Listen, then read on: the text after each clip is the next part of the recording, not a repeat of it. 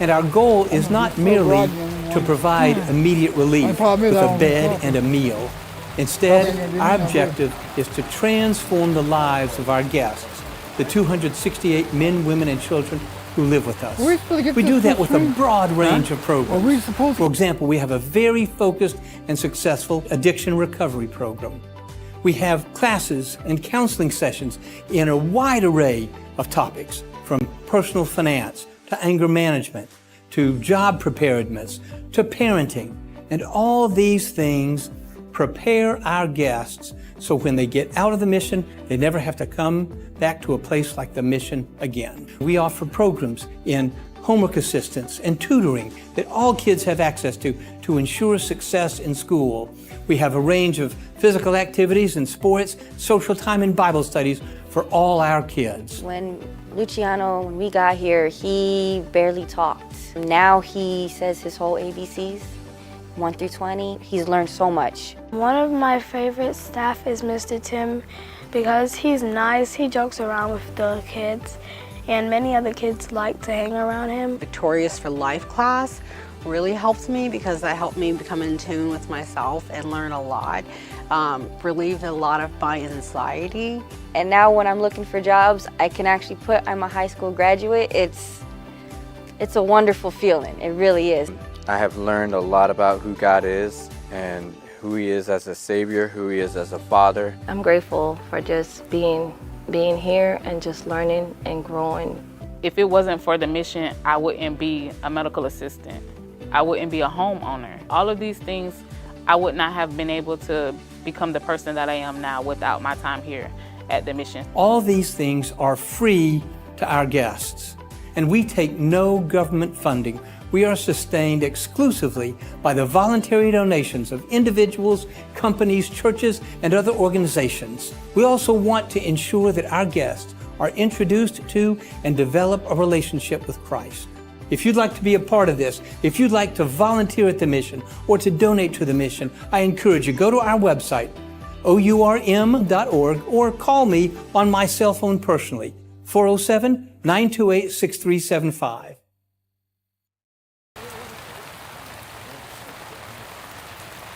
Hey, Freddie Clayton with the Orlando Union Rescue Mission, here conducting Conversations on a Bench. Our guest right now is Gary. Gary is a guest at our men's home and has become a great friend. Gary, describe to our friends online your childhood, where you grew up, and all the adventures you've had. Okay, I grew up in a place called Chula Vista, California, which is southeast of San Diego, about 35 miles, about 5 miles from the border of Mexico. We weren't that far from the ocean. We can see it from my backyard. I got to another house. We moved a lot, and my dad was wanting to get new places to live. He was getting ready to retire, so we moved about 4 or 5 different times in about 10 years. But my childhood was mostly normal. Didn't have much problems until I was 10 years old. The day after Christmas, 1969, we had this long driveway, and I rode out my bicycle trying to find my friends, and they already took off. I hosted them in a little get-together, and they left, and I went, I looked left, but I didn't look, I looked right, but I didn't look left, and when I looked left, I got hit by a car. I broke the shoulder right there. Oh, goodness. You were 10 then? I was 10, day after Christmas, 1969. My bicycle I got for Christmas the day before, and no good no more. But that's basically the bad part of my life, because most of the time I couldn't play really baseball, and I was upset. I had to wait a couple months, a couple years until my arm was okay. My dad had campus insurance from the Navy, so we went on the naval base there at Balboa Hospital, at the Navy Hospital right there on 32nd Street. Off to the right a little bit towards the far part of the freeway. But basically, we went warm to the beach, we went to the mountains. Actually, it wasn't called mountains, they're more like hills. We're getting not that high up. Not really high. You grew up in there at Chula Vista, and were you there through high school age? No, I dropped out when I turned to be a junior. Okay. I finished my sophomore, And I went to 2 weeks of my journey and said, this is not for me, I'm out of here. All My right. mom and dad were disappointed. They eventually came to terms, okay, get a job. So I tried getting a job, couldn't work. Some companies, I was too young. I was 17 years old, I don't work. No, so I just had my mom did house work, did yard work, and for my keep, and they figured out that. All right. And so when did you move away from your folks? Well, after my mom died. Okay. That was in 1987. And where'd you move to? We moved from San Diego all the way up to Portland, Oregon, and over to the west for the tunnel that goes through these hills. There's a town called Beaverton. I put her in the hospital, and then we moved into this little apartment that my brother's home for, because he was up there living with his wife. So we went there, and a few days after my mom died, my dad said, guys, I'm going to go for a place to live. So my sister and I, we moved out. Her name's Barbara. She's 5 years older than I. I was older than I, so we got along. All right. And you're living with your sister. And how long we stayed in Beaverton? Where were you living that We were living in Beaverton, then they were going to make a roadway to the new bus terminal they were making for transit. And they were going to cut off some of the apartment rooms that were there. And I was one of them, so they asked us where we wanted to live. I said, I want to go closer to where I work. So we went west or eastbound and got over to a place called Gresham for about 5 miles west of Gresham. We lived in northeast Portland. I was found an apartment there. We just lived for 2 months. And eventually you moved away from your sister? Yeah, more or less. And how old were you then? I think I was in my 50s at this point. I was, I can't remember the year it was. I think it was 92. I went down, I ended up here in Florida, took Greyhound bus all the way down. Okay. I paid about $300-400 to get myself down here, another $100 for food on my way down here. Come to 4 days over there. And I ended up at Salvation Army in Tampa. Stayed there for about 3 or 4 days. Got arrested again. In and out. Ended up at Jacksonville. They had a little, I wouldn't say a homeless shelter, but it was a shelter for people, pay for $25 a month. Well, if you don't have money, come on in. So I stayed there until I got arrested again, and that was about it. All right. So you said you got arrested? All right. So have you spent some time in jail? Oh yeah. How much time? I was in and out about 4 times. I don't know, from 1992 to about 10 years ago. Okay. So you almost 15 years, something like that. Something like that, yeah. That was the last time I was in. But I was also in and out before. I was in for a couple months, got out for a year or two, got out. And then every time I went in, I always went in double. So we all had game time where you get time for being good, or take it off when you're something, and that's how we do it. Basically, it's and did you come to the mission right out of prison last time? Yeah, the last time they sent me down to Orlando. I didn't come right to the mission. What I did was they say that a Salvation Army there for right there by that little lake called Dot, I think it's called. Yeah, Lake Dot. Okay, yeah, it's right there, and I stayed there for 3 days, and then they told me, hey, go down here, hang a right, and there'll be a video cross on the road, and that's where you gotta go. And you moved into the mission at that point. Yeah. 2015. How have you found the mission since moving in? What do you think of it? It's been more laid back here. It's not as heavy as over there. Over here you got more wide room, people are more relaxed and not as tense. I can't go out there now, because the gates are closed or because all has something going on for you, like why you have to here. But for me, I'm more relaxed. I'm more easier for me here because, like I said, we don't have to. The other place you had one big building, had 2 separate parts to it. Right. And you had to walk over here underneath the building. Here you can go out, enjoy the sunshine, or maybe the rain if you're inclined, or something. Have you changed since moving into the mission? Yeah. How have you changed? Well, I don't think about stealing anymore. I've had some problems with my anger. I've had a little bit of problems with my my temper. I try to keep my temper in check. I'm not as mad as I used to be. But I don't throw things anymore like I used to. I don't throw baseball bats or rocks, whatever I can pick up. I don't try to start a fight. I do the best I can. Has your relationship with Christ or God changed since moving into the mission? Oh yeah. Would you describe that? Got me more of a sense of life that I know where I'm going to be heading now, because when I first got here I had no clue what was going on. I mean, I've heard about them. I was not into I've been to church with my mom over in California, but I never got really interested. I was about adolescent age at the time, I was 11, 12 years old. Well, everything was okay. Didn't go to Bible study or anything like that. I had a youth group. I turned 16, I went to a youth group for a while. We met every Monday, and we went places, providing by the church, they paid for it. But now, I'm more relaxed. I'm not as tense as I used to be. God has calmed me. I asked him to calm me down. I don't drink the way I used to drink. So it's been a real big help for me. I highly recommend you guys up to speed. Let them come on in. How has your relationship been with your siblings before moving into the mission? Well, my sister and I, we argued all the time. Friendly argument. My brother, he was mostly gone all the time because he's 9 years older. He went to Vietnam in 1968 and I was only 9 years old, so I tried to do the best I can.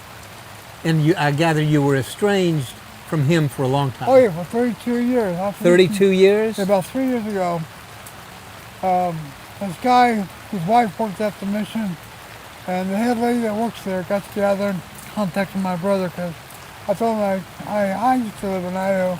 He might be there, and that's where he's home. So, from what you say, somebody at the mission searched you knew kind of where your brother might be, and they found him. Yeah. And what happened? Well, they called him. Yeah, that's him. That's their brother. They arranged it where he came down, and we met at one of these little restaurants on Interstate Avenue over there, and that's where we met. We were hugging each other, having a good time. After 32 years. I was about ready to cry. I thought he died a long time ago. Everybody else in my family was gone. He was the only one I have left. I was going to call him tonight, but at this thing, I didn't have a chance to call him, so I'll call him tomorrow. So you've been in touch pretty regularly? Oh, yeah. Once a week, once a month, somewhere around there. Depends on where he's at, what he's up to. I don't know. That's fabulous. And I gotta wait till 9 o'clock our time. It'd be 7 o'clock his time. And they're usually done dinner by 7. I don't want to interrupt for plans, And you've had some recent medical issues, right? Yeah, I went into my case manager's office 3 years ago when I was a disciple. And I said, we got to come here. I had a good report. I asked me how I was doing, the usual stuff. I said, I'm doing fine.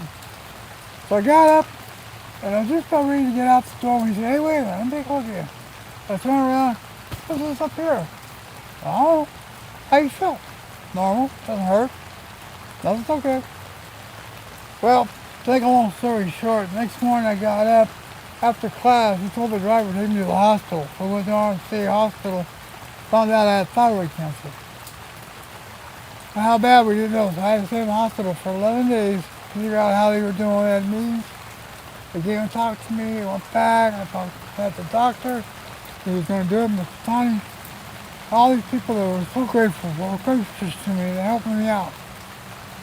So when it was March 2023, I had my first operation. That's where they took out 75% of the tumor that was there. I got the scar right here to prove it. And I couldn't talk for a couple days because my voice wasn't moving. I could talk, but you can barely understand me. Rah, rah, rah. What? I was all like that.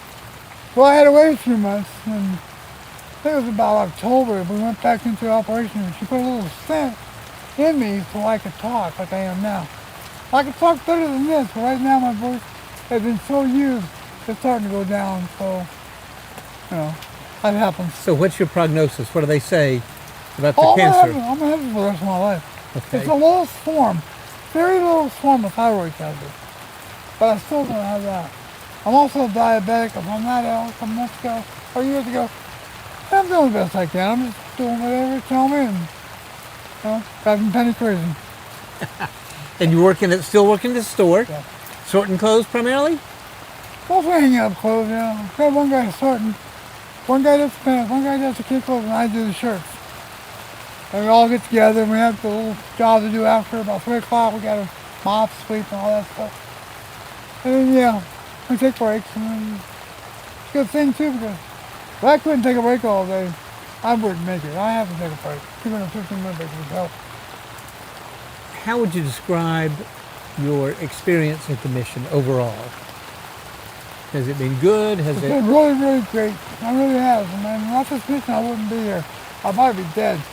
I don't know nothing about, I never learned a trade except for dishwashing. Not that anybody could do that.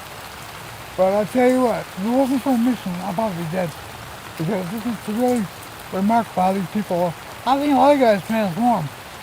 Unfortunately, I think the other end, they go back to jail, they just leave without telling anybody, or they start to steal or get in an argument, because different ways they can get out of here.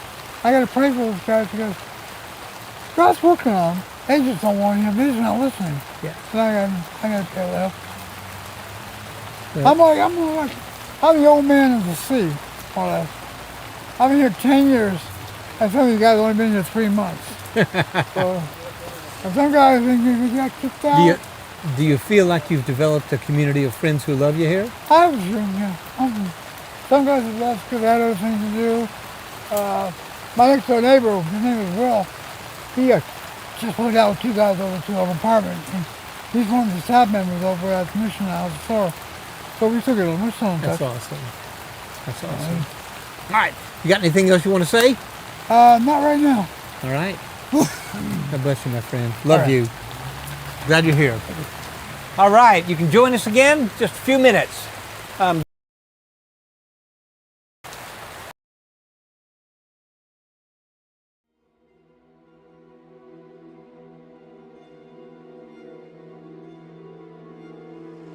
There's a lot of things I'm not proud of in my life.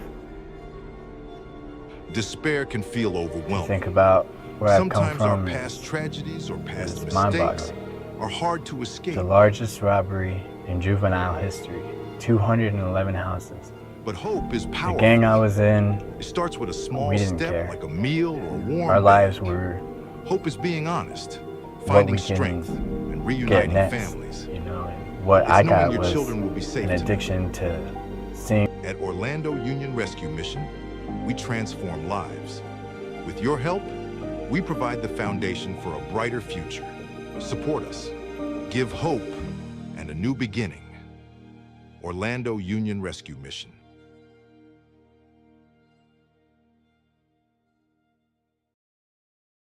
If you could give hope, would you? If you could give transformation, would you?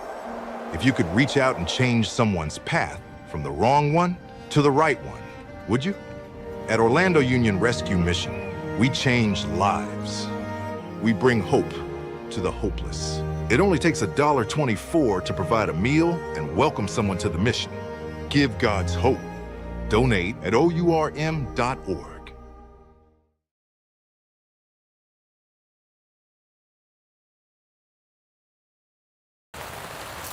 Welcome back to Conversations on a Bench. I'm Freddie Clayton with the Orlando Union Rescue Mission, and our special guest right now is Joshua.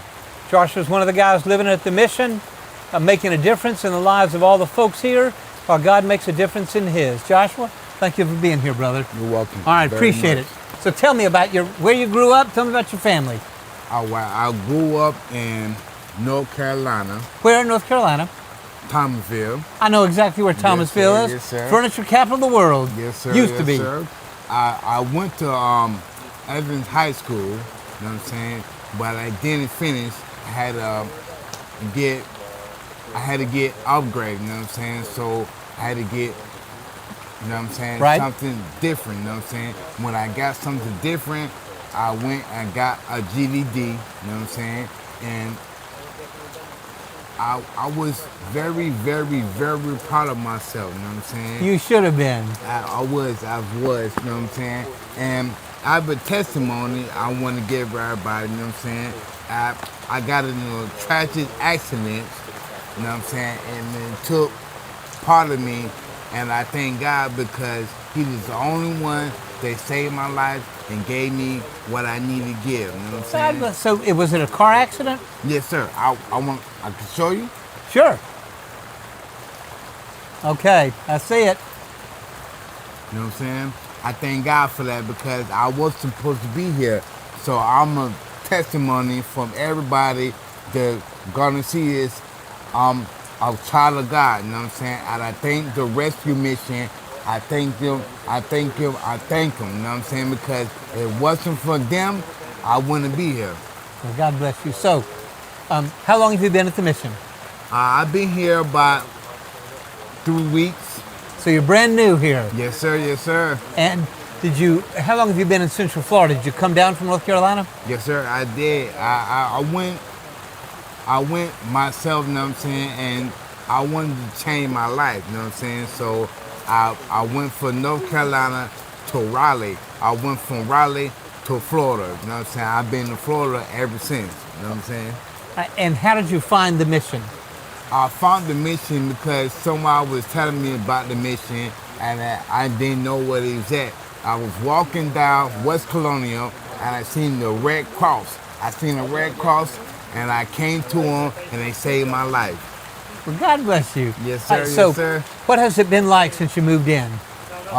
It's been absolutely encouraging, you know what I'm saying? Because they helped me build my life, they helped me do better, see better, and they helped me live better, you know what I'm saying?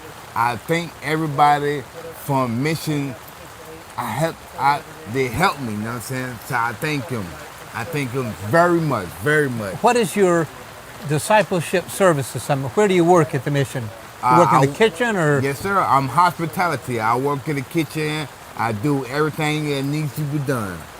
Now, did you cook before you got here, or you just learning here? I used to cook at Golden Corral. I used to be a chef, you know what I'm saying? I know how to bake and cook everything, you know what I'm saying? But I went to the mission and it changed my life, so I don't do nothing I used to do, you know what I'm saying? I thank God for that. Did you ever get involved with drugs before you got here? Basically, I was, but it changed my life because when I got the hit injury, I almost died, you know what I'm saying? Yeah. And I seen Gabriel, the angel, and he told me, I asked him, what that mean? He said, not time for me. I thank God for that. I thank God for that because he gave me a second chance. If it wasn't for me giving a testimony, I wouldn't be here. Well, God bless you. Thank you. So how you feeling now? You okay? Yes, sir. I'm highly, highly, highly favored in the God. So what's your day like here? Describe to folks what your typical day is. What time do you get up and have to go into the kitchen? I'm hospitality, so I gotta get up, clean the kitchen, I wipe down the tables, I do everything that needs to be done, you know what I'm saying? I give people a smile, I give them a place to eat, you know what I'm saying? And I tell them, let me get that plate for you. I got you, you know what I'm saying? And they look at me like, thank you, thank you. You love it? I love it. I love it. Have you made friends here at the mission? I made a couple of friends, but you know what I'm saying? I want to meet God, you know what I'm saying? I'm going to meet God in my days to go, you know what I'm saying? So I do what I can do, you know what I'm saying, to help everybody.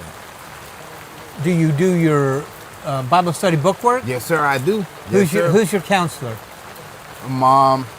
Is it Richard or Shane or? Shane. Okay. Shane. And you meet with him, what, a couple times a week? Yes, sir, yes, sir. He told me to go read my Bible. I read 1 John, I read Thessalonians, I read Corinthians. So I thank God for them helping me and giving me a chance and giving me a different life. Better life. Better life.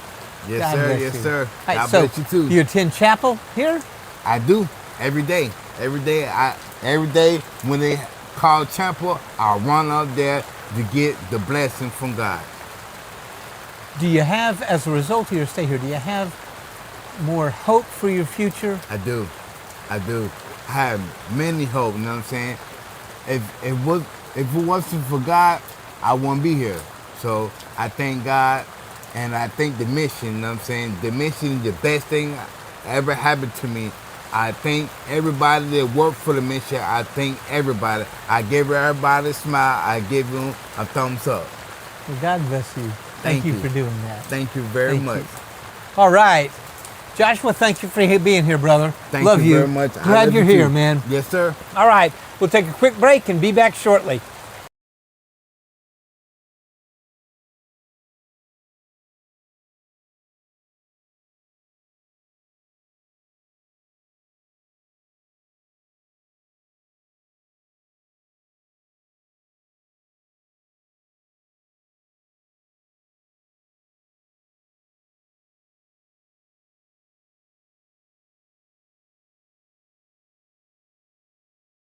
If you could give hope, would you?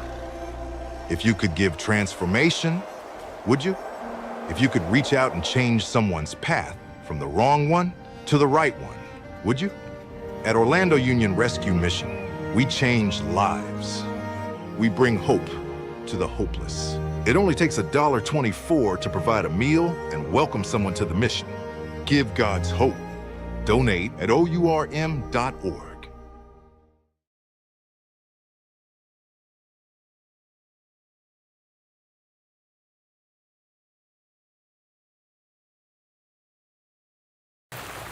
Welcome back.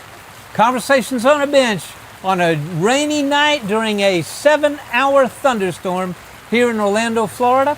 I got one of our good friends here at the mission, Jason, a guest at the men's home. He's going to tell us all about his life before the mission and how he ended up here. Jason, welcome, buddy. Hey, good Freddie. to see you, my friend. Good to be here all with right. you. So tell us where you grew up, how you grew up, your family, all that kind of stuff. Well, I grew up, the second child of a very loving mother and father. I was raised going to church in Mesa, Arizona. I lived there for, the first 23 years of my life. And then I came out here to Claremont, Florida to live with my grandparents for a few years, right at the start of the pandemic. March of 2020. Wow. Yeah. Now, why'd you move in with your grandparents? Well, like any young kid living with their folks, I was a rebel in some ways, and you know, from the age of 17, I got started drinking and smoking weed here and there, and basically, by the time I was asked to leave my parents' house, they just had one rule. You know, I was going to Arizona State University trying to get my bachelor's degree, and they just said, just don't drink in the house. And I couldn't bring myself to follow even that one rule. I was deep into my alcohol addiction already at that point. So they sent you down with your grandparents, hoping that the change of scenery might change the behavior. Is that right? That's right. And did it work? If only. I could have saved myself several more years of pain. And no, but my grandparents actually were very involved all throughout my childhood, and they moved down to Florida just a few years ahead of me. But you know, pretty much since I got involved with drugs and alcohol, I had also gotten involved with AA, Alcoholics Anonymous, almost 10 years of it.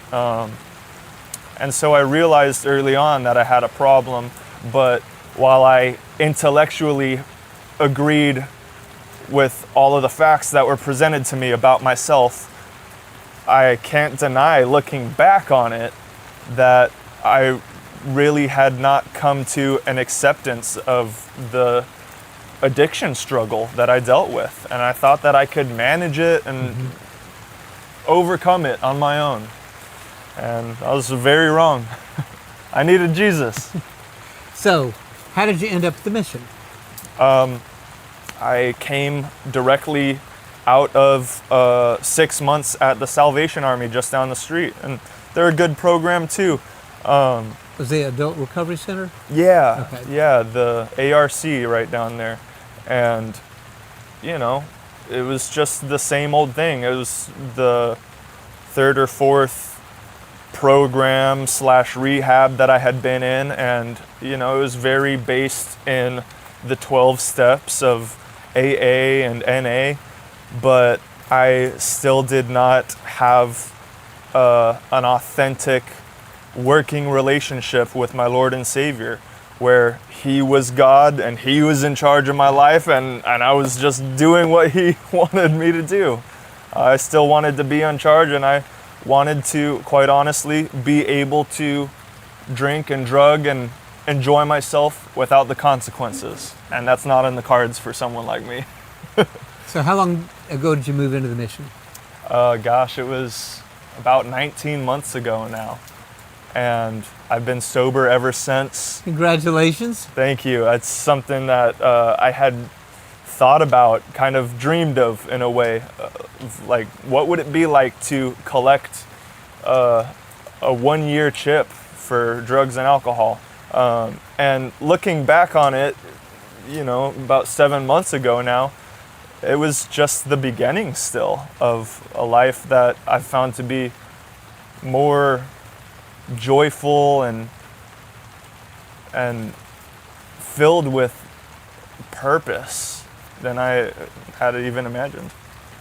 How did you develop that sense of purpose? What was it about the mission and your experience here that allowed you to do that? Looking at the facts and seeing from the beginning that the primary difference between the Orlando Union Rescue Mission and any program I'd been in up to that point was it is all about the healing that is found in a relationship with the one true higher power, and that's Jesus. Looking at all that He was able to overcome, and it's just simply through His relationship to His Heavenly Father, and through, I think it's in the book of Hebrews, it's explained that even Jesus, being God's Son, learned obedience through the things He suffered. And obedience was something I desperately needed to learn. As you probably know, we all do. Yeah. But, you know, submitting to God is something when I set everything I thought I knew about Him and everything I thought I knew about life, set that to the side for a little bit and just come with a genuine willingness to learn and to better my life. It's so easy. He makes it all so doable. So how long has it been since you'd been sober 19 months, like you have here? How do you mean? Well, the last time you were sober for 19 consecutive months. Was never been sober that long. I couldn't mean, since even, you were what, 19 or 20 years old, you think? No, before that. I mean, I started using and drinking when I was 17. Wow. So, yeah.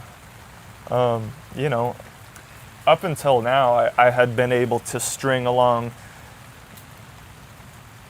a week, a handful of days in my own willpower, but nothing beyond that. I had, you know, I couldn't be honest with myself. Yeah, I'm sorry. No, you don't have to apologize. This is awesome. So, how has that relationship with Christ that you developed here, how's it changed other aspects of your life? Your relationship, for example, with your family, your relationship with your friends here, your expectation about a future. How has all that changed since you got here? Well, my family has always been extremely loving and supportive.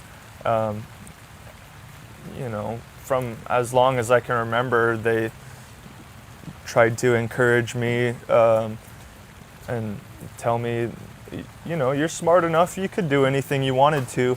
And I recognize that that's true. I am fully capable, I think, to do anything I set my mind to now that I am sober and walking with the Lord on a daily basis.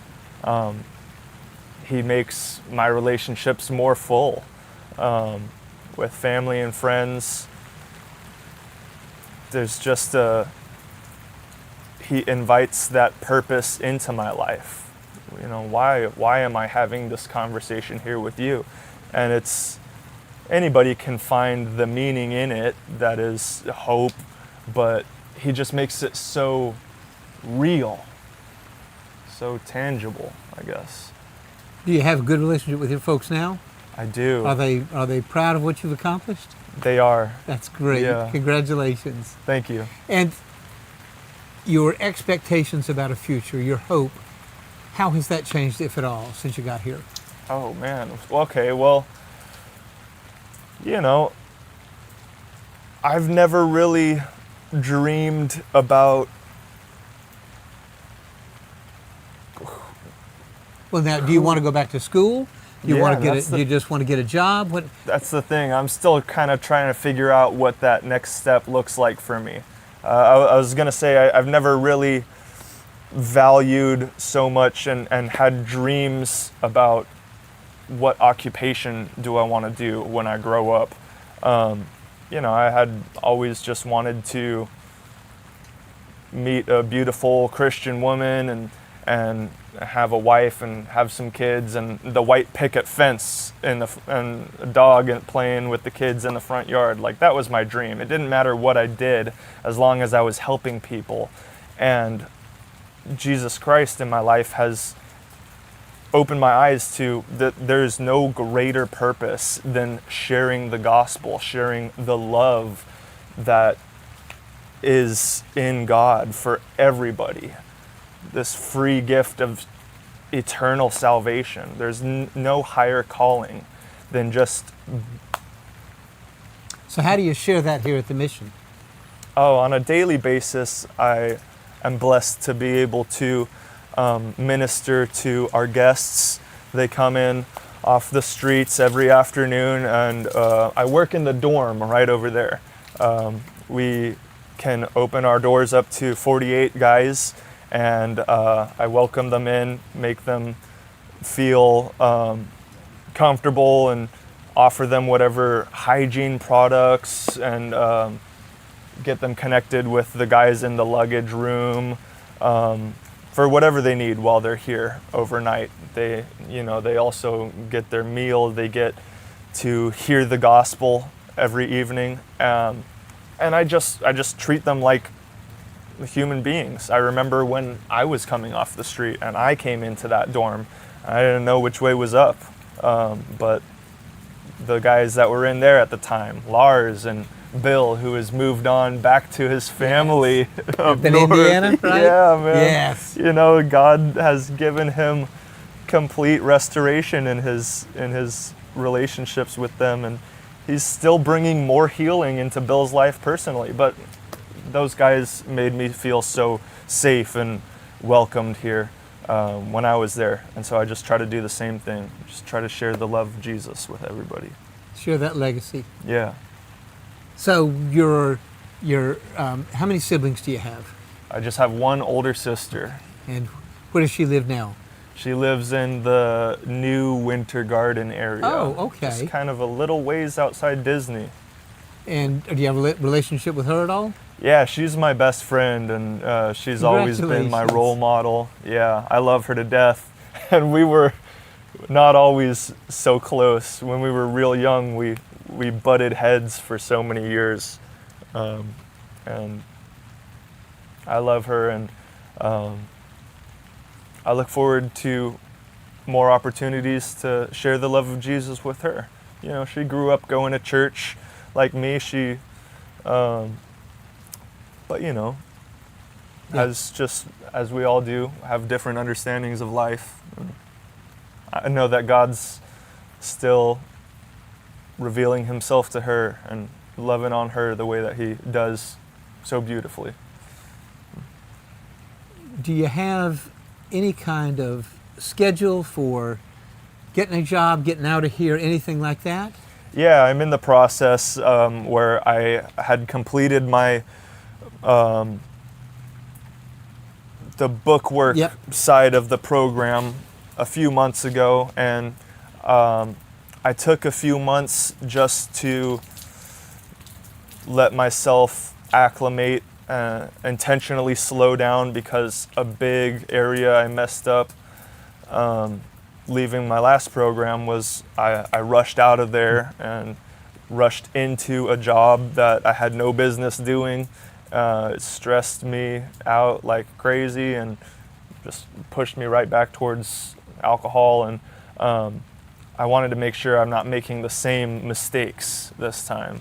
So I took some time, and I realized I think I still do need a little bit more time, but at the same time, I don't want to grow complacent. So I've been filling out job applications here and there, continuing on with my next counselor in this rotation, and it's each one that I've worked with, out of Pastor Shane, then on to Pastor Richard, now on to Pastor Joe. They're all wonderful men of God who care so much about every man that comes through these gates. Do you feel more confident now that you will be able to resist the temptation for a relapse with the drug use than you have been? Yes, like more than 100% confident than I've ever been. And my confidence is in God. There's a beautiful verse that I remember who my faith is in. My faith is not in myself, because left to my own understanding, the best I can do is what I did up until I got here. Yeah. But it's 1 Corinthians 10:13. He says, "No temptation has overcome you but what is common to mankind. And God is faithful. He will not let you be tempted beyond what you can bear. But when you are tempted, He will also provide a way out so that you can endure it." And I've seen that come true so many times in and out of this program, you know, in and outside of these gates, that He's just allowed me to take a step back. He's allowed me time. And there's always an alternative. The more time you spend with the Lord, the clearer it is to recognize where He is, where He's not, where I have no business being. And I just get out of those situations, and it's awesome. God is so good. You talked about your relationship with the overnight guests in the dorm. What's your relationship like with the disciples, especially the new, younger disciples here? Man, there have been a lot of new disciples lately, and I'm still trying to catch up with them. A lot of really good changes happening here lately. I do my best to make myself available and get out of my comfort zone more than I ever have in my life. And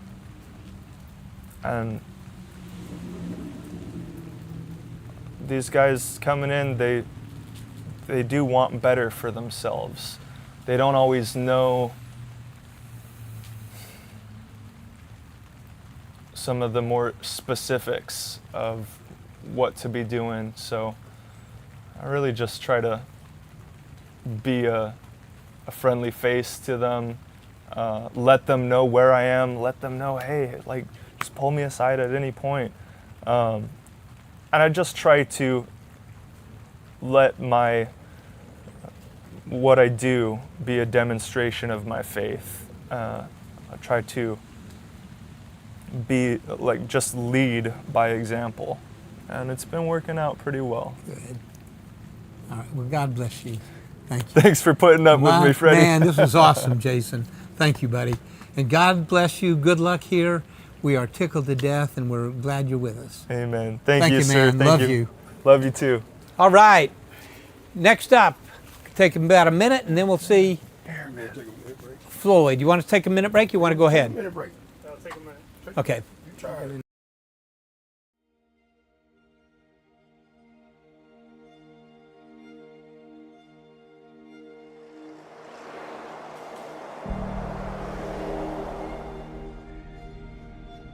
Despair can feel overwhelming. Sometimes our past tragedies or past mistakes are hard to escape. But hope is powerful. It starts with a small step like a meal or a warm bed. Hope is being honest, finding strength, and reuniting families. It's knowing your children will be safe tonight. At Orlando Union Rescue Mission, we transform lives. With your help, we provide the foundation for a brighter future. Support us. Give hope and a new beginning. Orlando Union Rescue Mission.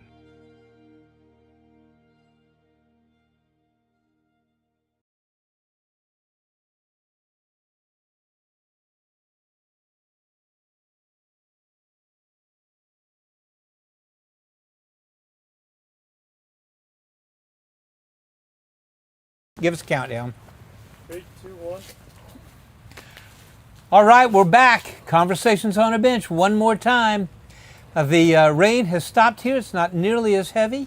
And we have a special guest, someone who's become a really dear friend, been able to work with him on several community service projects.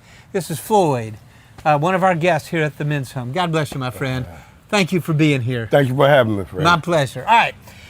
Tell us all about how you got here, where you grew up, what your family was like. Okay, I was trying to get in the coalition, and a friend... That's the Coalition for the Homeless, another homeless services organization here in town. And I couldn't get in. I tried 2 days in a row. And Benjamin, a guy named Benjamin, he came through as an overnighter recently. He said, come with me. I know it's a mission. I said, for real? He said, yeah, come on. The bus about to leave, so I end up here. And the guy said, you'll get a bed. This is your first time you will get a bed. And a stranger said, he went back to Colorado, and he said, Williams, that's his name. He said, they got a program in here. Yeah, man, it's a program. I said, yeah. So I signed up, and they wasn't going to take me. They say, usually we don't take people What, your were you age. too handsome? Is that it? They say your age. So I said, I work. I work. I told Pastor, I work. He said, let me go in there and talk to Pastor Hall. And he said, you with us now. Yeah. How long was that? About 33 months ago. Okay. 33 months ago. I'm about 3 months away from 3 years. Awesome. Okay, so where'd you grow up? The Everglades, Florida, Lee Cypher. It got about 4 or 5 names. Lee, Everglades, Florida, Lee Cypher. They call it Copeland, Florida. Okay. It got several names. All right. And how'd you grow up there, go to high school there, all that kind of No, I left there in '69. I was 6 and moved to Naples. And how'd you end up in Orlando, in Central Florida? I went to prison, and my sister was up here. Okay. And my classifications, I'm getting ready to get out. She said, you got a sister named Deborah in Orlando? I said, I haven't been to Orlando since '76. This is 2010. So I said, Miss Mendola, let me think about this one, because, I ain't been there. She said, she said, I'm going to make the decision for you, Floyd. And I ended up here. And that's how you ended up, 2010? 2010. Okay. And what did you do from 2010 and the time you got to the mission? I was working at University Clubhouse in Winter Park, the handyman. All right. And go ahead. And then, I went to partying, and, I was clean, and partying and everything, and the rest here is history. Got out of control, turned my back on the Lord, and I was homeless. I ended up homeless. All right. Ended up on the streets? Yes, sir. Because of the drugs? Because of the drugs. And What have you experienced since you got to the mission? God is real. I experienced God is real. What kind of relationship did you have with God before the mission? Like I said, I traveled back. I was in the world. I was in the world using, partying. But I always believed in the Lord. I was a Baptist. Grew up as a Baptist.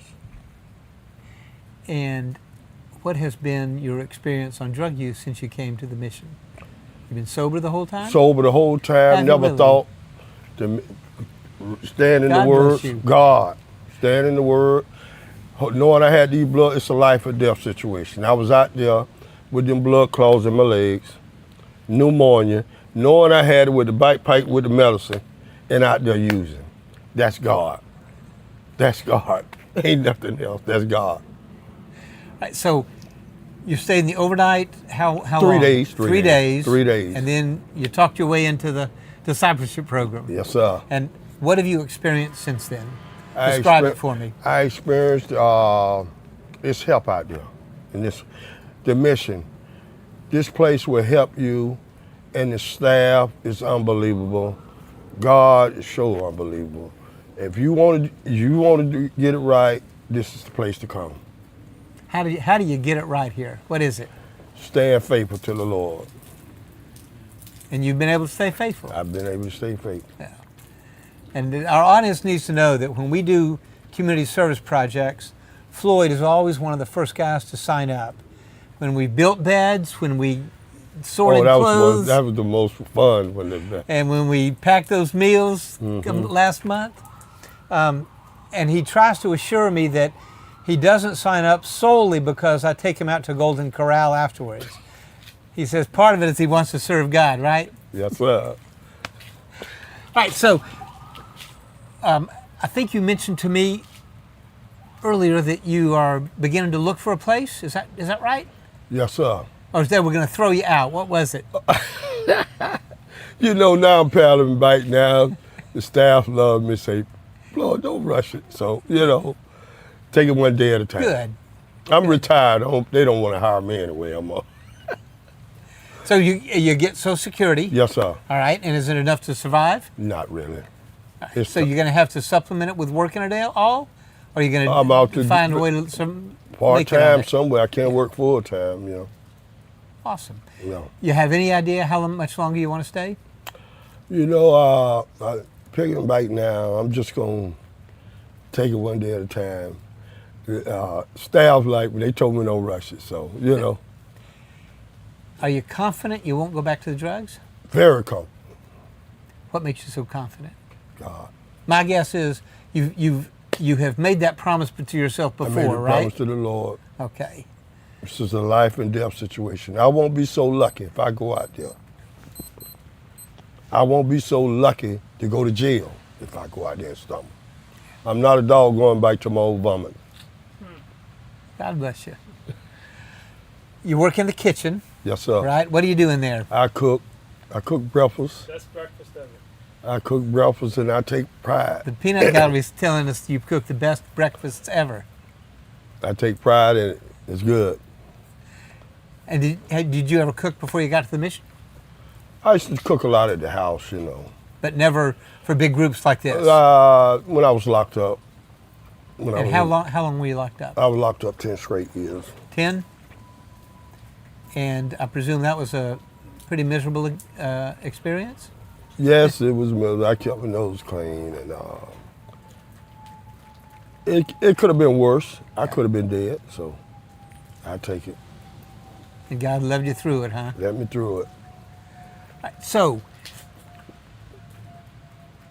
why would you recommend our program for a young guy coming through who's been in trouble, he's been strung out? Why would you recommend the mission for him? I would recommend to come here because this is the place. No place like this. I mean, the staff, What about the staff? The staff they keep it 100%. They really righteous people, and they cares about people, How can you tell they care about you?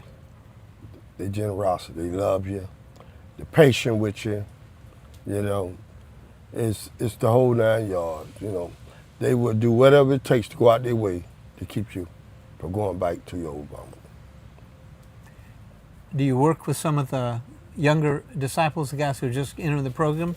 Yes, I encourage them. You know, I introduce myself to them and I tell them, don't mess it up. This is the place to be, you know. Do you find that some of the young disciples don't recognize the opportunity they have here, or that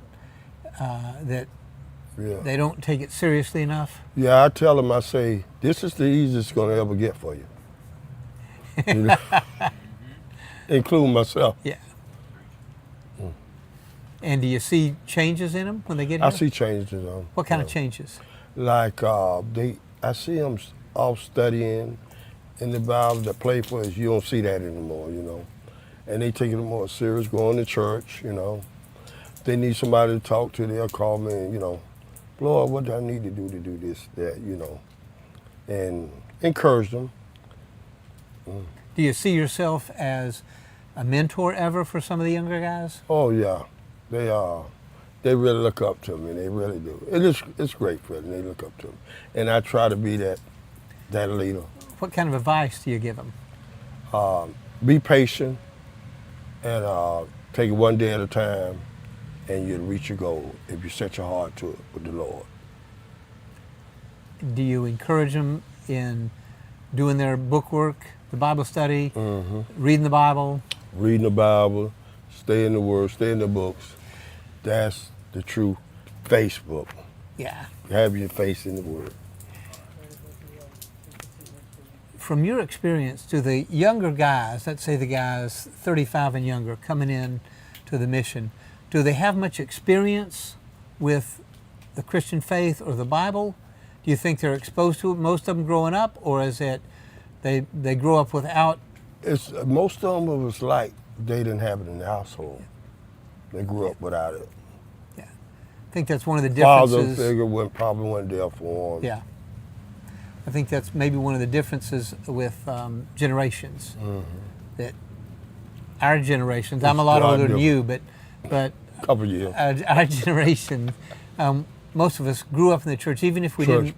Yeah, we had a background there. We went to church, even if we didn't believe everything. Wooden shack, tin roof. Yeah. No AC, no insulation. Fanning yourself. And the fan was probably had an advertisement for a funeral home on it, right? All right. So, what advice would you give if somebody's on the street? I would tell them to come to 33rd West Colonial Rescue Mission. And how would you describe it to them? What would you tell them to expect? Oh, nothing but good from the Lord. It would save your life, and you would not turn back. This is a home of heaven. Well, thank you for saying that, man. Do you find that some of them don't want the structure or discipline or restrictions that the mission imposes? Yeah, it's the world we're living in. Some don't want to work, don't want to toughen it out, and it's like we need more people my age, like disciple, counseling with them, like encouraging them. Yeah. You know, I know we were taught it's a selfish program, but you have to take time. Don't forget where you come from. Just spread the torch. Teach them, be patient with them, encourage them. And they can learn from you and pass it on to the next generation. All right. Anything else you want to tell our audience out there? Oh, it works as you let it. It works as you work it. This is an awesome place to be, the rescue mission. God is great. All the time, not sometimes. Thank you, brother.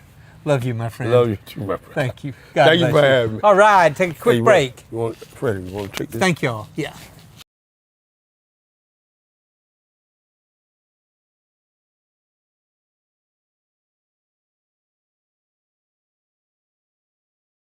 If you could give hope, would you?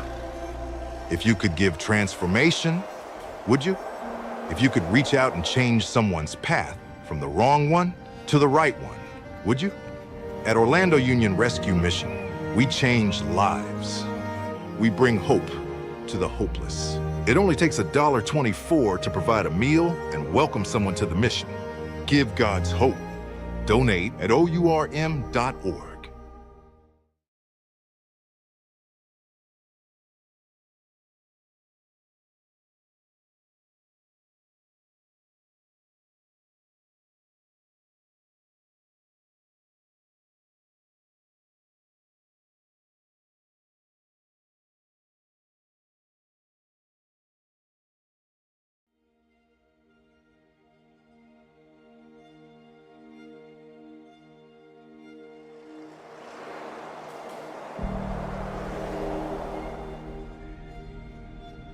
Despair can feel overwhelming. Sometimes our past tragedies or past mistakes are hard to escape. But hope is powerful. It starts with a small step like a meal or warm bed. Hope is being honest, finding strength, and reuniting families. It's knowing your children will be safe tonight.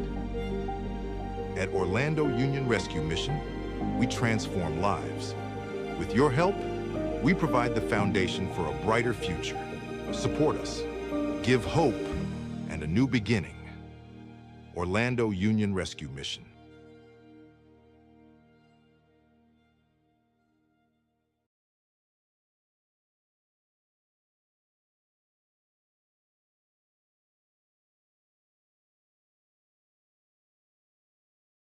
Here we go. Hi, welcome back. Conversations on a Bench at about 12:07 a.m. on Friday, October 10th. All right, we got Brandon here, has great stories to tell you, and he will inspire you and make you weep. All right? I'll try. Brandon, thank you for here, brother. Thank you. Thank you for being here. Appreciate All right, it. so quick, tell us about your childhood, where you grew up, about your family. So I grew up in Sanford, Florida. My mother passed away when I was 8 years old. She died of blood clots due to MRSA. So my grandmother, my mom's mom, took me in with my brother. He has a different dad than I do. So I tried to help my grandma raise him until about 3 or 4. My father's never been in the picture. He's a drug addict. He's been in prison and jail. He recently just got incarcerated. He's probably going to do life. But the grandparents of my brother's father came and took my brother away from my grandma because she was not the healthiest. You know, she was about 50 years old and she was about 300 pounds. So when they took my brother, that kind of affected me more after my mom died, because then I didn't have her, I didn't have him. So from about 10 to 12 years old, I kind of don't remember much of it until I kind of snapped out of it, because my grandma was such a loving person that she just loved me very much. So that's who pretty much raised me my entire life, is my grandmother. And did you go to high school in Sanford? I went to middle school. I unfortunately never made it to high school. They wouldn't allow me on the property because of, let's just say... Did you misbehave? A little bit, yes. Yeah, I did. All right. I was a wild child. Okay, so were you still living with your grandmother at the time? Yes. When you were 16, 17, when'd you leave? Well, she got to the point where her health started declining, and I realized that I needed to help her. So it got to a point where she stopped raising me, and then I started taking care of her. So she died in 2022, and I took care of her until she died at 75 years old. Wow. So that's pretty much... And then what happened when she died? When she died, my family moved into the house with me, and I quickly realized... What members of your family? My aunt, her son, his girlfriend at the time. Now they have a baby, but it was just my aunt, her son, and his girlfriend. Okay. And they were going to try to help, take care of the house and bills and stuff like that. And did not turn out that way because they're not very nice people. They're drug addicts also. And at the time, since I've been 16 years old, I've been on painkillers. I've been on different types of pills here and there. My drug habit didn't really increase. I was still working. I was still being a father to my daughter.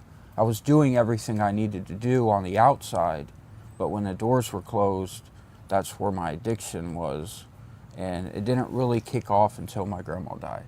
When she died, I kind of just... Kind of fell apart? Fell apart, yeah. And did your drug use increase?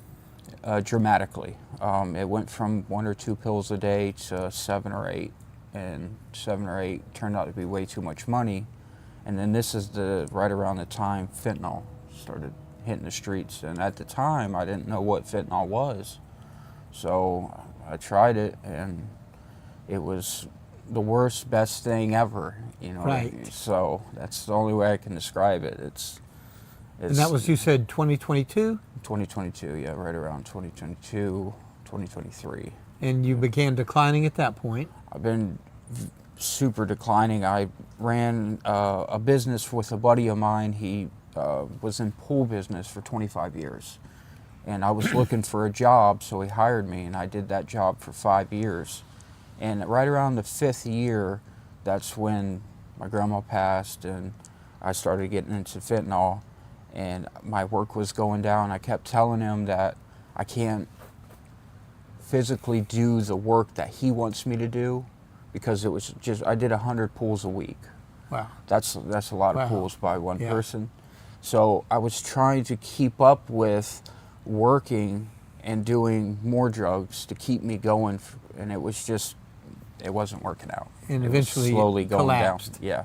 I got to 127 pounds. Goodness. I'm 200 pounds now, so you can only imagine. When was that? When did you hit kind of rock bottom? Oh, let's see, 2023 going into 2024, I left the house that I was born and raised in to live in my truck. I was in my truck for about 3 months, and that's when I knew that I needed to seek help. I needed to get help. I needed to ask somebody for help. Nobody really knew. I get told now that they kind of knew something was off, but most of my friends had no idea. I called one of my friends from rehab that I was at, and he thought I was joking. He's like, "Oh, you're at work, huh?" I was like, "No, I'm in rehab, bro." And that kind of shook me how I put on a mask, and then when I take that mask off, I can finally be free of what I was being tormented with all my life. And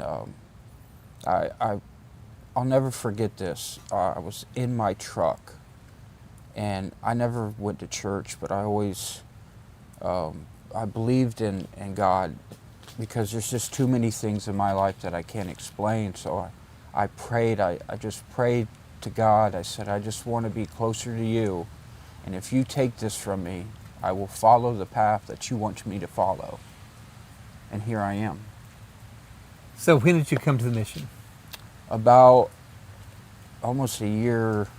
Well, September 9th is my birthday, and I was here 2 days right before my birthday, so it's been about a year and a month that I've been here. And what have you found here? I've found peace. I found that I'm not the only person dealing with the things that I was dealing with. And to put it in perspective, I see so much that I haven't gone through that most of the guys in here had it way worse than I had it. And that breaks my heart to think that I was not just alone, but that I had it worse than anybody else. Some of these guys' stories in here are just unbelievably heartbreaking. And I found community, I found hope, and I found God first and foremost. He saved my life from, just like hopefully every other guy in here. I hope that they know that He can save you, and He's real, and He's here in this mission. Have you been sober since you moved in? Have you had any relapses? No relapses. When I first came in here, the rehab that I went to put me on a drug called methadone. Mm-hmm. It helps with... Sure, the withdrawal. At first, it was, okay, I'm going to do this for a little while, and then I'm going to get off of it. Well, the sickness of trying to get off of it, it's not more about the high that it gives you anymore. It's, well, I have to take this, or I'm going to be deathly sick. So I put it off, and unfortunately, it got the better of me. I was sleeping everywhere. I couldn't focus. I was tired all the time. And luckily, somebody came in my life and said that I needed to get help for it, and I did. So I went to detox for 2 weeks, then I went to another rehab for 2 weeks, and then when I came out, I struggled, but I finally kicked it. I'm feeling a lot better, a lot stronger. So I would say that it's been 3 months, almost 4 months that I've been off methadone. So now I'm sober. I would say 4 months, technically, I'm sober. But I've been sober the entire time I've been here. How did you find the mission? I was at men's residential. It's a 30, 60, or 90-day program. And my roommate was Ian. So Ian's one of my good friends I met in there. And our case manager at the time, her name's Heather, recommended this place to him. So I told him, he got there at the rehab before I did, so he was leaving and I still had a couple weeks, 2 or 3 weeks. And so I said, well, if this place is awesome, call me and I'll come over there and we'll be roommates. He's like, all right. He called me every week. Are you coming? Are you coming? This place is awesome. This place is great. Come on. So I got in contact with my case manager. I came over here and I talked to Pastor Hall. And within 5 minutes, I was like, yeah, this is going to be for me. Because he was very genuine, very caring. And I do miss him. I do miss him because he saved a room that Ian was in just for me.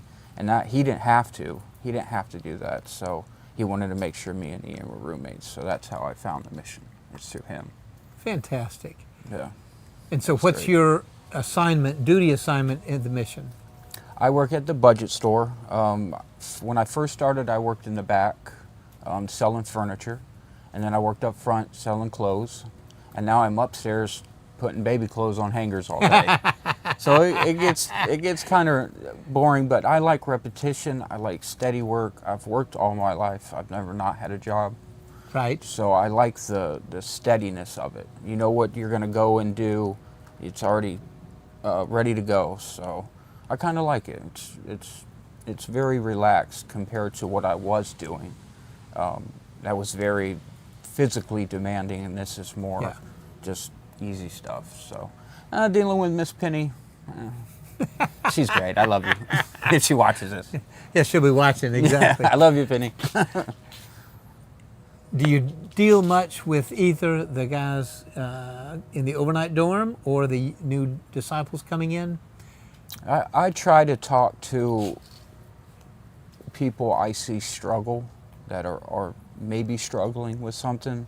Any new disciple in here, I try to shake their hand, tell them my name, tell them that I'm here for them. We're all brothers in Christ in this program. The overnight guys, I don't really see too much, but most of them I recognize, so they know me because I chit-chat with them in the cafeteria there. So yeah. I try to introduce myself and just put myself out there that if anybody needs me, that I'm here for them. So if someone on the street asked you, where can I get help? I presume you'd say the mission, and how would you describe how the mission could help them? I would say, first and foremost, if you could change your life, you would, but you can't. So you need something to fill that void, and only God has the power to save. And I believe here in the mission, it absolutely is a fact that when you come in here, you're going to feel the love, the caring, the kindness of not just the people who work here, but the disciples that they'll treat you just like a family if you have a problem. And I've been in the trenches. I've been with you. I know what you're going through. So if you just follow me, they'll take care of you. Taking care of you, huh? Yeah. Not me. They take care of me. I'm talking about the person I'm talking No, I about. understand. Yeah. How confident are you that the success you've had here and the progress you've made will continue once you leave the mission? At first, when I first got here, I was still trying to find that piece of me that I've lost. But being here and reconnecting with people who've had the problems I have, learning the Bible, getting to know God, feeling the Holy Spirit, I really think that I'm going to do good things and great things in the future because I know I can do it because I have done it. I've just let the world control who I was and who I am for too long. And I need to take that back because I know that's what my grandmother would want. I just want to make her happy when I see her again. I'm pretty sure you'll accomplish that. Amen. So, when you leave the mission, I presume you will face those same temptations. Always. And can you build a community of friends that are different from the ones that you left and probably were not the healthiest environment for you? Yeah, so I have about 2 or 3 people in my life that I grew up with my entire life. They got structure, they have families. Other than that, I'm gonna have to start from scratch, which I'm a people person, so that's not gonna be very hard. I like to talk to people, have conversations and stuff like that. I've been on many of podcasts, huge radio hosts like 104.1 and stuff like that. So I have, about 3 or 4 people I can rely on, but the rest I'm gonna have to leave behind and start new. Hopefully build friendships, and once I find a church, once I leave and find a church, I'm hoping to really dive deep into a church that I can find good people and good friends in, because that's one thing that I haven't had is a church to go to and build a relationship there. Do you envision staying in Orlando or going back up to Sanford? I typically should stay out of Sanford. Not a lot of, I love Sanford. It's my home, but Right. There's just not many good things to do there. I wouldn't really raise a family. Back in the day, like the early 80s,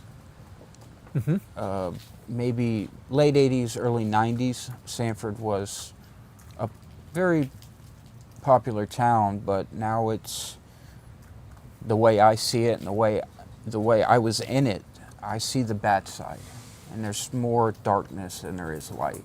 So I don't know if I'm going to stay in Orlando, but my daughter is in Deltona, so I don't know if I want to move over. How old is she? She's 13 now.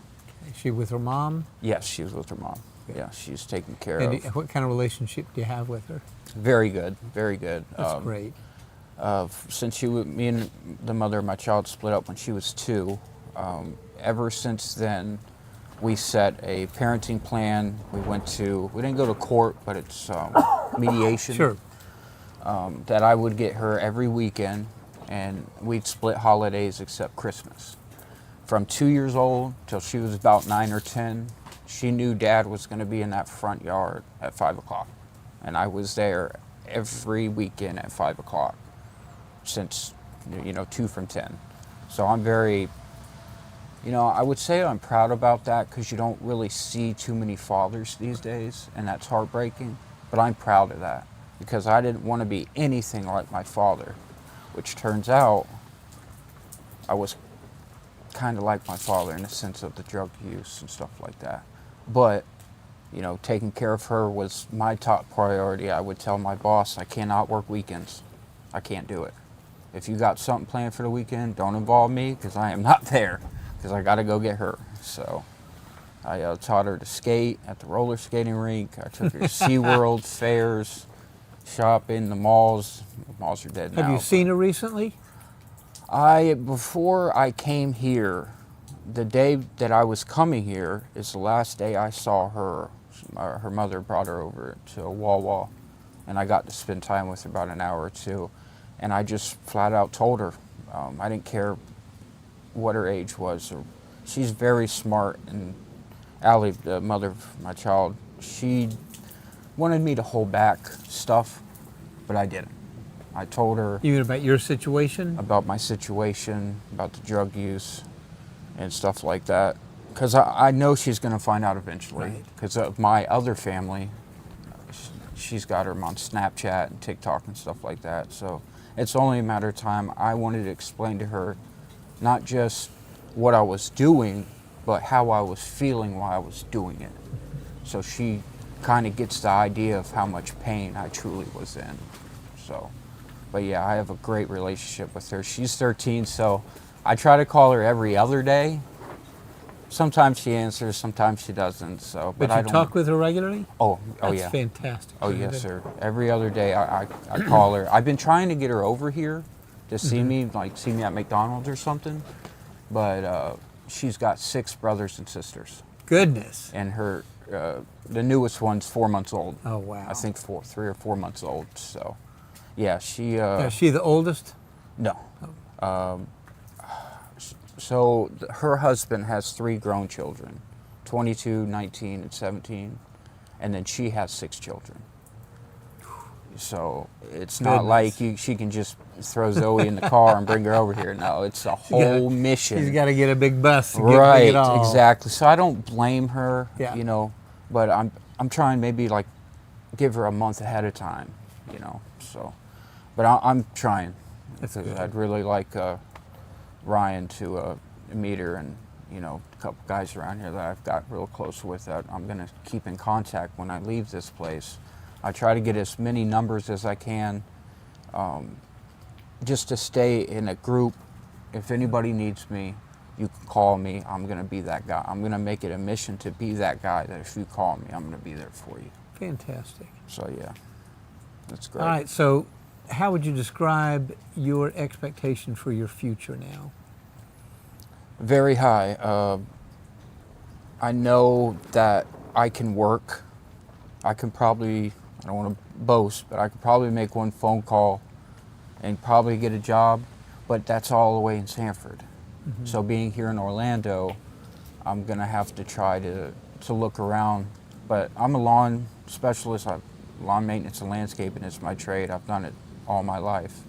So you can go up to any guy and you tell him you have 10 years experience on a lawnmower.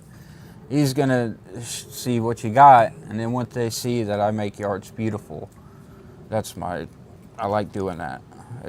You ever see just a fresh cut lawn and it just looks great? It looks bright green carpet, right? Yes, that's something about that just makes me happy. That's awesome. So I was thinking of getting back into that, but that's grueling work because of the heat and stuff like that. So I'm pretty excited about my future, you know, now that I'm really excited about joining a church, to be honest with you. That's one thing I want to look forward to, and I have been looking forward to. So it's very high. I expect it to be good. Well, good luck on it. Thank you. Thank you, brother. Thank you, Freddie. Love you, Brandon. You're a great man. Thank you. We love you having you here. I appreciate it. All right, and we will take a quick break and be back shortly. Hi, my name is Danielle Christian. I'm a mother of 4, 2 girls and 2 boys.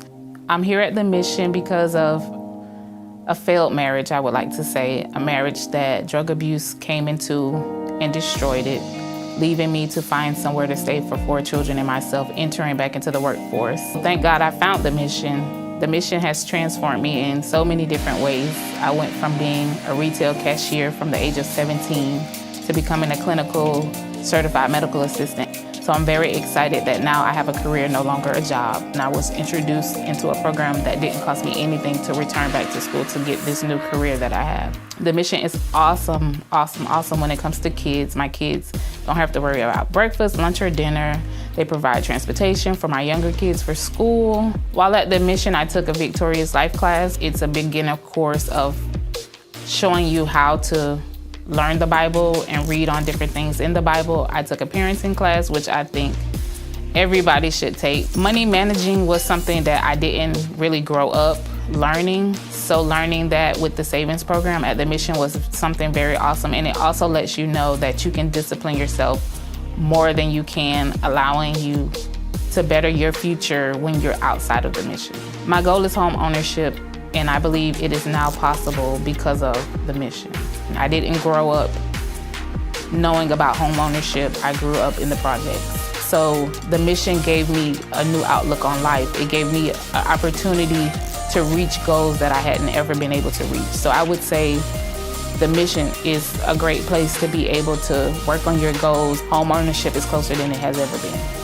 When I first came into the mission, I can honestly say I was damaged because I was a mother of 4. I was confused. I didn't know what I was going to do for my family. A year later, I am very happy.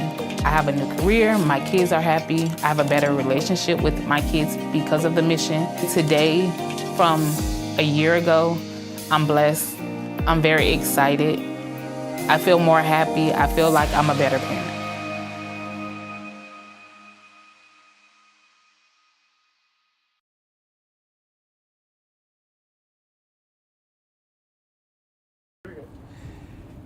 We are back at Conversations on a Bench at the Orlando Union Rescue Mission. And our guest right now is Travis. Travis, thank you for being here, brother. Glad to be here. Appreciate it. All right. All right. So give me a little background on where you grew up, what your family was like, where you went to school, all that kind of stuff. Okay. Well, I grew up in Waynesboro, Georgia. It's a small town outside of Augusta, Georgia. Yeah. And I grew up in a single mother family. Yeah, I had 2 older brothers. And I went to high school, but I dropped out in 11th grade and went to military school and got my GED. Oh, congratulations. Yep. All right. And so how long did you stay in Waynesboro after you got your GED? Where did you get your GED? Was the military school in Waynesboro area? It was in Hinesville. Okay. Yep. And how far away was that from Waynesboro? It's like maybe like an hour. Okay. Yeah. And what'd you do after that? After that, I got a job and worked different jobs. What kind of jobs? Mostly industrial jobs. Yep. Was that where was that, in the same area? It was in Augusta. And how long did you stay there? I was there for a couple years. Where did you go next? Then after that, I got into landscaping, and I've been doing that ever since. So when did you come down to Florida? I came down here in 2023. And how'd you end up at the mission? What happened? Well, I ended up not having no work and ended up losing what I was staying at. And somebody told me about this place, and I came down and checked it out. Yep. Were you sleeping on the streets? Were you sleeping at a friend's apartment? You couch surfing? What happened? I was staying with a family member. Yep. And did you come to the overnight shelter, or did you immediately join the program? I did the overnight for like 20 days, and then I joined the program. How'd they talk you into joining the program? I seen some good things going on, and I just wanted to be a part of it. Like what good things? Mostly with learning about Christ and basically that. And when you say you saw, did you see changes in other guys living here, or was it just you heard that it was a good program, you wanted part of that? How'd you know?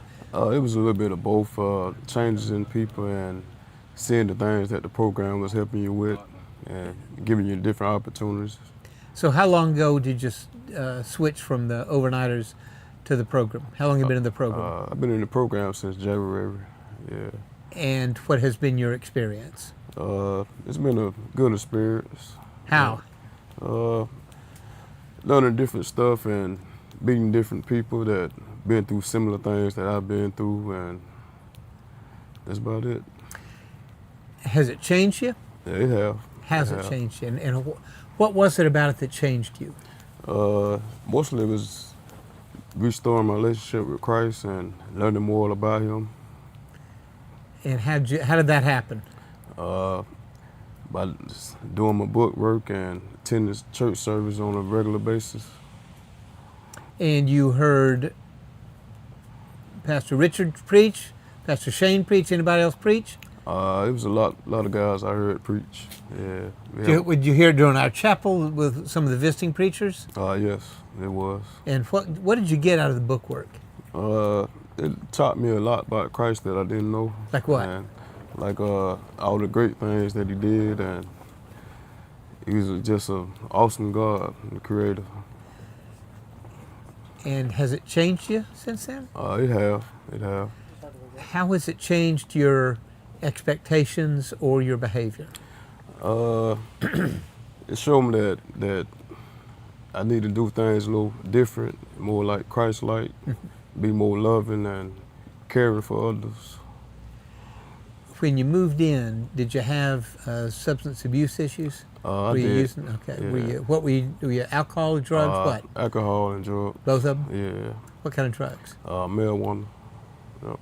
And have you been sober since you moved in? I had one of the incidents when I relapsed. All right. But I was able to get through it because the other people that's here, Yeah. and they helped me get through it. Good. Yeah. And how long ago was that? It was like maybe 5-6 months ago. And since then you moved sober? Yes, sir. Congratulations. I appreciate it. So how long has it been before you moved into the mission that you'd been sober for 5 or 6 months? It's Years? been a long time, yeah. Yep. Are you confident you can maintain it now? Yeah, I am. Very confident. Yep. Do you participate in Celebrate Recovery? Yeah, I do. Yep. And your book work and? Yes, sir. Yep. What makes you confident then? What makes me confident that I can do it? That you can resist it and your sobriety will last. Well, I learned that anything that keep my eyes off of Jesus is not for me. Yep. And what do you do? What's your discipleship service? What do you do? You work in the laundry room or the luggage room or kitchen? Where do you work? I work with maintenance. Oh, Yeah. do you work with Juan and Andy? Yes, sir. Okay. Yep. Is that okay with you? Yeah, it's okay. I know it's hard work. It is, but it's okay. Yep. Do you have experience doing that before you got here? Yes, I do. Yep. And what do you see as your future now that you've been here 9 months? What do you see as your future? I see my future just getting more stronger in Christ and being a more positive person and just staying focused and doing what I have to do to be the best version of me that I can be. Yep. And the mission help you do that? Yes, it does. Yep. That's great. Yep. What would you tell if you ran into somebody on the streets? What would you tell them about the mission? The mission is a great place. It's a lot of opportunities for you to grow and learn more about Christ, and it's a very good place. I encourage everybody to come to the mission that need the help. Yep. Are you in contact at all with some of the newer disciples? Do you work with them? Yes, I'm in contact with them. And what do you tell them about the mission and tell them about their experience here? I just encourage them to stay with it and don't give up. I guess that's tough sometimes for them, isn't it? Yeah, it is. Do you come across guys who want to give up or they don't like all the restrictions or the structure? Does that ever happen? Yes, it does. It does. What do you tell them? I just encourage them and tell them to keep at it. If you stay with it, it's going to pay off in the long run. And you think it will for you? I know it will. Yep. That's great. Yeah.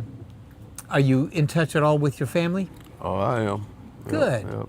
You have mom and dad still alive? They both deceased, yes. mom Okay. and dad. Yep. And how about your siblings? Yeah, I got 2 older brothers. Yeah. I'm in contact with them. Where are they? In Georgia. In the Augusta area? Yeah, in the Augusta area.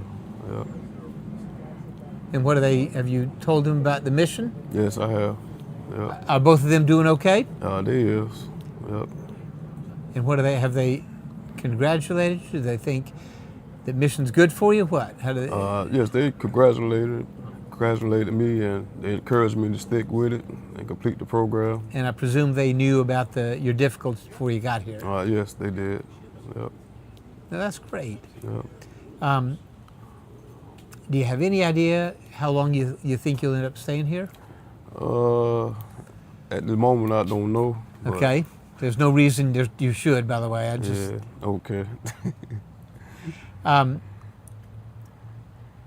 Presuming that you stay sober and that you continue to make progress, do you see yourself getting a job in several months? Yeah. Or do you? And what kind of job would you be looking for? I'm really looking to go back into landscaping, because that's something I love doing. And did you do a bunch of that beforehand? Yes, I did. Okay. Yep. Well, who was it? Is it Mike? Somebody, one of our disciples, senior disciples, that just graduated. I think is it Mike that has start his own landscaping business? Yeah, it's Mike. Yep. Yeah. He may need a good employee. Okay, I'll consider that. You'll find the employee who offers you the best deal, right? Yep. Oh, good. All right. So, what would you say to a donor, somebody who supports the mission financially? What would you say to them if you met one of them? I'll just tell them that I'm very grateful for all the things they do for the mission, and it's a big help for us. And it just encourages us to keep fighting and stay with it. All right. Yep. All right, well, God bless you. All right, same to you. Thank you, Travis. All right. Love you, brother. Yep. All right, we're going to take a few minutes break. I need to take a break, and we'll be back shortly. Thank you.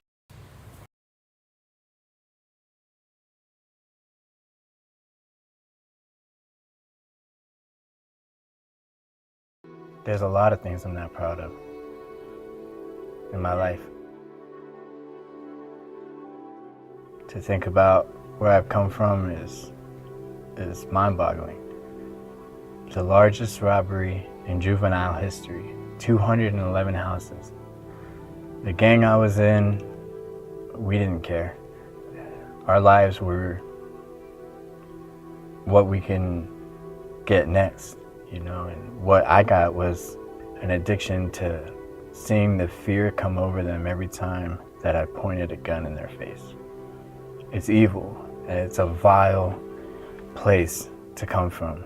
I was in prison, in jail from 15 to 30, in and out, collectively around 8 years I spent in jail throughout that time. I remember we broke into a car and found a gun. So now it turned into, let's go hold somebody up and see what they'll give to us, you know? And so from going to hanging out outside and playing basketball or football outside, went into hanging out at night and trying to get alcohol and smoke cigarettes. By the time that I got into middle school, I was already heavily involved with a street gang. When I was like 17 or 18, I tried cocaine, and then so on and so forth until I was heavily addicted to cocaine. I mean, later on in my life, around my 20s, there was days where I couldn't go without it. If I didn't have cocaine, I was sick to my stomach. Like I couldn't do anything. I remember one time we were trying to sell a bunch of weed, and that was at a gas station, and these guys saw me there, and they decided that they were gonna try to rob me. I'm running away, and the guy shot me. He shot me twice. And then the first time he shot me, I laid on the ground and just waited, and I turned around and I saw the guy coming right for me, and I remember he pointed the gun right at my face and said, "Say goodnight," and he pulled the trigger.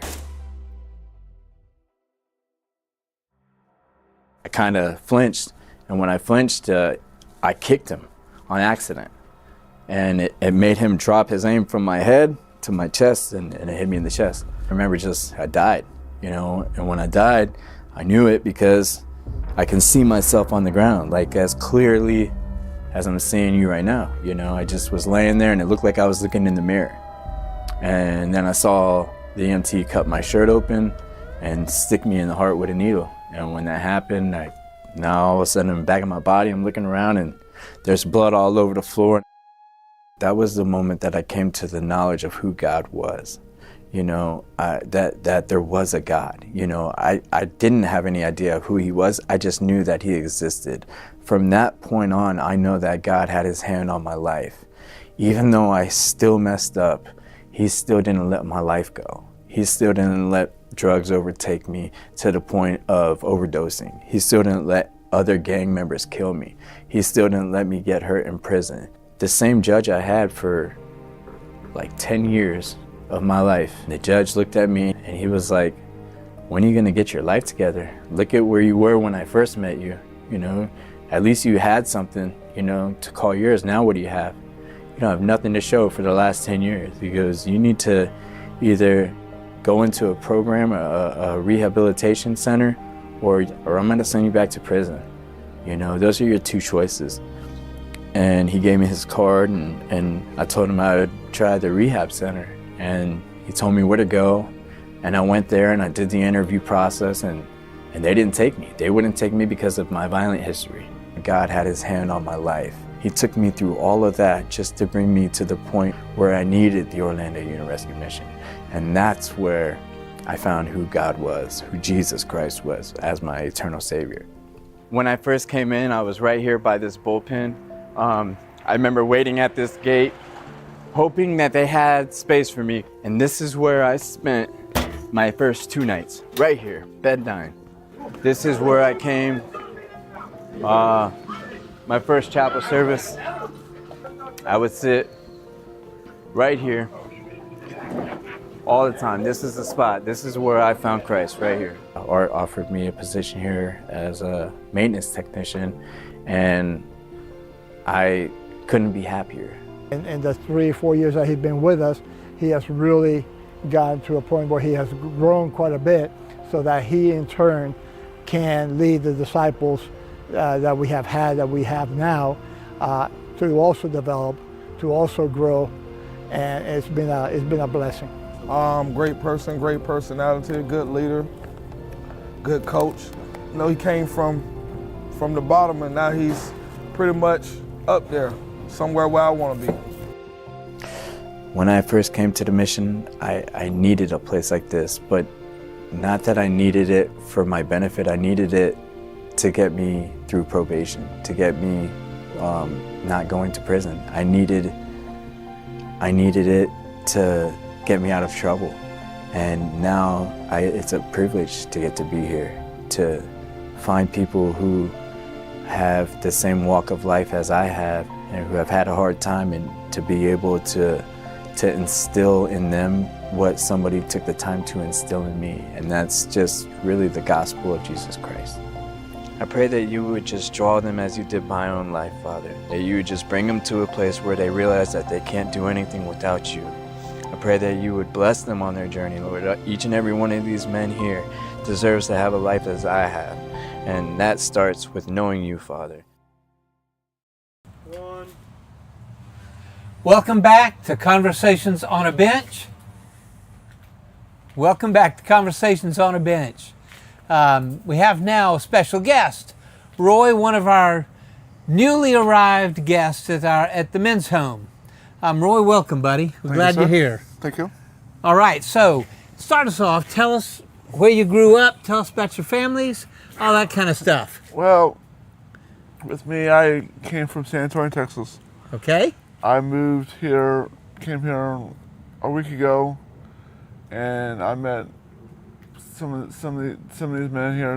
They're pretty awesome fellas, and I started doing the discipleship program last Friday night, and So 1 week. In 1 week, yeah, and I loved it. Good. It's awesome. What do you love about the program? This fellowship with the guys, talk to them some stuff, and dealing with your past histories and all that stuff. But with me, because I'm the second oldest, I have an older sister, but I didn't want to say anything. But under that, I love it here. Good. It's an awesome place. So you grew up in San Antonio. Well, let me rephrase that. I lived in Ohio. Okay. When I was born. Then I went to San Antonio in 2003 from 2018. Then went to Greensboro, North Carolina from 2018 to 2024. I came back to San Antonio last year. And I left San Antonio this year. And not even a week, came here in Orlando. And why'd you end up at the mission? What kind of difficulties did you have? That I was homeless and I didn't have no other. I mean, honestly, to me, coming here is the best place coming here. I love it. I was staying overnight over here, and all of a sudden I talked to Pastor Ryan Monday. I had an interview Friday. So yeah, so it's been an awesome place. Good. So have you had substance abuse issues in your past? No. I was struggling with some stuff and issues with my past. I didn't want to talk about this yet, so that's why. How long has it been since you when you said you arrived here, you were homeless? Since you had a stable place to sleep? About last year. Okay. I was helping out the landlord in San Antonio.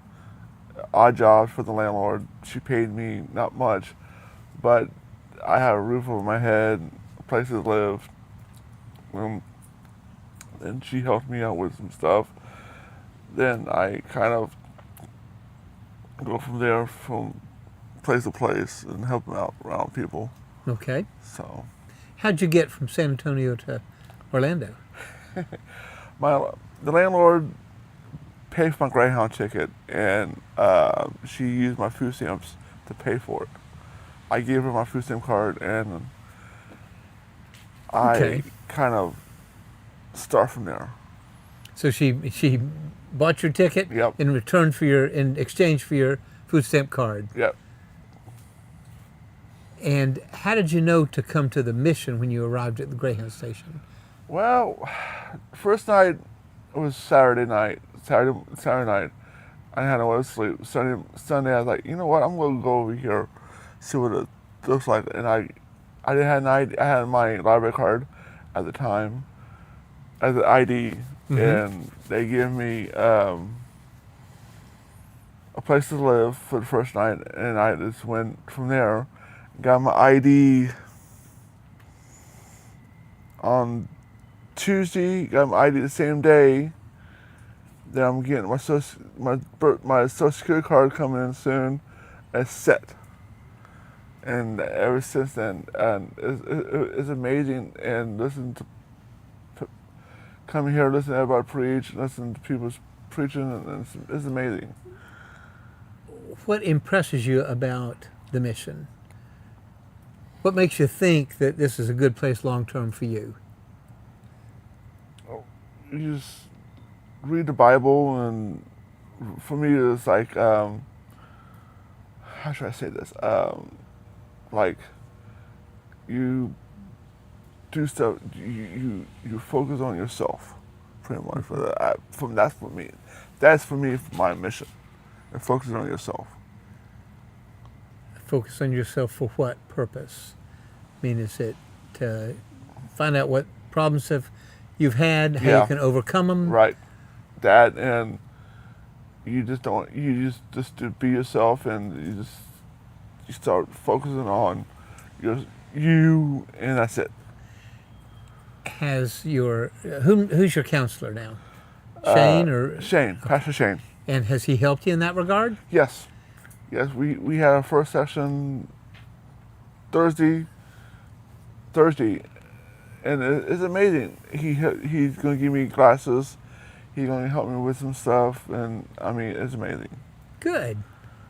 So, if you ran into somebody on the streets and he was looking for help, would you recommend the mission? Yes, and I would. How would you recommend it? What would you say about it? I told him it's a nice place. You get 2 meals a day, breakfast and dinner, But if you want to become a disciple, you get 3 meals a day. It's too good for me, really. I'm doing the luggage room, and I loved it. Good. And that's why I'm meeting people, talk to people, and all that stuff. Everybody knows me by now, so yeah. Do you feel like you're helping people there? Yes.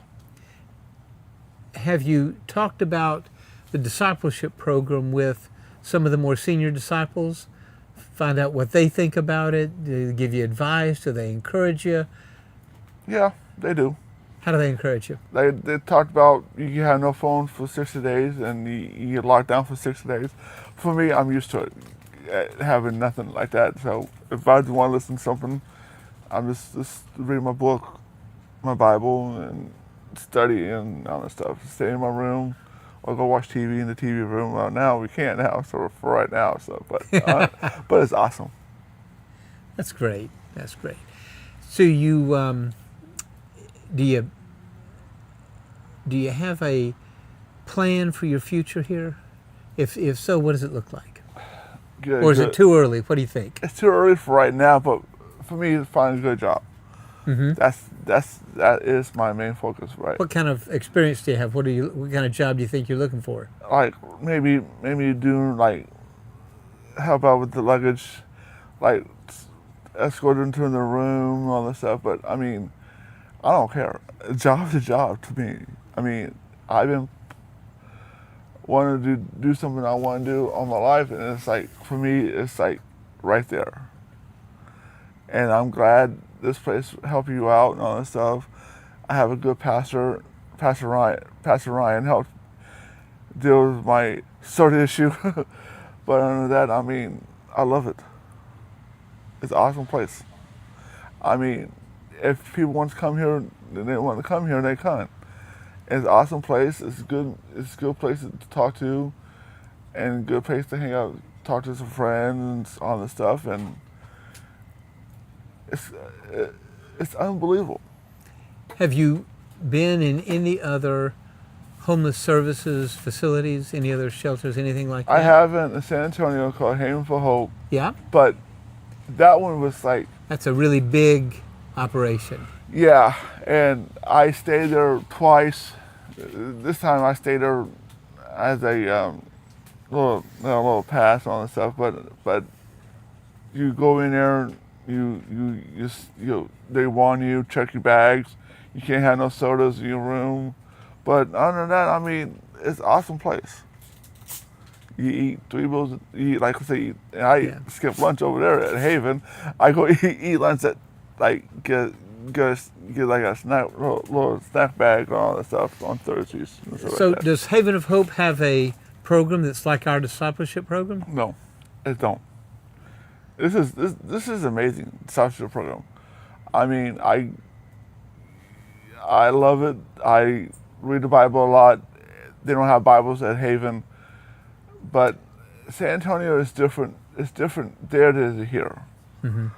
Because when I left San Antonio this year in September, I've been here a week and I enjoyed it. I love it. And it's an awesome place. Pastor Ryan is a good pastor. I follow the rules, but I love it. Are there rules we have that you find difficult to follow or you don't want to follow? Are there anything too restrictive, anything like that? No, God, no. No, I mean, it's awesome rules. I mean, like, you get up, like, doing the luggage, you get up 4 o'clock, you gotta get up 3:30 in the morning, get up, get dressed, and go to the luggage at 4, make sure everything's set up. Make sure everything's set up for the guys overnighters to leave? Leave at 5 o'clock in the morning. But you're off 2 days, and Monday, Tuesday I'm off, so I'm enjoying it. And they kind of need 2 new people, so we kind of put a foot in the door, you know what I'm saying? But Pastor Ryan sit there and told us for the weekend, just rest, read your Bible. or watch TV. I've been watching TV over the weekend, so I loved it. Awesome. So, all right, anything else you want to tell us about the mission? a good place to live. I love it, and if people want to come by, come by. All Check right. it out. God bless you, Roy. God bless Thank you. you, man. Thank you, We're sir. glad you're here. All right, we'll take another quick break and be back shortly. If you could give hope, would you? If you could give transformation, would you? If you could There's reach a lot out of and things change in someone's path from the wrong one in my to the life. right one, would you? At Orlando Union Rescue Mission, Think we about change where I've come lives. from is We bring hope mind-boggling. to the hopeless. It only takes The largest $1.24 to provide a robbery in meal juvenile history. and welcome someone to the mission. 211 houses. Give God's hope. The gang I Donate was at in, OURM.org. we didn't care. Our lives were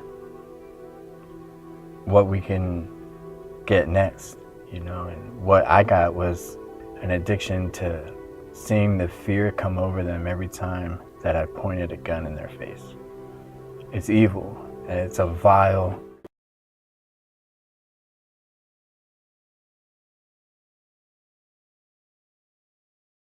We've had some wonderful conversations with guests here at the men's home. We have another one right on deck. This is Dwayne. Dwayne, thank you, brother. Thank you. Appreciate you being here. Glad to be here. Okay, so tell me a little bit about yourself. Where'd you grow up and what your childhood was like? Great. I was born in Brooklyn, New York. I grew up in the United States Virgin Islands. Went to high school back in New York City. So you went, it was the U.S. Virgin Islands or the United British? States Virgin Islands. Okay. It was British first, but now it's United States Virgin Islands. Yeah. It was Danish. Went to high school in New York City, college in Virginia. Where in college? Went to Virginia State University. All right. The Trojans. And then where'd you go after? United States Army. For how long? 13 years. Awesome. Well, thank you for your service. No, welcome to be here. What'd you do in the Army? I was 13 Bravo. Blow up things. And from there, just traveled, and you know, then my life had a twist in it. Right. What kind of twist? Narcotics, and in and out of bad situations. But for some strange reason, God has delivered me out of each one of them. Yeah. Didn't think He would, but He does. So, how long ago did you get out of the service? Oh, I got out of the service in 97, 98. So we're talking, heck, almost Me 30 years ago? Correct. And what you been doing since then? Working, I worked at Hess Oil. I'm a chef. As a matter of fact, I'm one of the cooks here. Are you really? Correct. That's great. And just cooking children, 7 girls, 2 boys. Congratulations. Where do they live? Everywhere. Oklahoma, New York City, Massachusetts, Denver, Colorado, Atlanta, Georgia. Wow. And they spread out. So that's been raising kids. Well, doing the best I could to be around the kids, the family. Like I said, I had my ups and my downs, and that's just all I can say about that part. So you said you got involved in narcotics. Of course, yes, definitely. In the Army, And it that's kind where we of started. your life fell apart? Destroyed it. If I didn't use narcotics, I wouldn't be talking to you now. Yeah. Correct. And when did you move into the mission? Oh, I've been here 4 months now. And what do you think of it? Oh, it's a safe haven. It gives me an opportunity to think, to actually think. You know, I started reading the Bible years ago. I grew up in private schools, and I gave up on Christ. And coming here has allowed me to just think. I actually read the Bible now. I didn't think I'd ever do that. I actually read it. So how, if at all, has your experience here at the mission changed you? Humble. The number one thing I learned here is humility and humble. It keeps me remembering where I came from. When I see the guys outside lined up, it reminds me. It keeps You've me. been there. Correct. No, I was blessed. I made it straight through. Came straight through here. But that was him. It was nothing else but him. I made it straight through, straight to the room. So the mission has definitely made me humble and grateful. Grateful because I didn't have to go through what everybody else went through. Right. Where were you sleeping before you moved into the mission? I had an apartment on Paramount in Orlando, and narcotics once again. And I had a roommate, and he didn't want to do his part, and I wasn't going to spend all my money to do my part, so got evicted. Right. But I was able to, before they lock the doors, make it here first. Really? I was kind of smart. All right. So you didn't have to spend any time on the street? No, sir. Not here. I've Right. done street sleeping before in Atlanta, Georgia. That's my second home. And how long were you there, homeless on the streets? For a while? In Atlanta, about 2-3 years. Atlanta was. Did you go to any treatment center or into a mission up in Atlanta, anything like that? Not in Atlanta, but I was going to treatment centers since high school. I've been to a lot of treatment centers, but I didn't go to get clean. I went because my parents made me go. Okay. So I just, okay, Mom, I'll go to rehab, go to rehab. But Atlanta was home. I was homeless in Atlanta, in and out, and I've always been a hustler. So and it was the worst thing was I was able to enable myself to continue using narcotics. When I came to Orlando, correct. When I came to Orlando, hard to hustle here. So I fell hard. I mostly I'm not gonna say peer pressure, but the people I was around. Yeah. And I just continued to use narcotics. Till I woke up in June and I said that was it. Enough was enough for me. So how did you know about the mission? Excuse me. Well, I remember years ago there was a mission, but when I came, I met this lady. They were at the clinic here. She was telling people about how she gets into a rehabilitation center. And I knew a friend that was here at the time, and I bumped into him. I'm not gonna say his name, but I bumped into him here. And I said, you in this program here? And he was like, yeah. I said, tell me about it. He was discipleship, blah, blah, blah. And I went straight to the office and I met the director, Ryan. I got blessed. Because I figured to myself, if Stanley, well, I don't say his name again, he was here and he's doing it, and I can do it. I just jumped right in here. What has been the most difficult part of adjusting to life here, or the most frustrating? Anything? I'm being honest with you, nothing. Because you have to realize, I knocked on the mission's door. The mission didn't knock on my door. So I have no problem with following my rules and regulations. Or no, 10 o'clock. It's too early for me to go to bed. That's about the only one I have with. Because I like, the basketball game or the NFL game on. But other than that, I came to the mission didn't come to me. I don't have a problem with the rules and regulations here. They're easy. So what is the best part of your experience at the mission? What has been, what? Church. Church? Church. I enjoy it now. How long after moving into the mission did it take you to develop a personal relationship with Christ and make it part, as you describe it, the best part of the mission experience so far? I'm gonna be honest with you. I think maybe the third day I was here, and I got on my knees because I didn't want to be here. Life, with the things I've been through and the things I've accomplished in life, right? I'm not supposed to be here. Right. But I'm here. So I had to ask him, man, hey, take the wheel. Do what you will, take the wheel, because I don't want to say it's beneath me, but with the things I've done and degrees I have and the military, I'm not supposed to be in the mission. But I had to learn humility. That's good. Yeah. I didn't want to be here, but I said, hey, I'm gonna make the best of it though. I'm gonna make the best of it. That's the best thing I say, is gratitude. That's my best thing for the mission. But for me, it's gratitude and humility. And I love it. Has there been anybody here at the mission who has typified or exemplified gratitude and humility for you? I mean, do you see the gratitude and humility in other people at the mission, or is it? Definitely. There's a young kid here. I gave him some information, and now he's going to the military. It made me feel good. Yeah. To see this young guy, because I don't want him to do the same things I did at his age. But as far as the thing, I learned from everybody in here. Either I learned what not to do, or I learned what to do.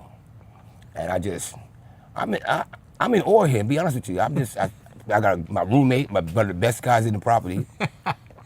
You think he says the same thing about his roommate? He better. He better.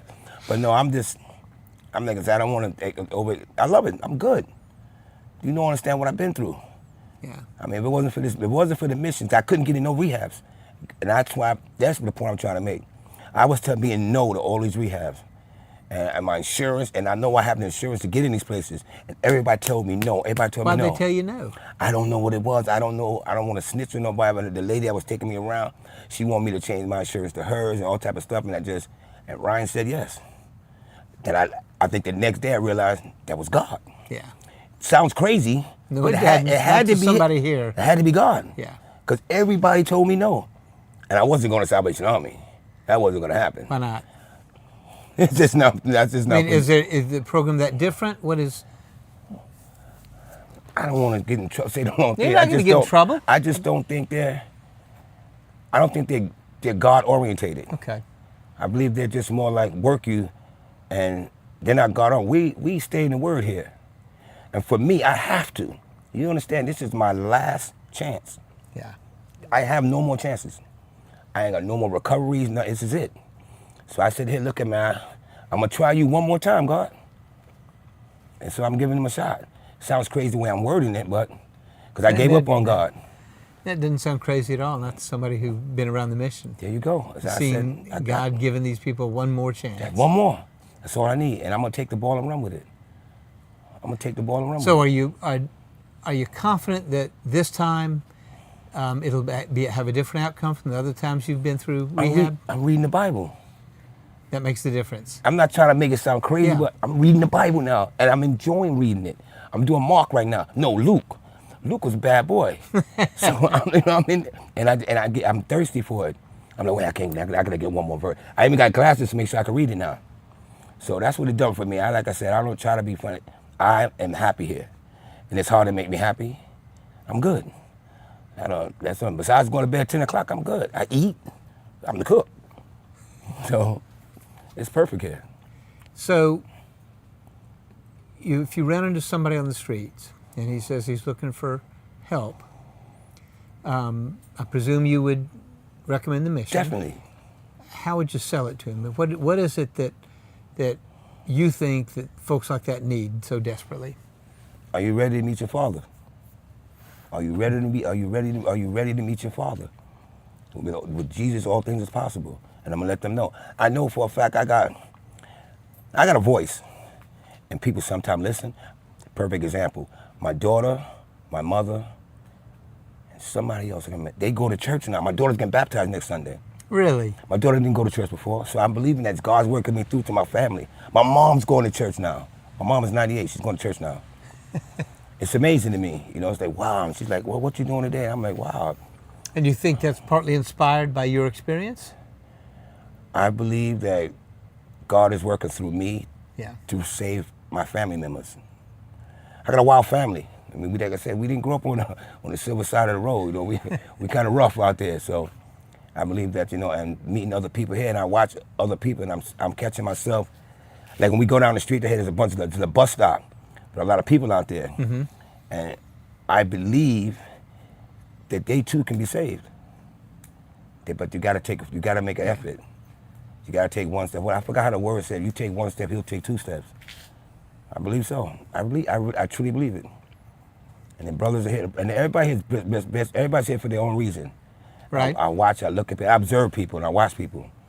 And I want to say 99% of everybody here, they mean well. They mean well. 'Cause I'm not like a person that cling to people. Yeah. I'm pushy. I keep away from people. But like I said, it's a safe zone for me. I know the world is still out there. Don't get me wrong. It's still out there waiting for us. But I get armed up here. You know, what's it, Ephesians? I get my breastplate, my head of salvation. I got what? So you put on the full armor of God. Yes, sir. And I still got my job. And you think will that end up protecting you? Yes. Even when you leave here? Definitely. Definitely. You have to have faith of a mustard seed. And I actually have a mustard seed in my wallet over there. Just to remind you. Yeah. And I got blessed. I still have my job when I get out. Really? Yeah. Fantastic. What kind of job is it? I'm a chef. Oh, that's right. You said that. At Disney Springs. So I'm still lucky. I'm still got them. Matter of fact, I got another disciple here, a job not working for me, but working for the company. So, do you worry that the atmosphere working in a kitchen is too involved with partying and drugs and alcohol that it could be unhealthy for a guy like you overcoming? That's my comfort zone. abuse? I enjoy when they say, and I say 5 o'clock, come in. Yeah. You have to love your craft. And I get to see people enjoying my food. Yeah. That's my day, that's my joy. You're gonna get the ups and downs, you're gonna get a couple of people that just don't, ain't gonna act right with it, but my joy is watching people eat. Sounds weird, but no, it doesn't. But I enjoy it because I did it. I made so that. what, do you have a favorite style of food or a favorite dish I'm from to St. cook? Croix. I'm from St. Croix. Oxtails, peas, and rice. Oh, really? I'm from St. Croix, but then I love my Italian food. Mm-hmm.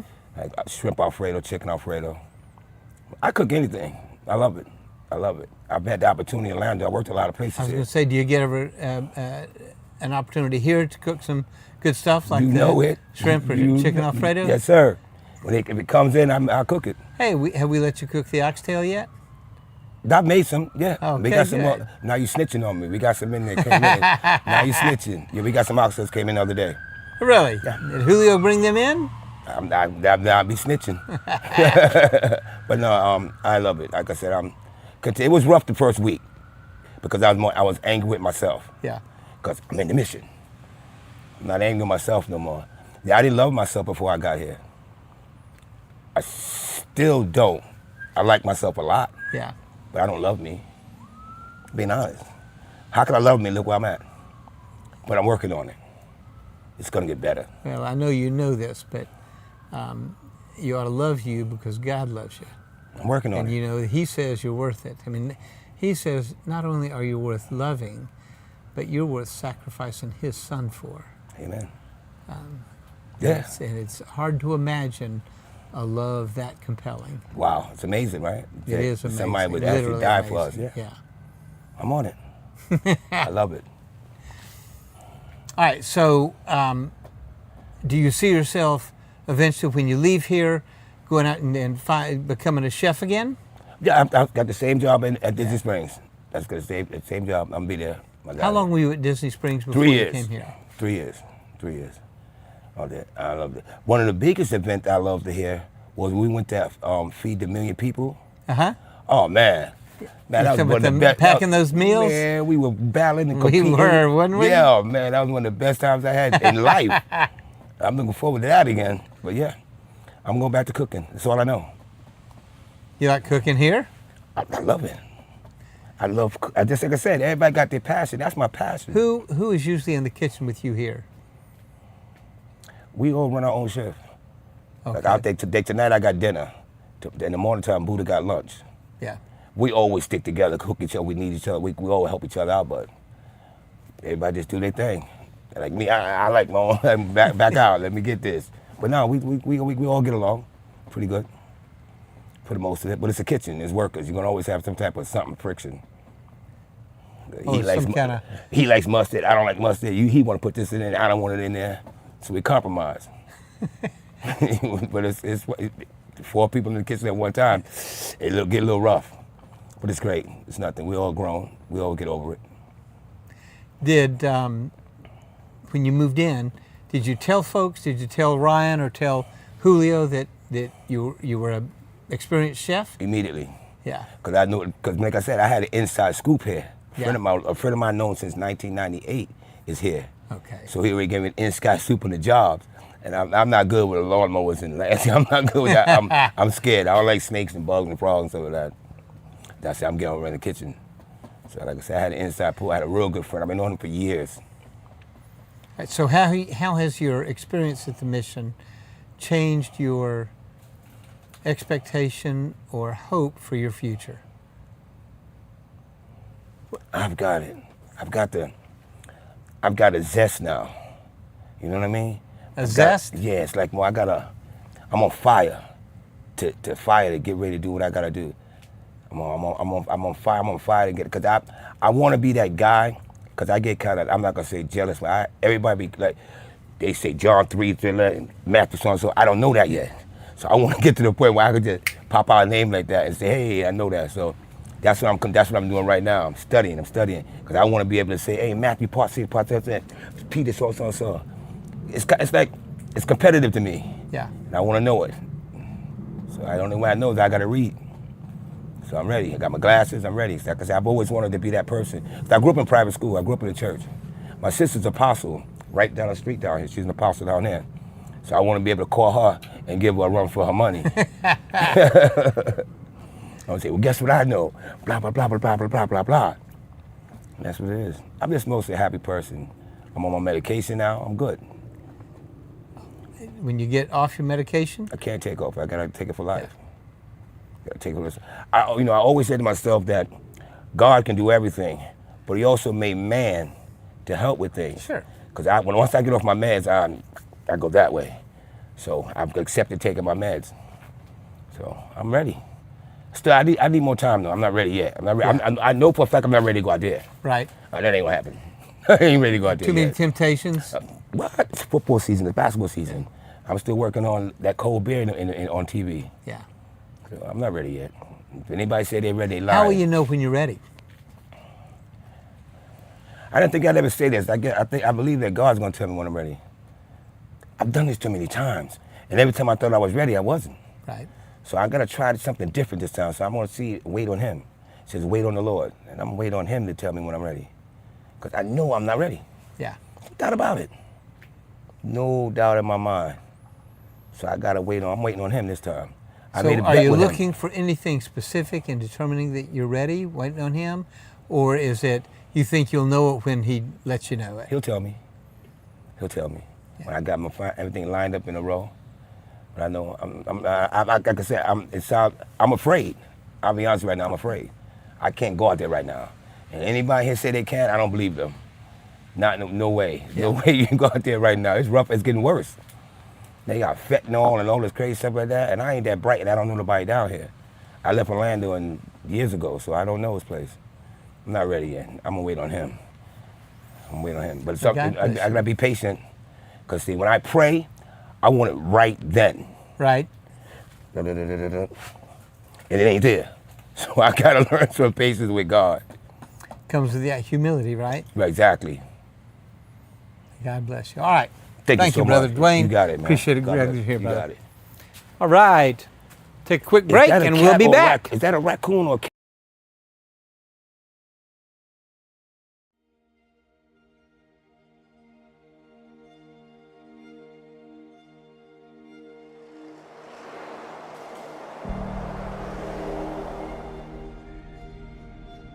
Despair can feel overwhelming. Sometimes our past tragedies or past mistakes are hard to escape. But hope is powerful. It starts with a small step like a meal or a warm bed. Hope is being honest, finding strength, and reuniting families. It's knowing your children will be safe tonight. At Orlando Union Rescue Mission, we transform lives. With your help, we provide the foundation for a brighter future. Support us. Give hope and a new beginning. Orlando Union Rescue Mission.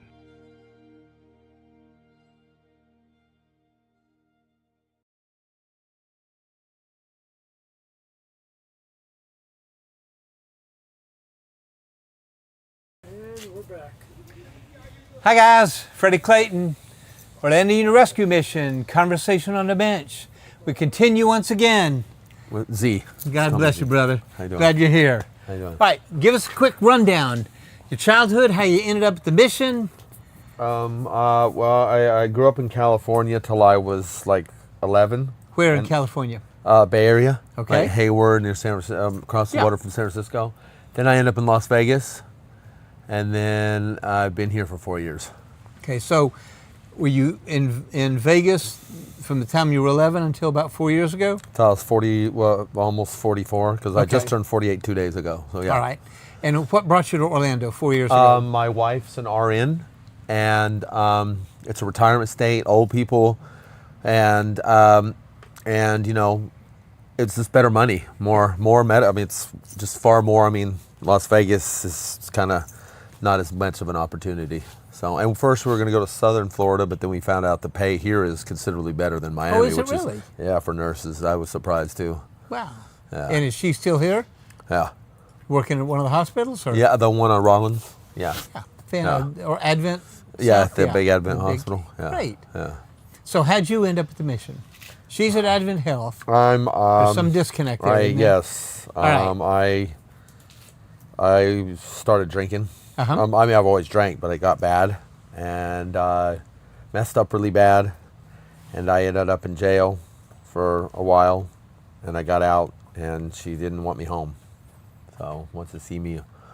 Obviously, we've got two little. I mean, a 14 and a 12-year-old at home. Right. You know, other kids are out of the house. And wants to see me, you know, I'm hoping that I can show her that I do in the program and that I've changed things that, you know. But I want to make the singular focus on me right now, my relationship with the Lord and me, because that was always my problem, was putting her first. So, how long have you been with us? This is only as a disciple, like my 12th day. They're brand new. Yeah. Did you stay in the overnight for a yeah, while? Yeah, a couple weeks maybe. But then I was doing the projects in the back with the ditches and digging almost every day. And I like work because I work out. So I liked, you know, so that was easy for me, you know, work and talk to Ryan about getting in the program and then got in. So what is your relationship with your wife? Is she still wife? Right now, no, we're still married, Okay. but right now there's no communication at all. Right. There hasn't been, and so I don't know. You figure she's probably waiting for a change. Yeah, Ryan, we talked. He said after, done 2, I'm going to wait more like 3. I like to say 90 days. Yeah. Give her a call. Like instead of hearing it from me, like we can give her a call and he can tell me like what I've been doing, how I've been doing, something we can, do Great. so she can hear from him. And then maybe we can start some rapport. Like when I'm able to go out, we could have dinner, go to a movie, try to start some kind of, build a bridge back again. Because, I mean, we've been together longer than I've known her since I was 14 and she was 10. Wow. Yeah, our oldest kid's 26. So, a long time. Yeah, we've been together since I was 20 and she was 16. Okay. So, yeah. And married almost 16. Wait, we got married in 2009. So, yeah, almost 16 years actually married. Yeah, in November. Yeah. So. All right, so what have you experienced since you got here about 2 weeks ago? As far as like here, I love the way people are and helping and I've even had the responsibility of like some of the overnighters have been working on the project and since I did it, they've had me like supervising them, so I like appreciated that, like the responsibility. Like I'm new, so I appreciate that because that means a lot. I'm learning a lot about my past, things that I didn't really kind of know about myself, and some of it's scary. Like, I always want to be real, honest, with what I'm doing. And like the other night, I didn't go into church in the chapel when we went to Moody Chapel the other night because I felt like I wasn't going in there with all my heart, and I want to go in there. So I went in the back by the little lake back there and just kind of have my one-on-one with the Lord the other night, because I told him, look, I don't know if I'm going in there with an honest heart all the way right now, because I know I need to put you first, but I'm putting other things first before you, and that's not the way I want to be, and I'm trying to work through that. It's because to a point where my wife was all my life, and I'm trying to be me and everything, and then everything else can fall in place. But the Lord takes those things that we put before him away from us, and that's hard to do, because a lot of these guys, they've dealt with drugs, never had that problem. Drinking, but it was only for a couple years that it got bad. I grew up affluent. I grew up with, I always had money, and I did stuff to make money. My wife's made money. This is the first time I ever been poor in my life. So it's some whole new experience for me. I don't know that. And I didn't even know what I was doing when I got out of jail. Like, this is crazy, you know what I'm saying? Like, and by the grace of God, outside the jail lobby, these people are like, I got the perfect place to give you a ride. And I ended up here. And if God doesn't exist, then how'd that happen? You know what I'm saying? Like, I've always known God, but I've never known God. You know what I'm saying? Like, and so. So have you been introduced to him here? No. I mean, I got baptized years ago, me and my wife. And, man, be a good dad, be a good husband, go to work, do the things you're supposed to, pray, don't do bad things. I was like, hey, I'm doing okay. I didn't really, like this Christian life that I'm learning here. I mean, it's a lot more to it than just a lot more, because I figure if I had the same kind of relationship with my wife that I was having with God all them years, it wouldn't have lasted long. You know what I'm saying? Like, praying to him at night when I go to bed. I think if I only had one conversation with my wife a day, I don't think it lasts very long. So I started realizing you got to have a personal relationship. And I learned too that you got to talk to him like how we're talking. Yeah. Let him know how you're doing throughout your day. Let him know your hurts, your wants, because he's a jealous God and he wants to hear from you, And so someone told me something in jail, and I want to get it tattooed on me. It said, I didn't know I needed God until God was all I had. And I thought that was really cool. I had never heard that before. And when I'm feeling down, I suffer from depression. I got a appointment to get my meds and stuff, because I talked to Shane about, like, you know, like even reading 2 chapters of the Bible, because I have ADD, is like a challenge for me. And so he said, well, just get the book started once you get your meds, and then, well, but I'll breathe through it then. But I always, I look to Isaiah 40, 28 through 31. It's my favorite whole part of the entire Bible. Okay, what does it say? I can't quote it. Well, I'm learning it. What does it say? It's like, paraphrase.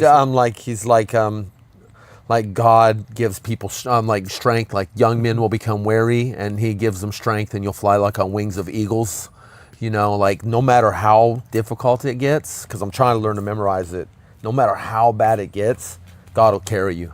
Okay. God will be there, you know, and I'm learning that, you know, because I'll be honest with you, and I'm not 100% feel I'm worthy sometimes to want to be in church, because I've done some bad things, you know what I'm saying, and I'm not, you know, so I'm, you know, and everyone's like, no, you're worthy, like but I heard of something tonight at church.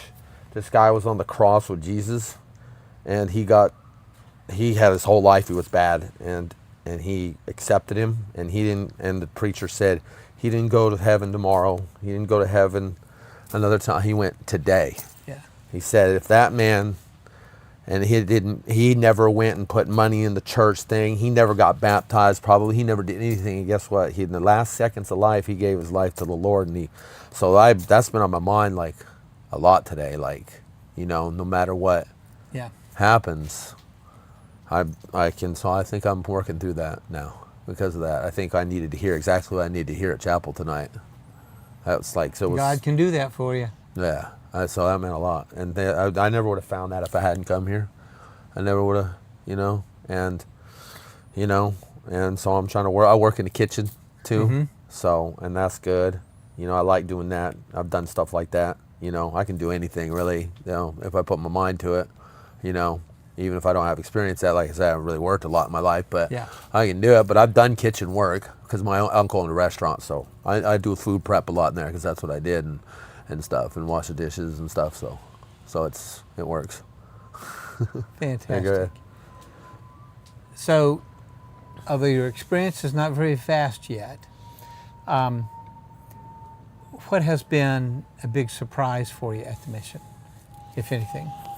Well, it's all a big surprise. I've never lived like that. You know what I'm saying? Like I'm not, you know, I'm around a bunch of strangers, which is very uncommon for me. I mean, even my wife would come. If you tried to say hi to me on the street, she probably would have went. Phew.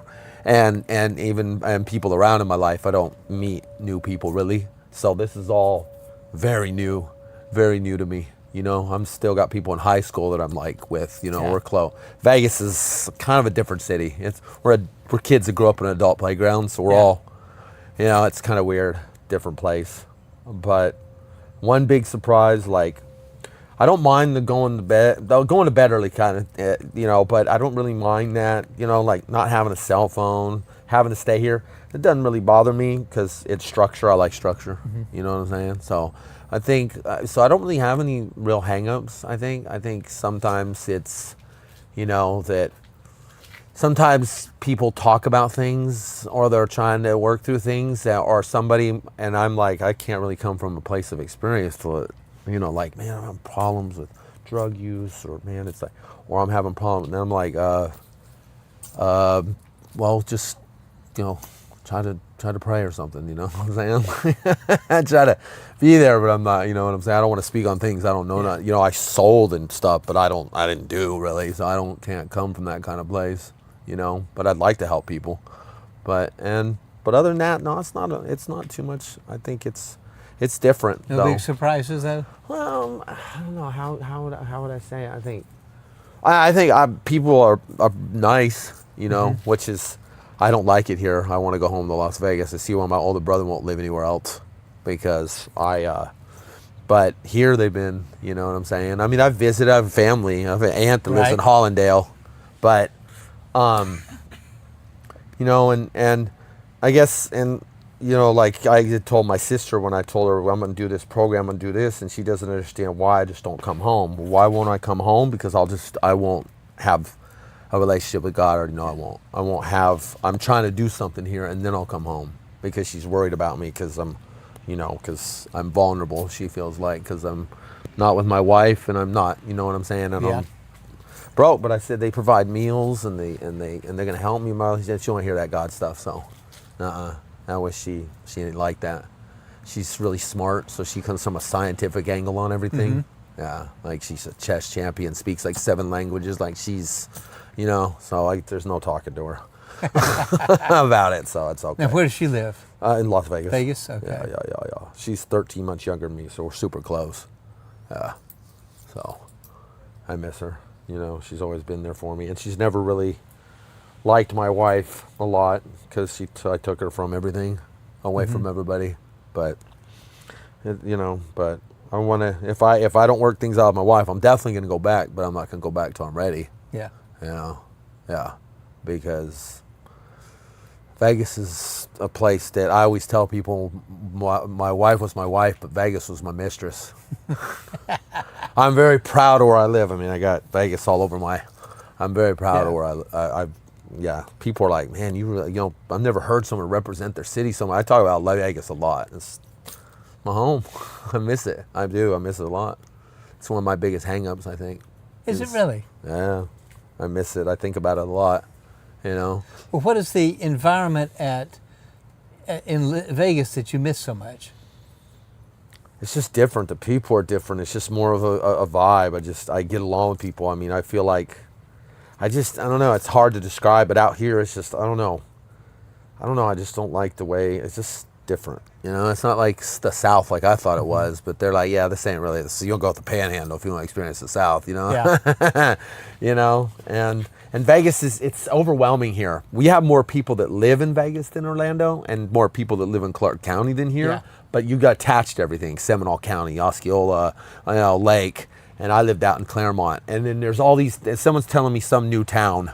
Right. And Vegas is in one valley, and the rest of the state's pretty much all desert until you get up north, So it's overwhelming a little bit. Even when me and my wife and and I'm like, she's like, I want to go here and here and here, and I'm like, there's only so many hours in a day, and my kids are like, well, let's go to I'll take them to Disney World or take them somewhere else, but but getting out of jail, I'm like, where do I go? Where am I even at? You know what I'm saying? Like, it's different when you're walking than when you're driving. Yeah. And so the only time I would walk was to exercise, not to walk around. So, but so I think it's just, I just want to go. I think the biggest difference for Vegas is I grew up there. I know it, it's comforting. Like, if I was dealing with this situation, there would be easier than dealing with it here, You know because the city better. Yeah, because I wouldn't feel so alone, Yeah. So that's what it's nice that people here talk to you, or, and sometimes I just sit and listen to people and, just hear their conversations, but, and I try to join in, but if they're, when I can. Yeah. But I like it, and I'm, like I said, I think I've come far in the last just couple days, really, more than I did the first 10 days. Really? That's for sure. Yeah.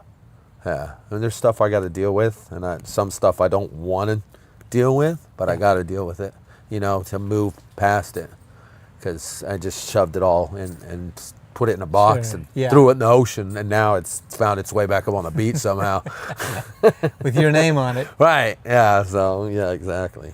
So, but I've been like you see me, I've been right here helping out, the whole night, because, I like helping out. It's kind of cool. Oh, we appreciate it. Yeah, I like doing that, it's kind of cool. I've never really had much responsibility. I worked at Walmart and stuff, and stuff. My wife had me be a stay-at-home dad. I was a stay-at-home dad for a few years, so, because she's like, I can work more hours, we make more money. Yeah. Yeah, so I was like, so this is good. I was overweight for a while from all the drinking, so that's another reason. I have to, if I'd show you a picture, you would be like, no. Really? I have a paper from when I went to jail. I was like 329 pounds, and now I'm like 220 something. 329 pounds? Oh, yeah. Good night. I lost all that. It's been, what, about 16 months?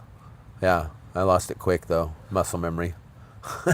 Wow. Yeah, so, well, they were worried about my tests. You know, I was doing good, and yeah, and so I wasn't feeling good, really high blood pressure, and now when I go here to the clinic over here, it's all perfect. So, and you know, and I read the Bible while I was in jail, and I prayed, and I did a lot. How long were you in jail? 15 months.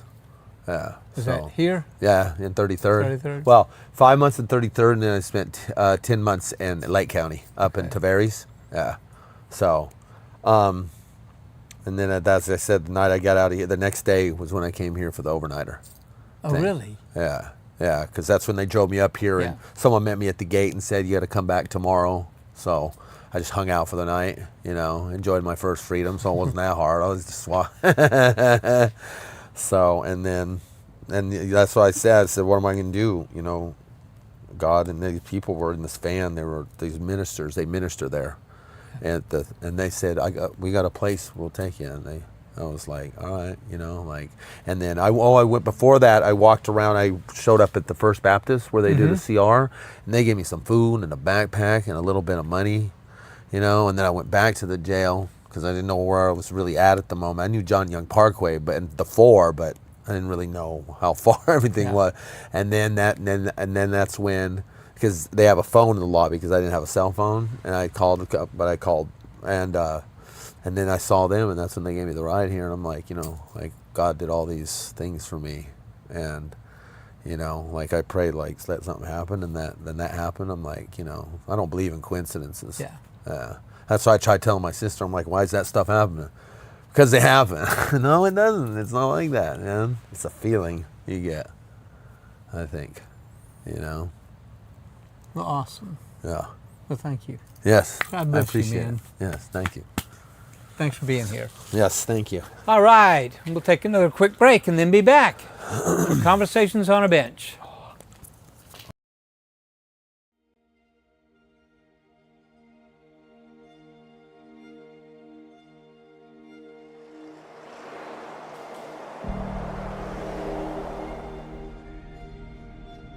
Despair can feel overwhelming.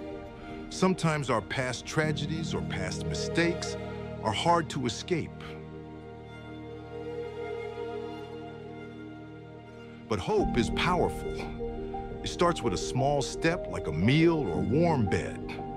Hope is being honest, finding strength, and reuniting families. It's knowing your children will be safe tonight. At Orlando Union Rescue Mission, we transform lives. With your help, we provide the foundation for a brighter future. Support us. Give hope and a new beginning. Orlando Union Rescue Mission.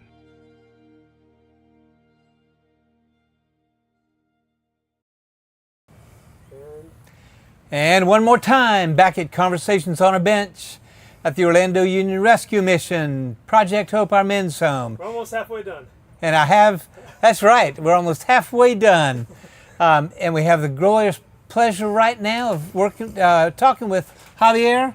Good to see you, brother. How you doing? Glad you're here, man. Thanks. You doing okay? Yes, sir. Oh, good. Okay, so give us a background. Where'd you grow up? What was your family life like? How many siblings you got? And how'd you end up at the mission? Originally from Puerto Rico. Uh-huh. Moved around a bit. My dad was in the Army.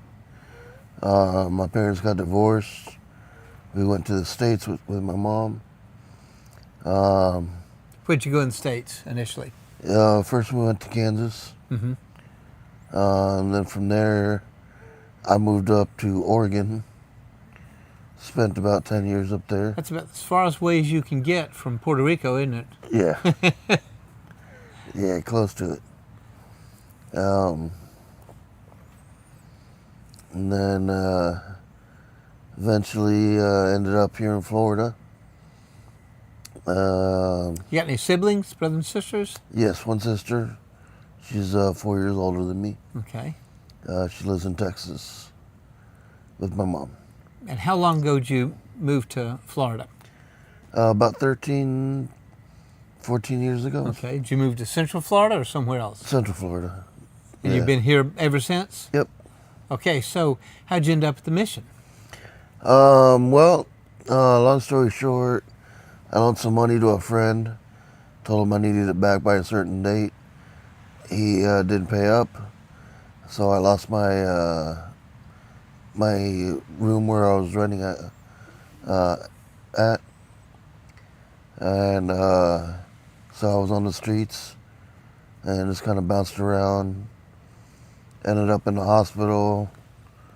I got set on fire.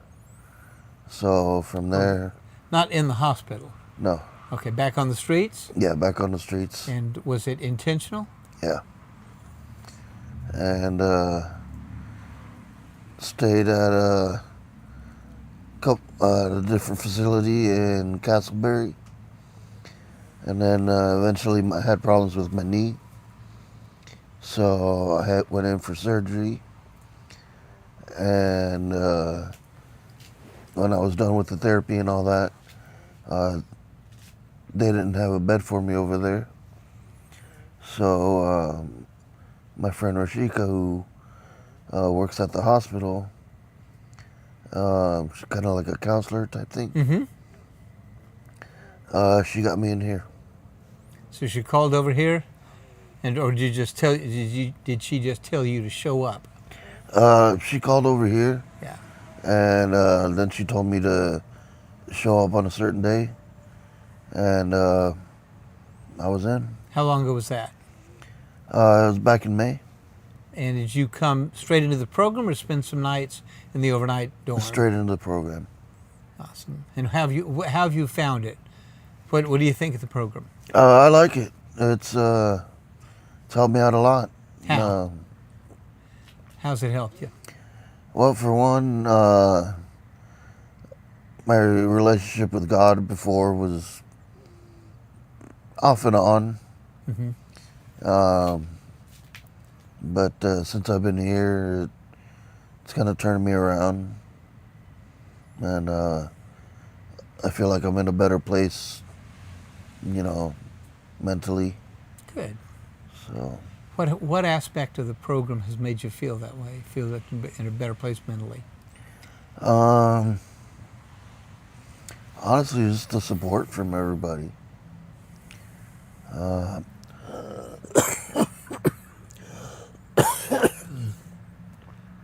Get a lot of support from the counselors, from the pastors, and the other disciples. I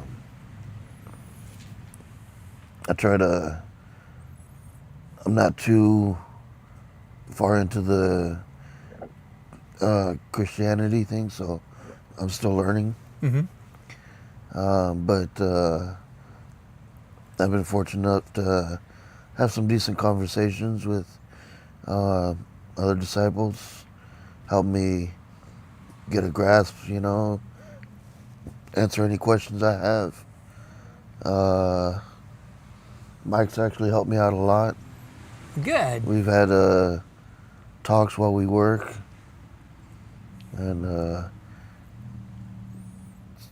I ask him questions, he answers. Where do y'all work? What area of mission? We're in registration. Okay. Have you worked there pretty much since you moved in here? Yes. And what does that give you? Does it give you a chance to meet some of the overnighters? Absolutely. I'm pretty much I do a lot of wanding, make sure they don't have any weapons, knives, stuff that can hurt people. So I see a lot of faces and a lot of different characters. And you get to know the ones that show up day after day? Some of them. Yeah. Some of them just want to keep to themselves. Others are a lot more talkative than the others. So. And how about with the other disciples? Oh yeah. We spent a lot of time going to chapel, going to church. It sounds weird, but the bus rides over there can be pretty entertaining. The bus rides to the chapel? Yeah. A lot of comedians, lots of joking, but it's all in good faith, you know. So. You mentioned your, I don't know what the term you used. Are you skeptical about the Christianity aspect? Not anymore. Okay. Not anymore. I presume, when you got here, you weren't significantly involved in your own religion, were you? No. Okay. And what were the either sticking points or the aspects that were less attractive to you?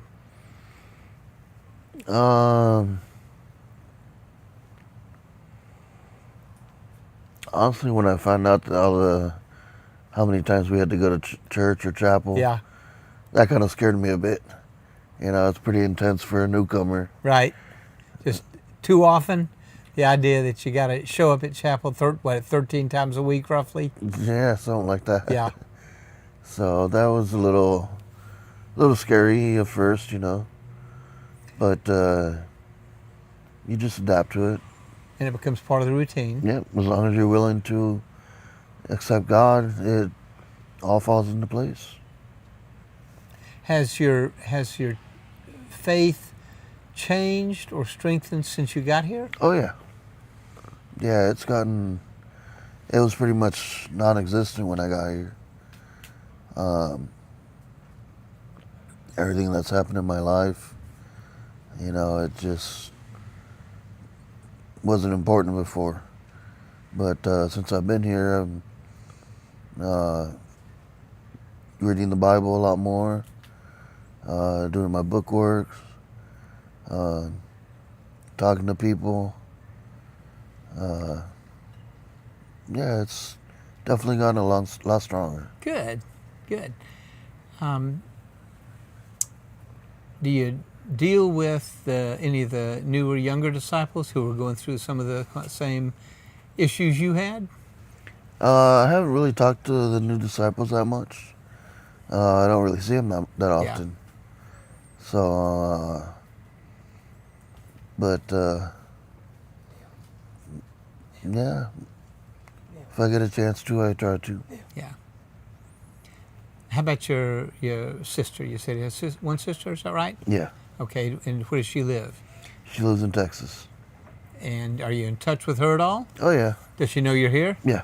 Good. What, did she have an opinion about your being here? She was shocked at first. And when I told her I was going to church often, she had only one word: good. That's so awesome. She's pretty happy that I'm, you know, doing good. And yeah. Following God and stuff like that. And did you have a substance abuse issue when you moved in? Drinking. Okay. Well, not when I moved in. It was pretty much already under control. Being in the hospital for 7 months, then in the facility for... Was this following the fire? Yeah. Oh my gosh. Yeah, and the facility that I was in, so it was good. Last drink I had was at my niece's birthday party. I just had a couple beers. But other than that, it's been over a year since I've had a drink. Fantastic. So do you envision being able to stay sober for the rest of the time here and when you get out? Yeah. Good. Yeah, I don't get cravings for it anymore. Sometimes, you know, depending on what I'm, if I'm watching a TV show or a movie, yeah, and certain scenes, yeah, you know, it's like, oh, I could use a cold one right now. You know, like being out in the summer beach and laying out and having a nice Corona. But for the most part, I don't really get cravings. I walk through the grocery store and see a case of beer and just walk right by it. And, don't even give it a second thought.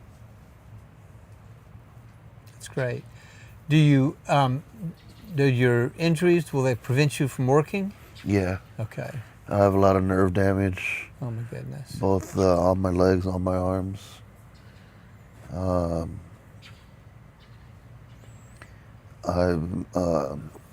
My tendons and stuff are contracted.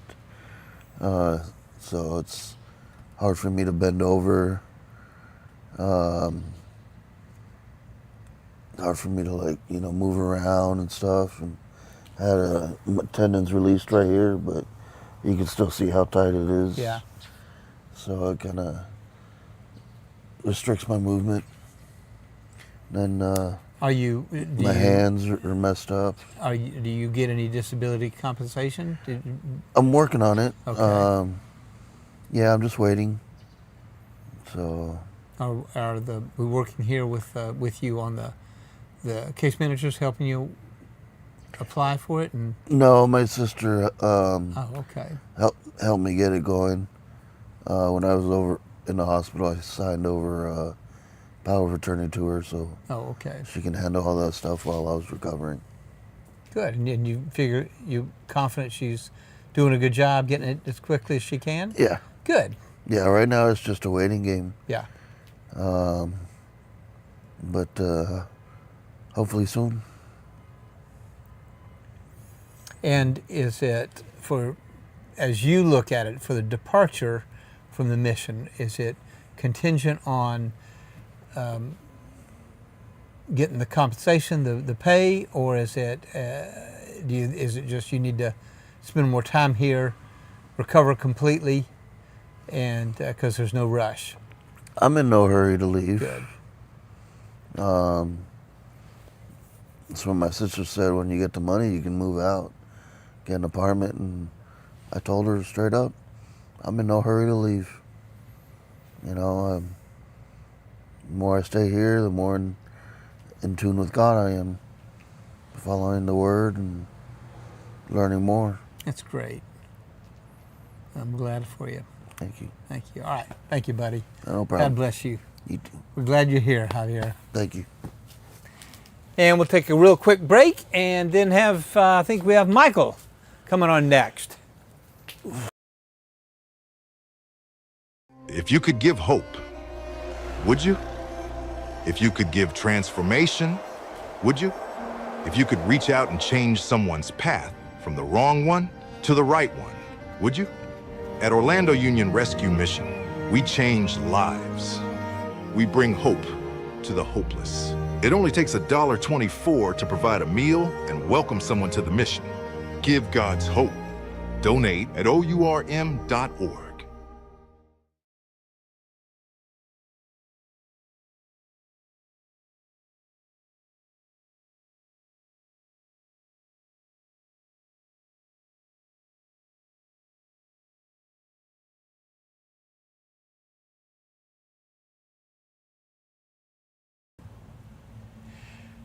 Welcome back. Conversations on a Bench at the Orlando Union Rescue Mission.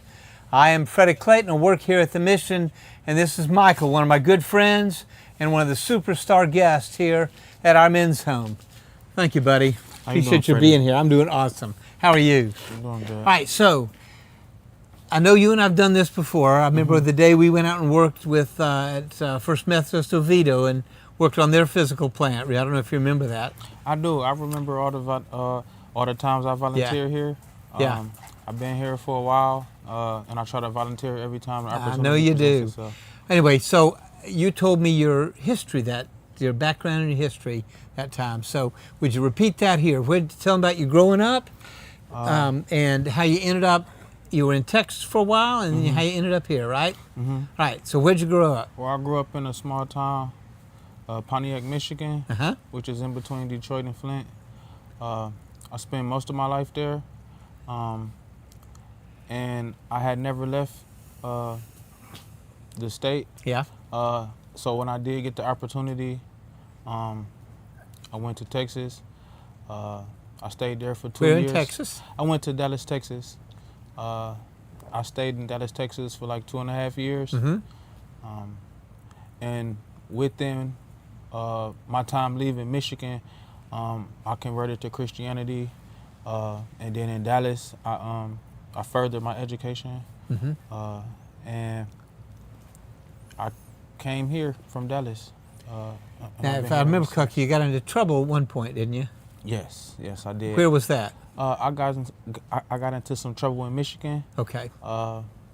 As a young man, I went to juvenile detention centers. Mm-hmm. I did a little bit of time there. I did from like 15, when I was 15 to like 16 years Mm-hmm. old there. And then I didn't learn enough to change my behavior, and Yeah. so then I went to prison. Okay. And so I did a little bit of time in prison. Was that in Michigan as well, or was that in yes. Texas? Okay. No, it was in Michigan. And so when I completed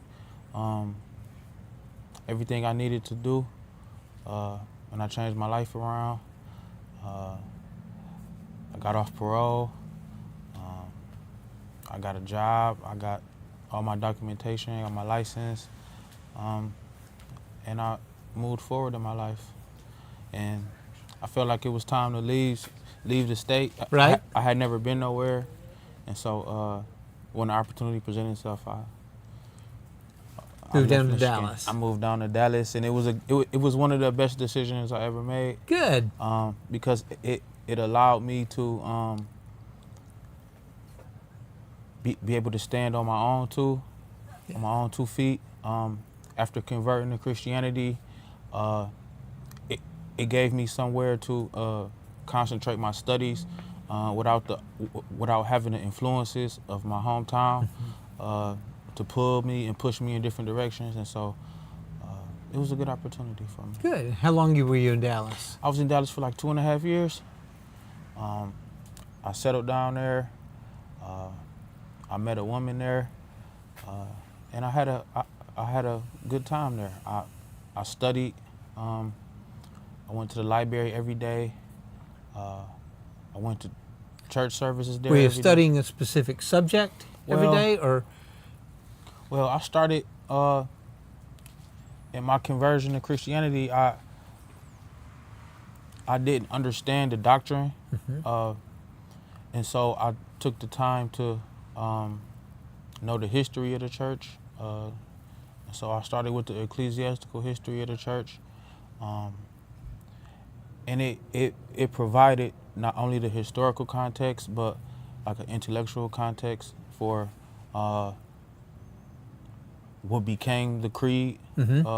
the Apostles' Creed, what became the Nicene Creed. And so I thought that was important to understand the way that the apostolic tradition was shaped, and something that I inherited, so that when I look at the scriptures, I can understand what it means to be Christian in the world. And so I started there. I recited the rosary for about a year every day, and that helped me in my prayer life. And so I continued my studies. I continued to study the Word of God, and I grew in my relationship with God through His Word. And then what brought you to Central Florida? Well, my relationship with the woman that I met didn't work out, and so when the opportunity presented itself for me to move along in my journey, I chose Orlando, and I didn't know much about Orlando, but I had an opportunity to come here, and I came. And how did you end up at the mission? When you came to Orlando, did you have any resources, any money, or were you completely broke? I didn't. I was completely broke, but I wasn't broken spiritually or mentally, but I didn't have the finances to take care of myself. And so when I first got here, I went to the Christian Service Center, and they directed me here. I found this place the next day, and I came in, and I was impressed by the layout. I never been in a monastery like place. And so when I came here, I was impressed by the layout, by how organized it was, by the donations that they received, and the way that they was able to distribute those donations, whether it be clothing, food, shelter, and I was impressed by that. And so I came along, I did my interviews, and I stayed here. And how long ago was that you came? That was 2 years ago. Okay. And what have you experienced in those 2 years? I've experienced, I've went through the discipleship program here, and I grew exponentially in my relationship with God here. I can say that this place, after taking time out to study and treating it as like a monastic period in my life, to be able to organize my thoughts, but also organize my prayer life, in my relationship with God. The discipleship program was instrumental in that, though. I not only established consistent prayer, but I established a consistent relationship with my counselors, where I was able to receive guidance in the scriptures. I completed the discipleship program here, and it was an experience. I volunteered every time it was an opportunity to volunteer. I helped those along who was struggling in their faith, and I grew my relationship with God through His Word here. That's great. That's great. How would you describe to somebody on the streets who's looking for help, how would you describe our program? Well, the Orlando Union Rescue Mission, it allows you the time and the space to use the leisure that's granted here to grow in your relationship with God through His Word. They have three different classes here that we attend for an hour a day, Monday through Friday. And so the way I organize it is because I do orientation here, and I do the intake process for those who coming in. And so the way I tell them about the program is I tell them that that the first book, the Master Life book, which is a four book series, it's like a study on bringing the mind into subjection to Christ and His Word. And then the second book, I try to tell them that the CDC book is, which is based on the Alcohol Anonymous program, a 12-step program. And so it's like bringing the body into subjection to the Word of God. And then the last class is a firm foundation class. And it's about the journey of the spirit from Genesis to Christ. And so it's like bringing the human soul and the spirit into subjection to Christ. And so that's the way I tell it when I do orientation intake here. And so that's something that I've been able to share with others that come through this place, whether they be overnighters, whether they be work extension guys, or whether they be other disciples in the program. Awesome. So what, if anything, has been the biggest difficulty or frustration in our program? The difficulty and frustration, it has been, for me,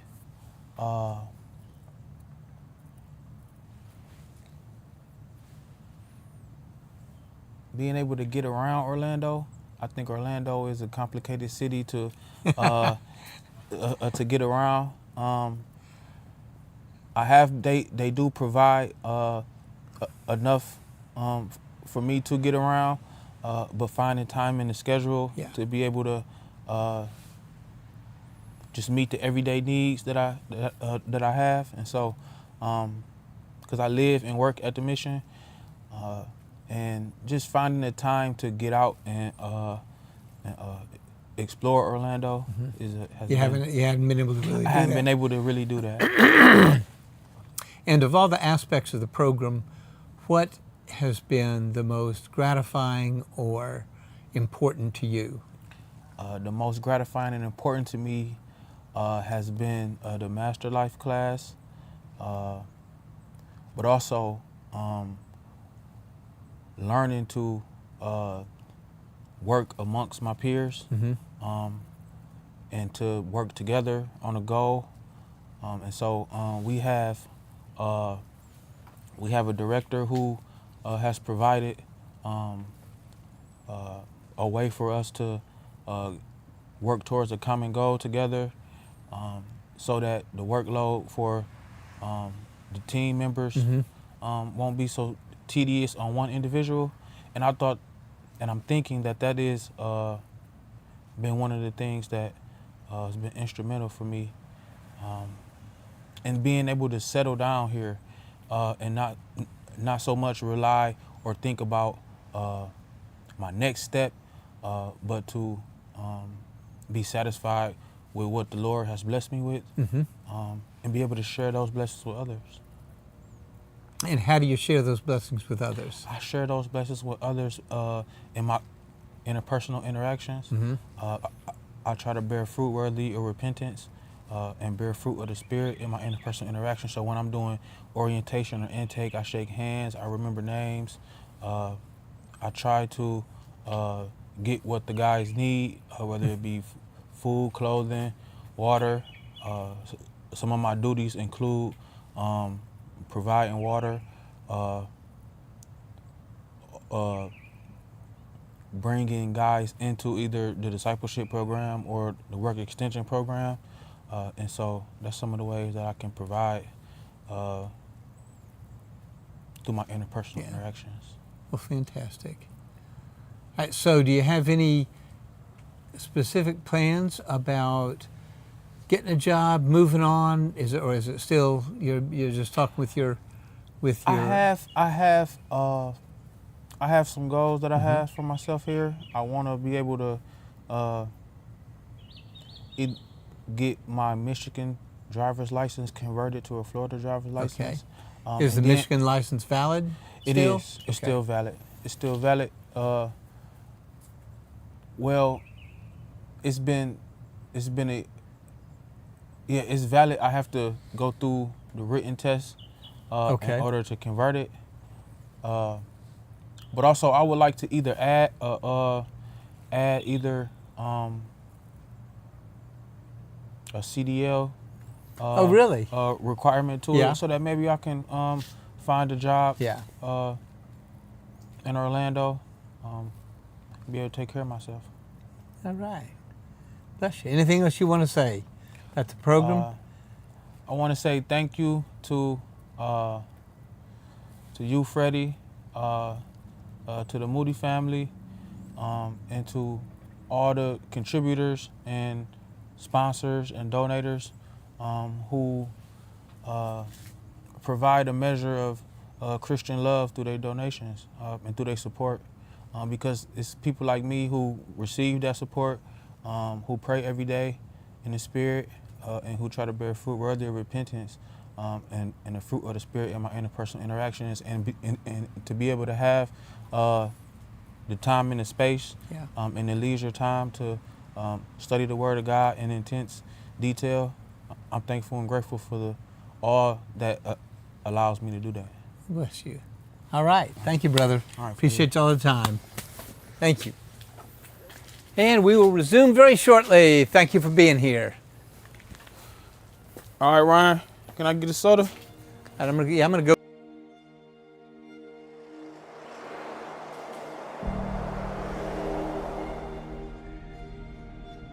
Despair can feel overwhelming.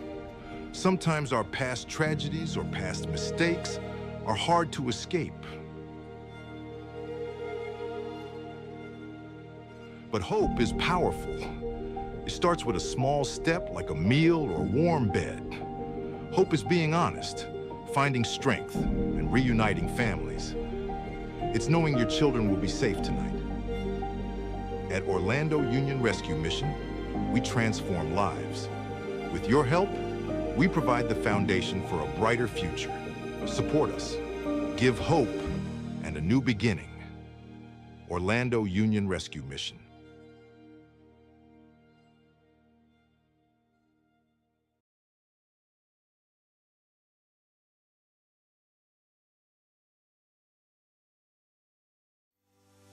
Hi, I'm Freddie Clayton with the Orlando Union Rescue Mission, and our goal is not merely to provide immediate relief with a bed and a meal. Instead, our objective is to transform the lives of our guests, the 268 men, women, and children who live with us. We do that with a broad range of programs. For example, we have a very focused and successful addiction recovery program. We have classes and counseling sessions in a wide array of topics, from personal finance to anger management, to job preparedness, to parenting. And all these things prepare our guests so when they get out of the mission, they never have to come back to a place like the mission again. We offer programs in homework assistance and tutoring that all kids have access to ensure success in school. We have a range of physical activities and sports, social time, and Bible studies for all our kids. When we got here, he barely talked. Now he says his whole ABCs, 1 through 20. He's learned so much. One of my favorite staff is Mr. Tim because he's nice, he jokes around with the kids, and many other kids like to hang around him. Victorious for Life class really helped me because that helped me become in tune with myself and learn a lot, relieved a lot of my anxiety. And now when I'm looking for jobs, I can actually put I'm a high school graduate. It's a wonderful feeling, it really is. I have learned a lot about who God is and who He is as a Savior, who He is as a Father. I'm grateful for just being here and just learning and growing. If it wasn't for the mission, I wouldn't be a medical assistant. I wouldn't be a homeowner. All of these things, I would not have been able to become the person that I am now without my time here at the mission. All these things are free to our guests, and we take no government funding. We are sustained exclusively by the voluntary donations of individuals, companies, churches, and other organizations. We also want to ensure that our guests are introduced to and develop a relationship with Christ.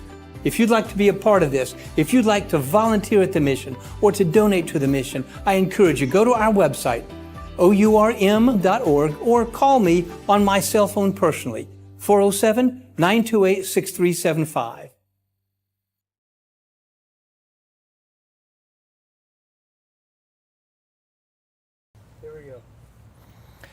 Welcome back to Conversations on a Bench. I'm Freddie Clayton with the Orlando Union Rescue Mission, and we have beside me Matthew, who is in our work extension program and is on the verge of graduating and moving out. Matthew, thank you, brother. Nice to meet you Appreciate again. you being here. Yeah. Okay, so tell me real quickly. Sure. Where you grew up, how you ended up at the mission, how you ended up in Central Florida, and about your job. Well, my story is a little bit different. Yeah. You know, I lived in Ohio. I had a pretty successful career for a number of years. And when I used to come down to visit to Florida, I always used to tell my kids that I was going to drive a bus for Disney. You know, the whole experience was just something that always, you know, caught me, and, you know, the relationship that it garnered between, you know, the families and you know, the guests and different things. And as I got a little bit further into my career, there was an opportunity for me to make that jump. And I didn't have a lot, though. You know, I'd kind of spent it as fast as I could make it. Yeah. You know, was a little irresponsible for a while with my money. And so I had to wake up. I had to grow up a little bit. And in coming down here, I came with, you know, very minimal, a few $100 in my pocket. Okay. And but I knew this is where I wanted to be. I knew what I wanted to do. And how long ago was it that you moved down here? Officially, it was in January. Okay. There was a little transition back and forth that I had. I'd lost my father in December, so there were some things, you know, around that. But I came to the mission here, you know, in July, and I came essentially day one with a job in hand. And one of the awesome things about the mission here is you have a program for people who have, an existing full-time position. And so I was able to, very, very quickly, demonstrate, that I deserved an opportunity to have a place to stay with a little stability so that I wasn't all, right. panicked and worried. When you moved down here, did you already have your CDL? I did, yeah. Okay. I've had it since about 96. Okay. And you came down here with the expectation you were going to be driving a bus because you were licensed to do that. Yep. Gotcha. Absolutely, okay. All right, so you started driving. Now, have you driven from Mears the whole time? Here, yes. Yeah. Okay. Since I've been in Central Florida, it's always been Mears. Yeah.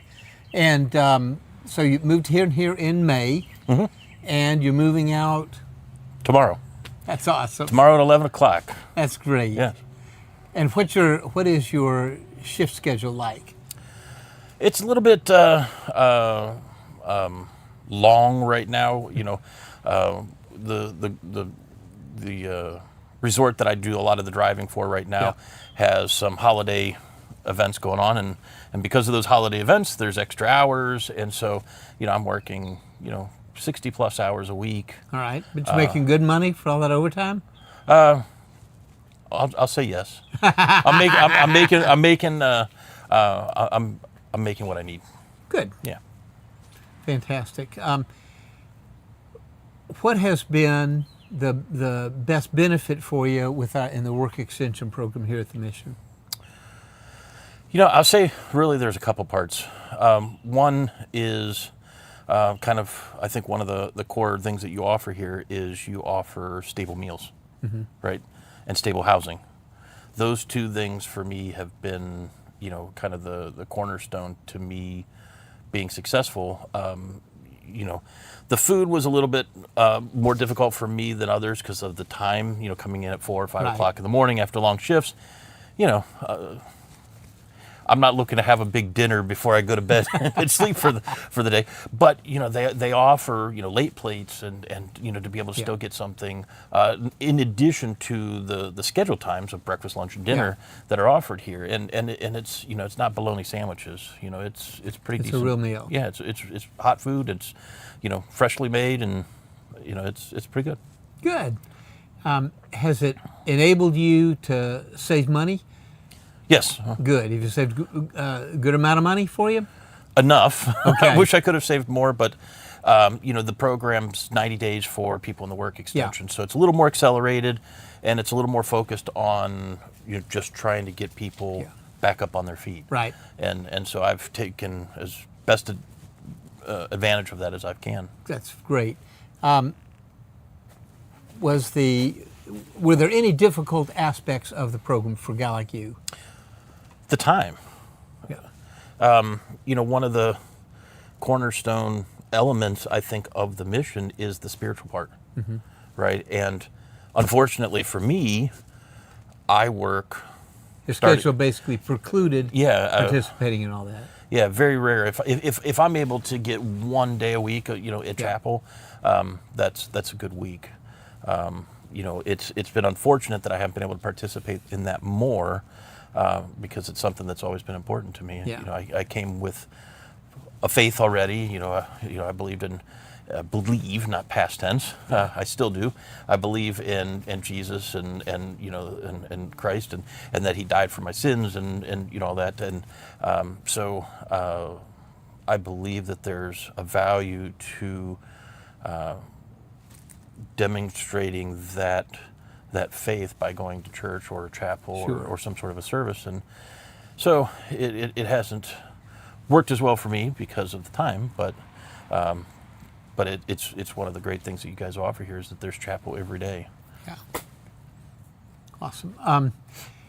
Would you recommend our work extension program to anybody in a similar situation to you that had a job and needs to be able to save some money and establish a stable schedule?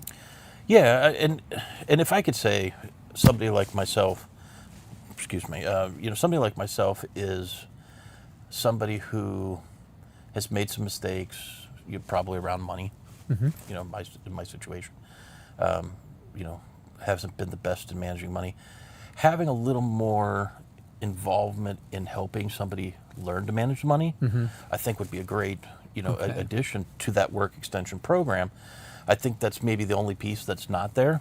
And I know that may not have been exactly your question. No, that's fine. That's I wouldn't. No. But, well, and so if the mission were to offer a course, a biblically based course for personal finance, would your schedule have permitted you to participate in it? I mean, I hear you're obviously you're working long hours. Sure. Yeah. And you're you're coming in tonight. You're getting here at 2 o'clock in the morning. And this is an early night because many nights it's 4 or 5. So. Okay. And I presume that you're leaving here somewhere mid to late afternoon to go to work? Yeah, it was a 12-hour shift today. So I left 1 o'clock and got back about 1:45. So yeah, it was a little over. Or pretty close to a 12-hour. So. Okay. But your original question was, you know, about the value of the program here. Yeah. You know, having stable housing, a place to do laundry, you know, I think that is absolutely critical to somebody trying to get back up under their feet. Right. And, you know, for me, obviously, that's something that I needed very much. And the food, that's gravy. You know, the ability to not have to spend the money on food all the time is, I think, something that helps in that saving process. But budgeting is not something that many of us have learned well, except through failure. Yeah. Right. And so having the opportunity, you know, maybe to sit down with somebody and to work through those, like, what are your financial goals? Right. Because I hear other people in the program who want to improve their lives, they want to make change, but they're leaving here into debt, cars, expensive apartments, you know, and things like that. And so I feel for, I worry for them that absent somebody giving them that little bit of guidance, that they may end up back in a place like this That's very, interesting. very soon. Thank you. Thank you for sharing that. Any other suggestions? Because my guess is that what you have done is almost a prototypical use of the work extension program, where your guy's got a good job and it gives him a chance to get his feet under him, save some money, establish a stable schedule, and then as soon as he is ready to get up and out and make room for the next guy. But so other than the idea of helping with some kind of personal finance assistance, is there anything else that you think would improve the value of the program? I don't know that I could say that there would be a lot that I would change. I know everybody's different. You know, the jobs are different. The desire to make change is different, right? And that's one thing I know, not just about myself, but anybody, is you can't make somebody do something. They have to want to do it, right? So working within those parameters, I think you guys do a fantastic job of helping people and giving them opportunity, giving them chances to excel and exceed where they can. And at the same time, you know, just one amazing thing, some of the people that I've met here, both staff and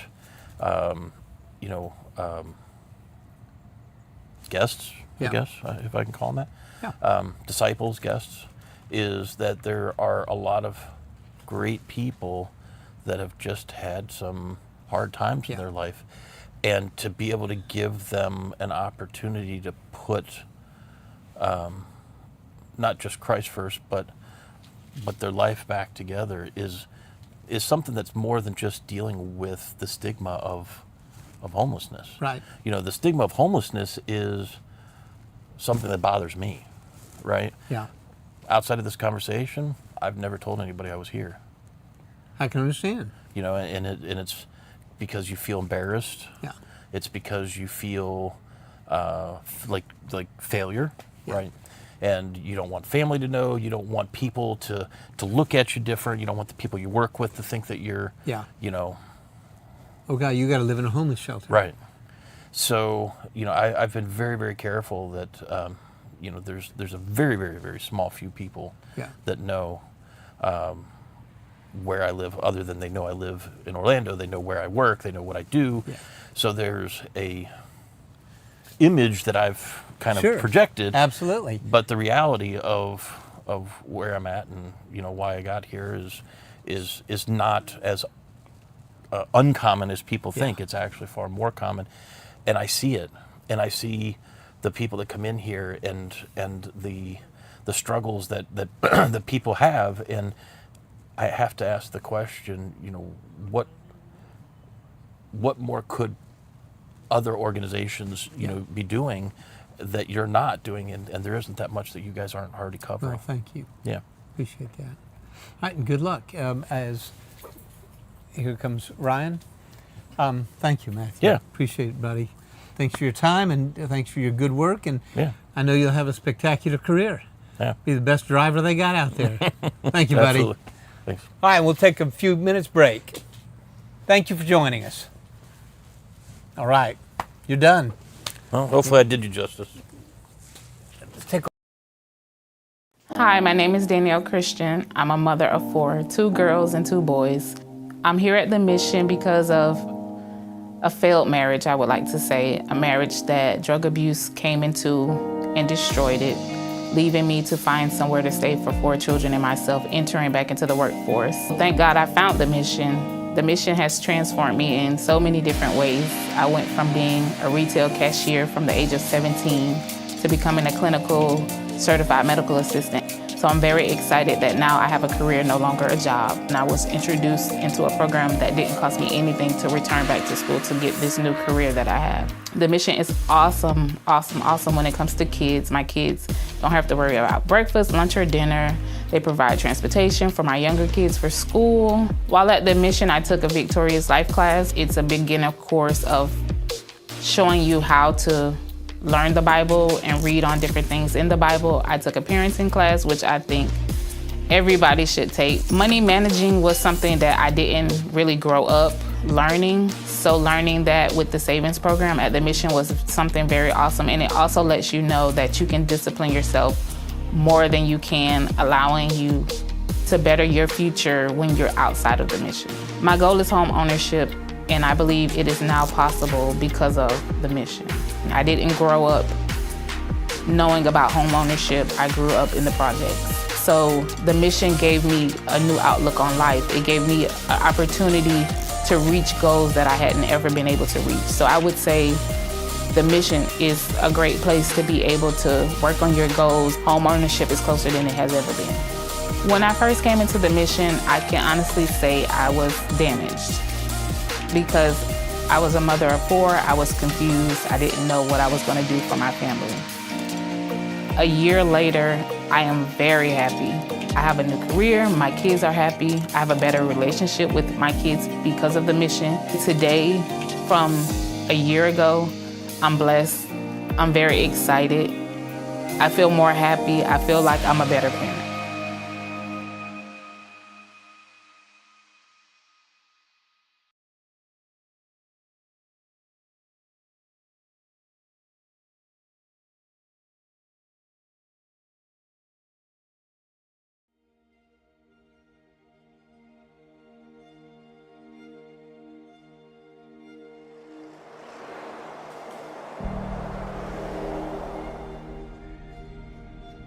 Despair can feel overwhelming. Sometimes our past tragedies or past mistakes are hard to escape. But hope is powerful. It starts with a small step like a meal or a warm bed. Hope is being honest, finding strength, and reuniting families. It's knowing your children will be safe tonight. At Orlando Union Rescue Mission, we transform lives. With your help, we provide the foundation for a brighter future. Support us. Give hope and a new beginning. Orlando Union Rescue Mission.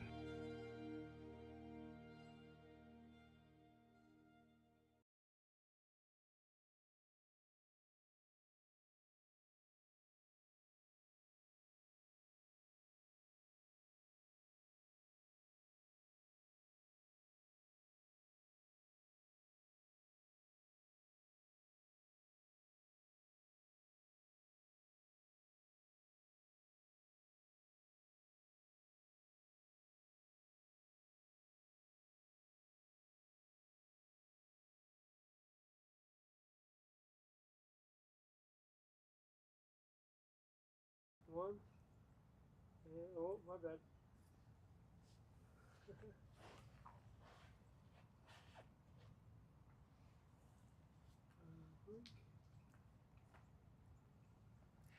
Welcome back. Freddie Clayton with the Orlando Union Rescue Mission. Conversations on a Bench. We're almost exactly halfway through our 24-hour consecutive live stream. We have a special guest right now at 2:30 in the morning. Alex, one of the guests here at our men's home. Thank you, brother, for being here. No problem, sir. All right. So tell me about your childhood, where you grew up, your family, and how you ended up in Central Florida. So where'd you grow up? Small little town, Radcliffe, Kentucky. Pretty sure you're familiar with Fort Knox, aren't you? I have been to Fort Knox, yes. It's pretty close. Okay. I grew up around Radcliffe. I actually was from a town right next to Radcliffe, but I lived in 2 small towns my whole life, so coming to Orlando was definitely a change. So tell me about, you got brothers and sisters? 2 sisters. I haven't talked to them in a while. I probably should get back connected with them, but I've been a little busy, you know. Yeah. All right. And did you grow up going to church, stable family, or things chaotic? What was your childhood like? Middle class, you know, not a religious family. Believe in what you want to believe in. No hate, no anything. Just everyone had different beliefs. It was a very diverse culture. And I want to say culture and culture-wise, as I mean, and religion-wise, because everyone had their own beliefs. My dad was a Buddhist. I was some sort of a Christian growing up. You know, I always believed in I can't even talk right now, man. That's all right. Despectable. Yeah. I believed in God, that He existed, but I wasn't following a really Christian lifestyle. Sure. And then I was just growing up, man, and yeah, I mean, everyone was different in my house. I never really had any religious, you know, go towards this, go towards that. I kind of followed my own thing. Right. Right. And so when did you leave home? When did you move to Central Florida? I'm 18 still, but when I turned 18, I decided I don't want to sit at home anymore. I want to get a taste of life, you know, get out, you know. Even I came out here with $1,000, not much, but this program has given me an opportunity to, you know, have a place to stay, let me grow myself, and it's very nice. So how'd you get down from Kentucky to Orlando? Greyhound bus. I think you know, right down the road. I do. It was very interesting experience, very interesting people, very How long different. was the ride down? 3 days. Actually, my original plan was to stop in Miami, but I had a guy at the bus stop down in Kentucky tell me about Orlando, and he said, you know, stop in Orlando. If you like it, stay. And, you know, I liked it. So I was like, all right, Orlando's the place. Cool. So how long have you been with us at the mission? I think about a month and a half now. Not too long, but not short. So I've got a gist of how everything works. How long after you arrived at the Greyhound station did you enter the mission? Did you that first night? No, did you find actually, the mission? What happened? So I was 18 and a half when I came down. I'm about to be 19 in 4 months. So I came down here, and I was actually just living in a hotel for a little bit, you know, just seeing what Orlando was, going to get a job. I got a job really easily. You just got to go present yourself, you know, make yourself seem like a worker, and I am. But, you know, I came down here, I got a job, I had it nice, and my boss, my old boss, I don't work for that company anymore. I actually rotated to a different company, but he showed me this place, and I was actually staying in the overnight program for the first part of it until, you know, I figured out the work program, and got it all straight. Great. So you're now part of the work extension program. Yes, sir. And what kind of work are you doing? Right now, you know, nothing fancy, just checkers and rallies, but I'm actually enlisted in the Army. I'm going in on February 16th. Are you really? Yes, sir. Well, congratulations. So where are you going to report in February? Fort Jackson. I'm going to be going into in Bravo. South Carolina? Yes, sir. Yeah. I'm going to be going into Bravo 25, which is an IT specialty field. Now, do you have background in IT, or no, sir. You're just smart, and they know you got the aptitude. I just got a good score in the ASVAB, and they got me in. Well, fantastic. That's great. Right, so you're working at Checkers, is the one right here? Yes, sir. That's convenient. You get what, a 5-minute walk to work every day? Well, I actually just got a little scooter. I spent a little 200 on it. It get me there in 2 minutes. So, okay. Because a 5-minute walk was too hard? Yeah. Yeah. Oh, you know, after I was walking around for a month and a half, I got tired of walking, so. Fantastic. So what's your schedule like, and how does living at the mission and the work extension program accommodate that? Is it good? I mean, it's a very, very flexible schedule. You can work any hours as much as you want. I'm actually looking to pick up a second job just so I can save up before I go to the military and have a nice check to spend, you know, when I'm done with basic and everything. I'm working right now, I think 9, or I go in sometimes at 8, sometimes at 10, stay till about 7 or 6, you know, just work a closing shift, not anything fancy, but it's very nice, you know. How many days a week do you get to work? It really just fluctuates because it's fast food. Some days I'll work 7, some days I'll work 5, some days I'll work 4, but I still get around 30 to 35 hours on average, but more than that most of the time, but that's just the bare minimum. Right. And are you able to save some money since you're living here? Yes, sir. I don't spend any money. Now that I'm here, I don't have a reason to, you know. I get fed, I have a place to sleep, no bills. Why would I need to spend money? Great. Are you gonna be able to stay here through your reporting for the Army? I'm hoping so, but if you know, people need a room, I'm not gonna take it. I'll have enough money spent for. I should only need about 1 month before I go. You know, I'm not trying to take up too much of the time here. I'm grateful for the place to be able to stay, but I understand if there's people in situations just like me that, you know, need the opportunity to save and, you know, get a place to stay. I actually know what it's like for a little bit, you know, to sleep outside, you know, not have it nice. It sucks, man. It's not something anyone should go through. It's much better? Yeah. Awesome. So do you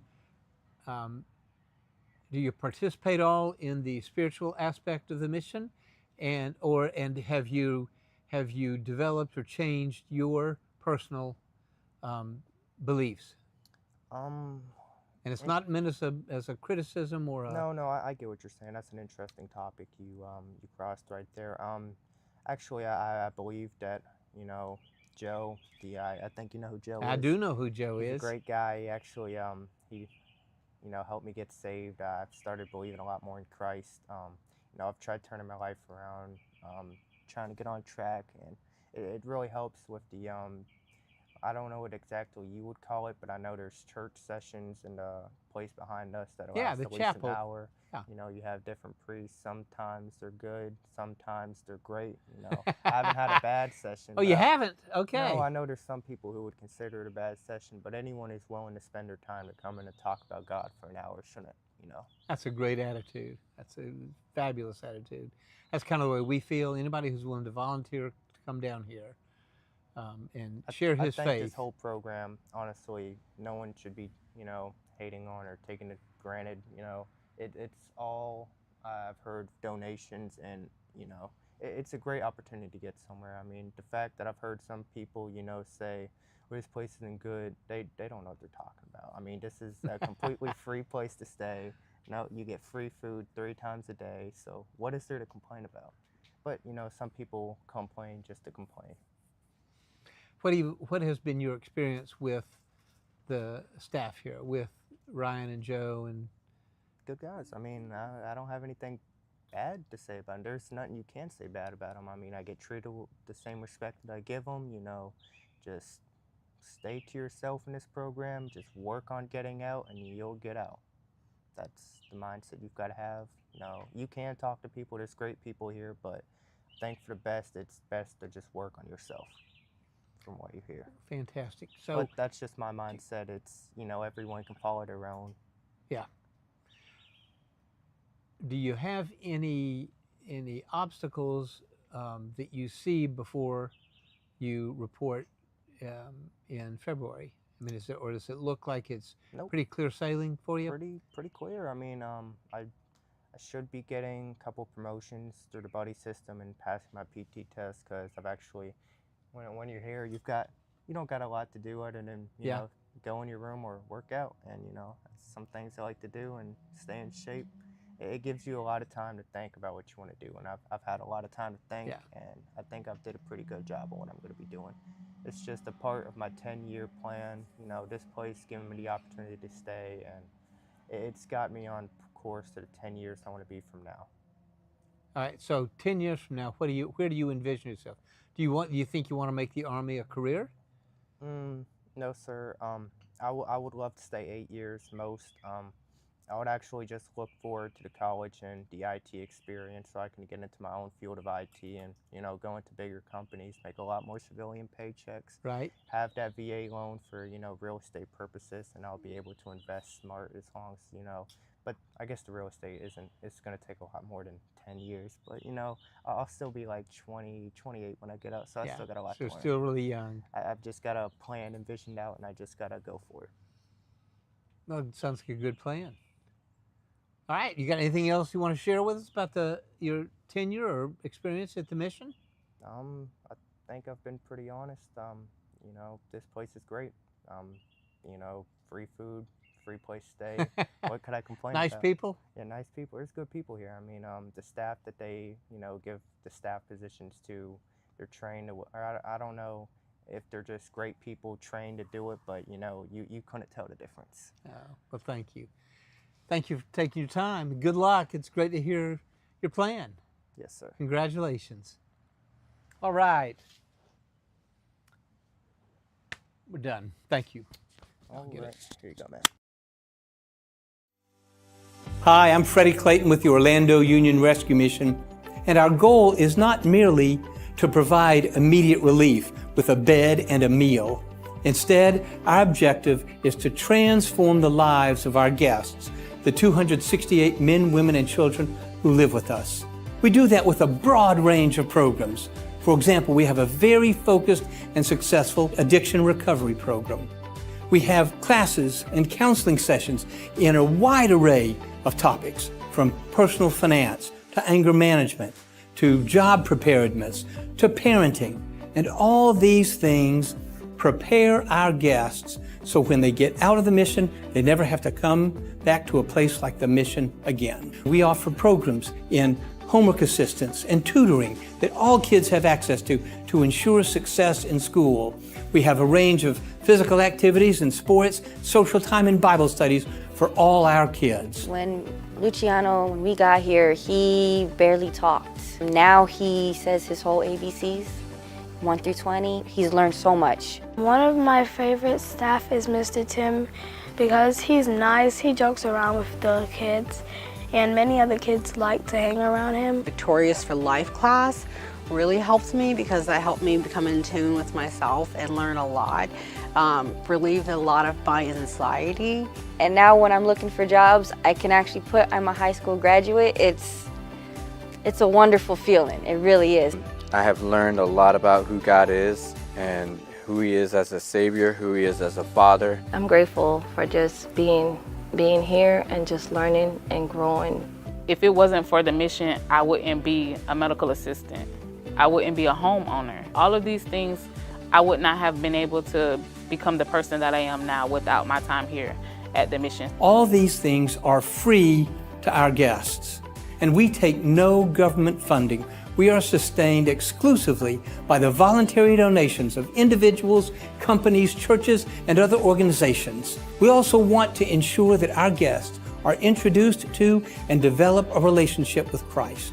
If you'd like to be a part of this, if you'd like to volunteer at the mission or to donate to the mission, I encourage you, go to our website, OURM.org, or call me on my cell phone personally, 407-928-6375.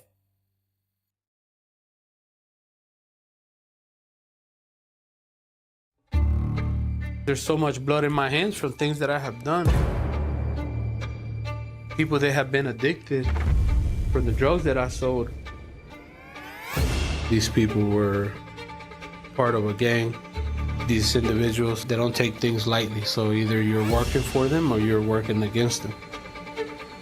I wasn't afraid of the fact that they wanted to kill me. I was more afraid of the harm they could cause to those that had nothing to do with this. So here I am, homeless, planning on how I can get my hands on something that I can protect my family with.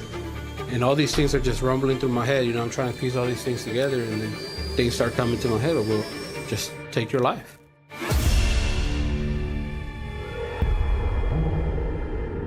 I lived a very flashy life, would be the proper wording. Eating in high-end restaurants, you know, insane amount of money and luxury things, whether it's clothing, hotels, it didn't matter. You had so much coming in, you didn't mind spending so much, you know. I got involved very heavily dealing drugs.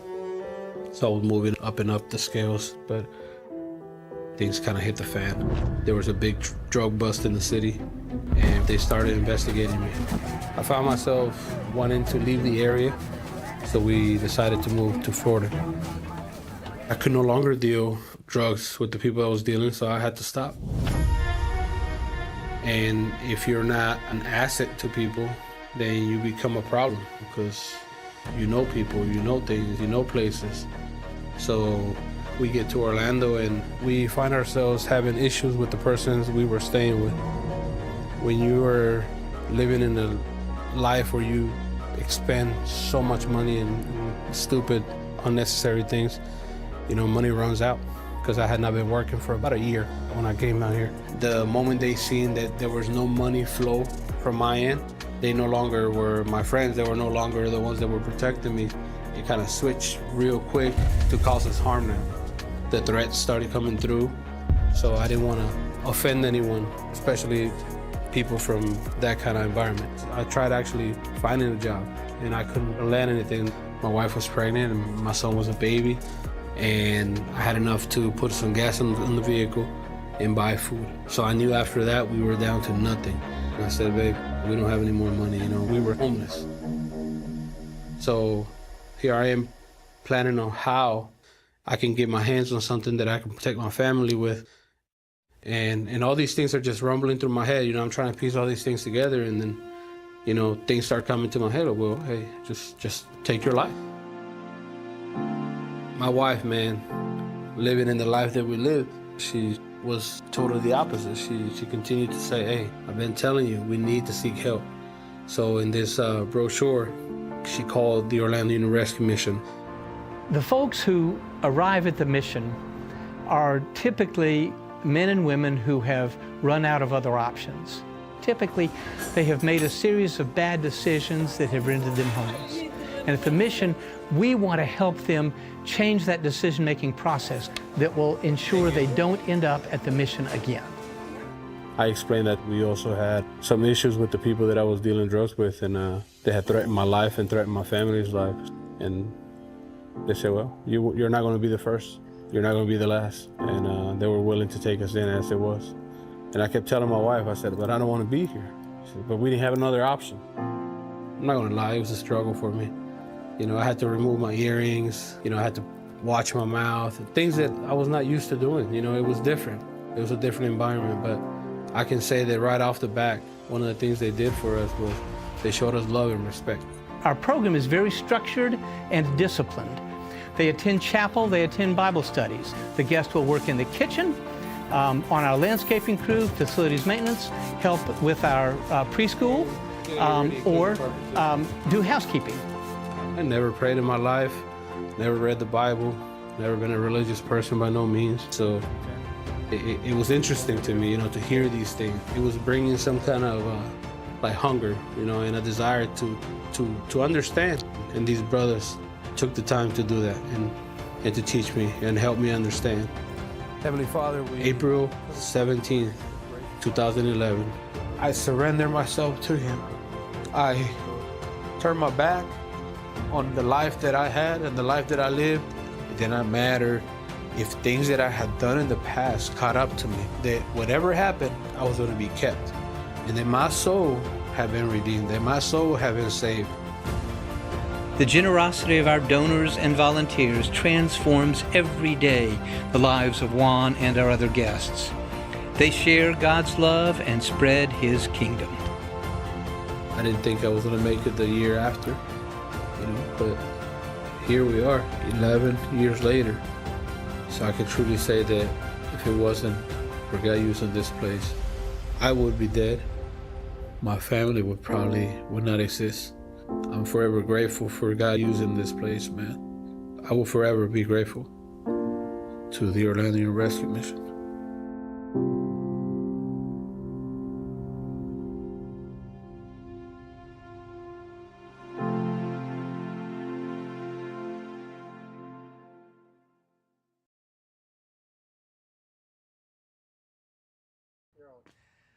All right, welcome back, Conversations on a Bench.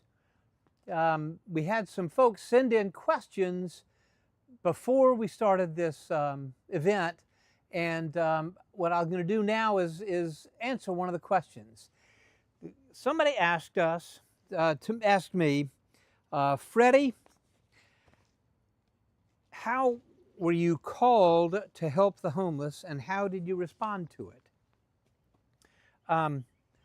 At the mission, we often talk about what we call the NOG, the networking of God. And I'm confident that the networking of God was in operation, although God may have intended it more as an act of humor to get me to the mission. I am neither smart enough nor good enough as a person to have been involved in ministries or missions for most of my career. I'm a lawyer and a business person by both training and experience. And about 12 years ago, 11 years ago, a partner and I had a company that made online interactive training programs for medical personnel, and we'd sold it. And sadly, in the process, I did not get obscenely wealthy. But the process had been beneficial enough that I didn't have to do anything for a while. And I was on the board of directors at the mission at the time. And we discovered some information that necessitated a change in leadership. And I was the nearest available victim and became interim president. I am now about 109 months into my 6-month tenure as interim president. The board still has serious reservations about me, but then so does my wife, and we've been married 47 years. I will tell you that while I worked and helped start 2 companies, and consequently worked relatively long hours, nothing has consumed me like working at the mission. And the really consuming part of it is to see God transform the lives of homeless men, women, and children. We've had the glorious blessing of listening to some of those stories during the Conversations on a Bench. And I have the enormous privilege of seeing that happen regularly. And one of the things I want to do is remind all our donors, if any of them happen to be watching at 3 a.m., that those transformations occur because of your generosity, that your gifts change lives. They prepare men, women, and children to escape homelessness permanently, and it would not happen without your efforts. So thank you, and God bless you. All right, another question.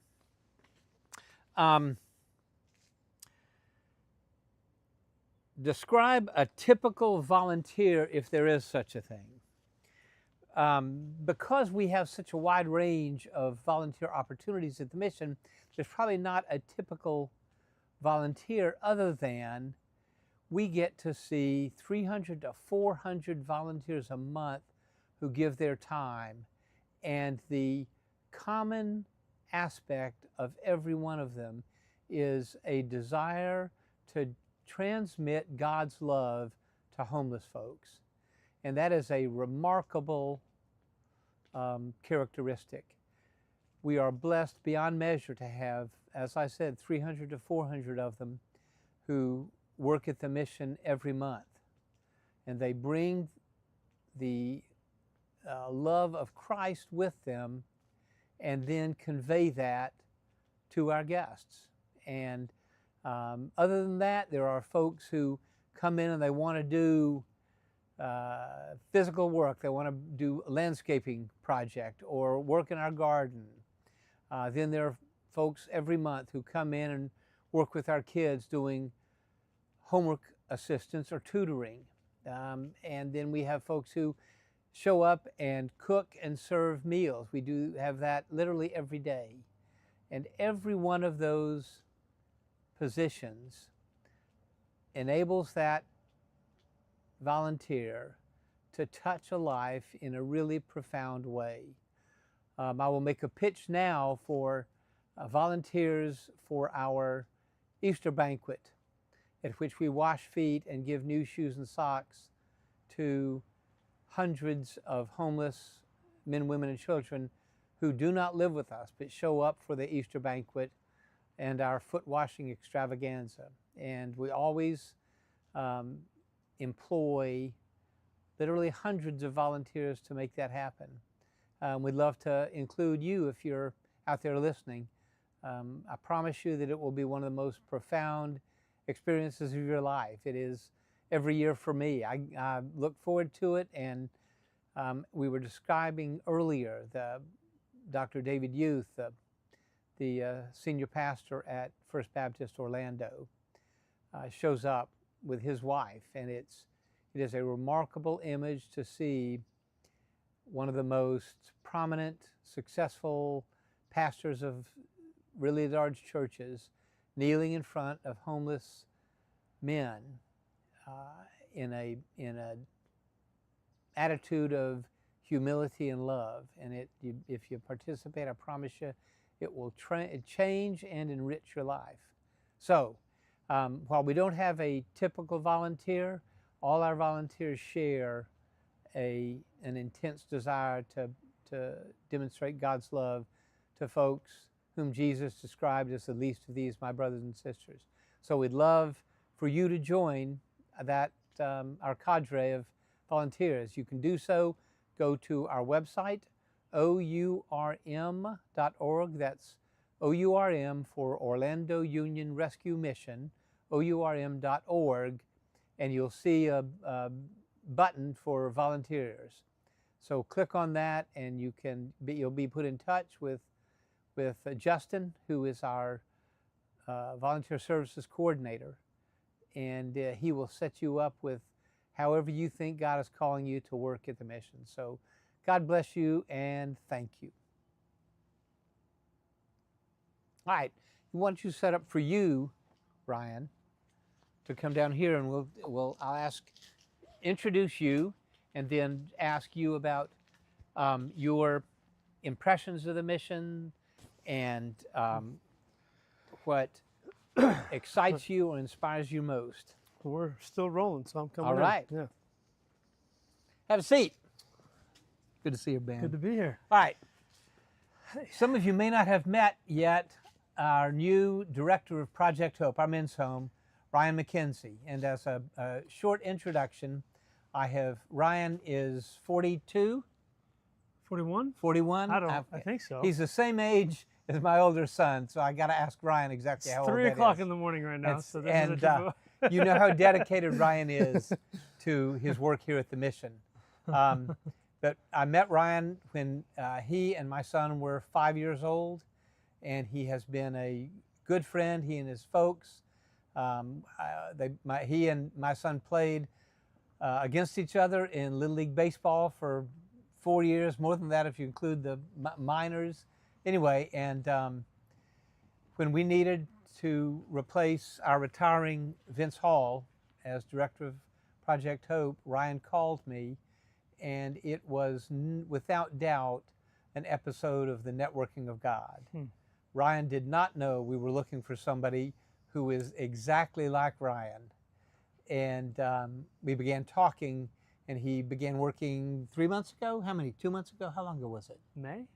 Was it May? I don't know. Yeah. I'm sorry. Anyway, so I'd like to ask, let y'all hear Ryan answer some questions about his work here. So first off, Ryan, tell him about your ministry background. I gave my life to the Lord Jesus in college, between my junior and senior year of college. Where you were playing baseball? Yeah, I played baseball at Rollins College. found Christ. He found me that summer. Went back my senior year, and everyone thought I went crazy because I no longer, God just flipped my life around. Like it was just, so all the guys, everyone thought I went crazy. But I was just in love with Jesus, and it was just amazing, and He changed everything about me, and it's been incredible. So since then, anything I can do to work with guys in small groups, we work with kids, youth, men, families, parents. It's just whatever God says this is next. My wife and I have been saying okay, and it's been amazing. So that led to growing some different ministry opportunities, and then starting to work on planning a church in Winter Garden, and some things changed there. And as I called you, you said I had no idea this was even. I knew the mission was here. I'd talk to you every couple of years. Somehow our paths would cross, but man, I just was like needing some advice in a rough time, and I had no idea the job was even available or here or a thing that I would ever even want to do. And you said, I think you're supposed to come work at the mission. And I said, no. I'm not looking for a job. I just need to talk to somebody. And a month later, a couple weeks later, I was in Tampa and got a conference, meeting with some friends, and I was outside our hotel window. I was just looking out at the city of Tampa, and I was kneeling down and praying, and I just kept hearing God say, take this job. Take this job. And I was like, I don't know that I want to, because I was used to the typical ministry job where I get to, my office is at home, and I set hours, meet people, but I'm mostly at my house. And with my kid, I've got 6 kids, so I'm like, with my wife and my family, and like spending time with them, and I just kept saying, kept hearing God say, take this job. At that point, I didn't even know if the job was still available, and I didn't know if He really had offered it to me. It was just a conversation, so I called, like, awkwardly, hey, are you serious? So then now I'm here, and it's been amazing. Like, God is just it's incredible to join Him and what He's already doing here and be a part of it. It's been such a blessing in my life. It's just... Yeah. You are a magnificent blessing to everybody here. Ryan has come in with great ideas about how to build on the 77 years of success we've had helping transform the lives of homeless men. And he has both fresh ideas and a really impressive, deft touch on instituting changes in a way that he brings his team along, and they are all kind of senior ministers at the mission. And as I said, he knows exactly how to offer changes in a way that is attractive to them and doesn't create any resentment or opposition, and improves our ministries. And so I think everybody at the mission is thrilled with what you're doing. So thank you for that. It's awesome. I'm just grateful to be a part of this. The team we have, you've heard, if you've been watching this at all, or if you're looking at clips of this later, every guy here that I've seen come on the live stream tonight, they just can't stop talking about the counselors that are here, the guys that are with them day in and day out, teaching them. We have, 5 staff here, 6 including myself, guys that are looking after their safety, their well-being, teaching them the Bible, showing them how to work. It's just like, it's the team that is here that I stepped into are guys that love Jesus and love these men, and it's an honor to be with them. And it's just incredible, that on top of the legacy and the history of the Orlando Union Rescue Mission. It's like God has set something in motion here that we're just trying to be a part of and see it. Can we float down the river with wherever He's taken us? It's been beautiful. It's anybody who's been watching. One of the delightful aspects of working at the mission is getting to know the pastors in town at these really, really varied churches. Everybody from Dr. Robert Spooney at Mount Zion Missionary Baptist Institutional Church, an inner city church in Paramore, to Dr. Joel Hunter, one of the most prominent pastors here. And they talk about the presence of Christ at the mission and how they, through volunteering with and working with the mission, see Christ working in the lives of our guests, the folks who live with us. And it is comforting and inspiring to hear them talk about it. Yeah. And when I couple that with our enthusiasm about what Ryan is doing and the new ideas he is bringing, I feel like God has just continued to bless us. As mentioned earlier, the networking of God, there's no question in my mind that the networking of God brought Ryan to the mission. And when I look at the other members, especially of our leadership team at the mission, it is clearly every one of them stumbled into the mission because God was leading them, often like what Ryan just described, not necessarily enthusiastically initially. And it has resulted in a massive improvement in our ministries and an increase in the number of lives who are changed by God's love while they live at the mission. So we were talking earlier last week about the prospect of a couple of types of retreat weekends for the guys. Yes. So explain to folks what you're talking about. Yeah, so some things we're working on outside of physical change. If you haven't been to the mission in a while, come down here and see the physical changes that are taking place. It's amazing. But there's something that happens when you're at the same place every day. As beautiful as this place is and as great as it is, it just becomes routine and you get comfortable. So we're trying to find ways to get the guys not just, hey, take a break and walk down the street on West 50, but like, let's go somewhere beautiful. Let's go. We're going to try to get to a place to get out in the water, out camping, out in nature, and just be guys together and have a couple times a year where we just have some fun with some guys who fun and relaxing has never really been in their vocabulary, or at least not very often, or if it has been, it's in a really negative way and a harmful way for them.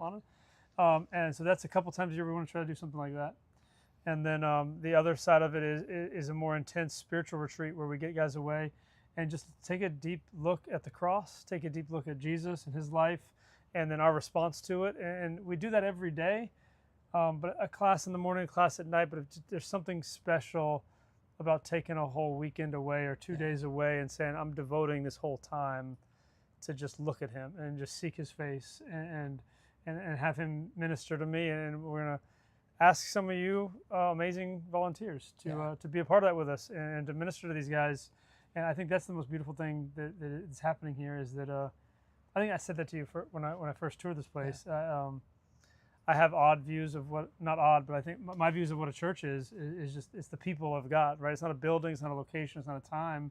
And I walk through this place and I'm just seeing men fall in love with Jesus. I'm seeing them minister to each other and minister to the Lord. And I'm just like, Freddie, this is a church. Like this place is a church. Like this is the people of God right here. And it's just the most exciting thing to be part of. So, well, thank you different weekends, it's going to be exciting. Thank you for enhancing that. And if you've listened to the testimonies of the guys who live here, and they talk about that love and how it permeates everything they see here and that we do here. And that is a reflection of the leadership that Ryan brings and the depth of the faith of the folks who work with Ryan here, with Shane and Richard and Joe and Dave and Jerome. All of them reflect that love. And our guys see that, and it helps transform their lives. We're just talking with a young guy who showed up here, and as he described it, he was a kind of a believer, didn't really know much, and he talked about seeing the faith of both the staff members here and of an awful lot of the guests whose lives were transformed by it, and how clear it is as an aspect, a major aspect of the lives of our guests, which is a wonderful testimony to the work of Ryan and his team, and we are grateful beyond measure for that. Yeah, it's a special place. So if you're watching now, and you haven't, why are you not here? Yes, and you have never been to tour the mission, I will tell you need to do that. You need to see what God is doing when almost 20 years ago now, the chairman of the board asked me to join the board of the mission. And I had a bunch of flimsy, self-serving, self-absorbed excuses for not doing so. And she had the wisdom simply to say, okay, I know that. You're so important, but could you just give me an hour to take a tour? And we finished the tour, and I literally said what we now describe as the 4 magic words. I had no idea. I had no idea that there was an organization in Orlando transforming the lives of homeless men, women, and children in the name of Christ, and offering the range of ministries to those folks that transform the lives. And we'd love to give you an I had no idea tour. I promise you there are aspects of it that will surprise you. It's this organization, especially one that takes no government funding. I have great respect for my friends who run other homeless services agencies here in town, and they do a fine job, and I know that they love what they do and they love the homeless people they serve, but the generosity of our donors gives us the freedom to decline every offer from a government that wants us to accept some funds. And we have declined that for 77 years, and as long as I'm at the mission, we will continue to do so, because it gives us the freedom to continue to listen basically to God and our donors about what kind of ministries we ought to offer. And we know that is a much better source of authority and expectation than the government. And so I'm grateful beyond measure for you donors out there, for what you do, and the way you enable us to continue to offer the ministries that transform these lives. So thank you. Yeah, that means the world, because even the guys in the program that are in our discipleship program, it's something that we don't talk a ton about, of where money comes from or how things get provided. They know people show up, they know people donate, but every once in a while that topic comes up, and we start talking about we don't take any government funding. It's completely by the love of others donating display, and there's a safety and a security in that to the guys that are here, knowing that it's not just some government program, which there are good government programs, I think, but there are, but knowing that, like, man, there's people that just saw this place and saw me and loved me and wanted to give to me and wanted to give to this place, and they, out of the love of their heart, not just funds money out of a fund somewhere. And I've seen guys open up when they were kind of hardened, because they start to trust a little more for some reason, and it's just out of generosity and just and love. It's just really been special to see that happen. So thank you again for that.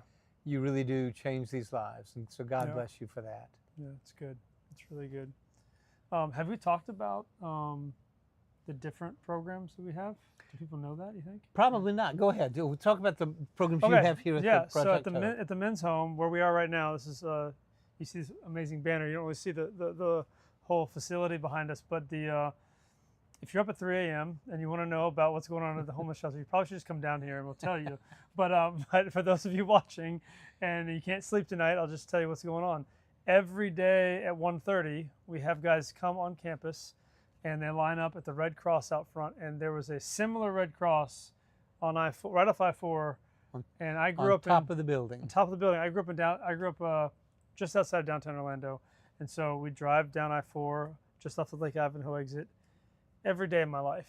And I just remember seeing this big Red Cross and being like, that's weird. Why is that there? That seems like a weird place for a church. Not knowing it was the Orlando Rescue Mission, not knowing what it was at all, just thinking in my prideful, ignorant self that looks stupid, you know? And now I'm like, man, what a beacon of hope, what a beacon of freedom. And it's just incredible. So every day these men line up at the Red Cross, and we have 48 beds available for the overnight shelters. That's the first thing we offer, is this overnight shelter. And guys get to stay there for free. They get a meal in the evening, they get a shower, they have a gospel message, they get a bed that's clean and safe and air conditioned, and then they get a meal the next morning, and they're on to try to handle their day, get a job, whatever they need to do to move on. They can come back in the afternoon. You heard some guys earlier talk about the work extension program. That's the next step up.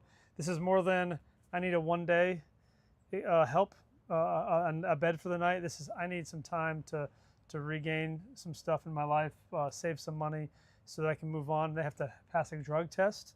They have to have a full-time job. They have to be willing to save 75% of their income while they're here, so they have something to move on with. And that's a big help to a lot of the guys. I think we had two or three guys talk about how that's helped them. They're about to move on tomorrow or next month. Yeah. It's really cool. But what we found is almost everybody needs more than one night and needs more than 3 months. And so we have a long-term, like I've been calling it a complete reset of our life. It's a complete reset of my life on the foundation of Christ. That my mind is reset on Him, my heart is reset on Him, my body is reset on Him. I'm just getting through addiction and all kinds of trauma and hurt and trust issues and all kinds of stuff. So the guys that enter that, we call that our discipleship program, and it's life-changing. Like it is just amazing. The days I'm here just talking to these guys, crying with them, helping them learn discipline, playing basketball with them or watching a football game, because that's a part of life too, and they need to know what it's like to have friendships, you know? It's life-changing, and it's changed my life just even being a part of it with them, seeing them change. It's so beautiful. So if you're given to the mission, that's the men's side of it. That's what you're given to, is the overnight shelter, the work extension, and then our discipleship program, which is that 1 to 2 year reset of their life. So.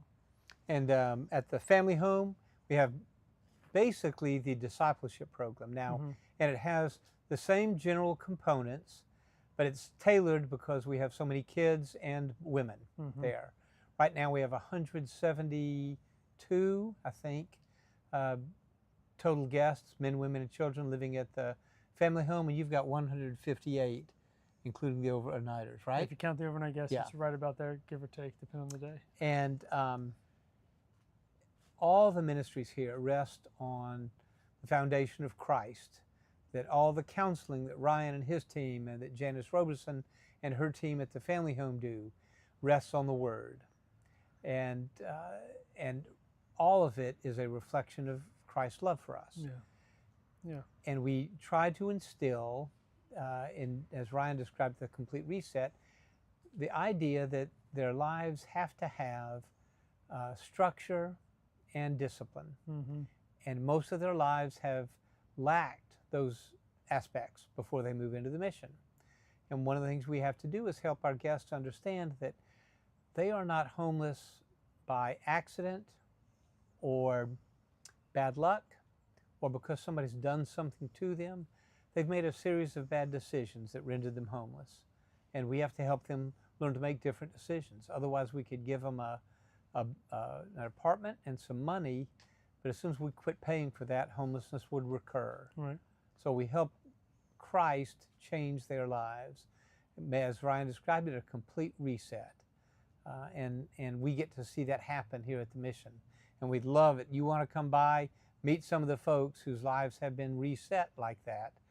We'd love to introduce them to you, because that's what your donations do. It's not just providing immediate relief with shelter, food, and clothing. It is fundamentally a life transformation, and that takes a while. As Ryan described, it's 1 year or 2 among the men, and basically the same thing among the women. Especially with the men, the great majority of them are addicts to alcohol, typically alcohol and other drugs, when they move in. And it takes a year to overcome the addiction. So most of them don't even get a job for a year. They focus on overcoming the addiction and establishing some discipline in their lives. Yeah.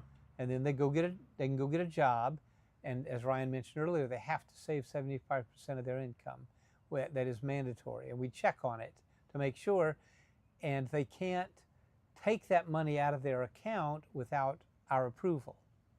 And we will approve it if they need to, for example, buy a car to get to work because they've been riding a bus that takes an hour and a half each way, or they get it when they leave.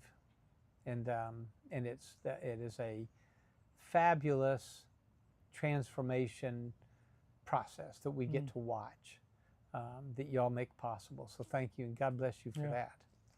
I think we've got a couple guys that are all right. ready to jump on here. So good. Y'all are done with me, and I'm gonna leave you. All right. Thank you, brother. Thank you. Love you, man. Yeah, love you too. All right, I can't even see with the light on. Who was over there? Your favorite man to love. Come on, you're up. Golden Corral time. Stanley's up. Hey, Stanley. Yeah, I got a mic for you here. I got you. Hello. Just gonna clip it on right there. What a treat. Oh, yes. Oh, definitely is. Good morning. Love you, brother. Good to see you, my friend. Oh, most definitely is for Have a me. seat. Over here, you're up next.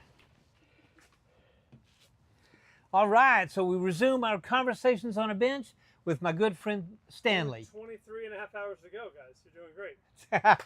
No, sorry, 11 and a half hours to go. Oh, wow. Yes, we're over halfway, 11 and a half hours to go, and we're getting our second wind. There you go. All right, Stanley, thank you, brother. Love you. Thank you.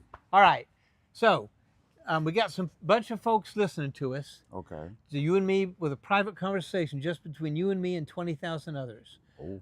No, not that much.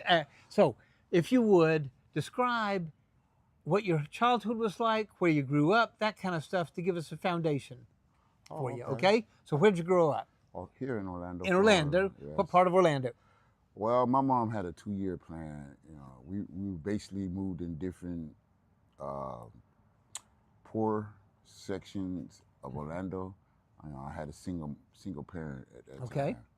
Even though my father was in my life, but he was not, you know, actually a provider at that time. And he wasn't in the household? No, he wasn't. Okay. Most definitely wouldn't, yeah. I can remember moving from Orange Center to Carver Shores to Tangelo to Sand Lake.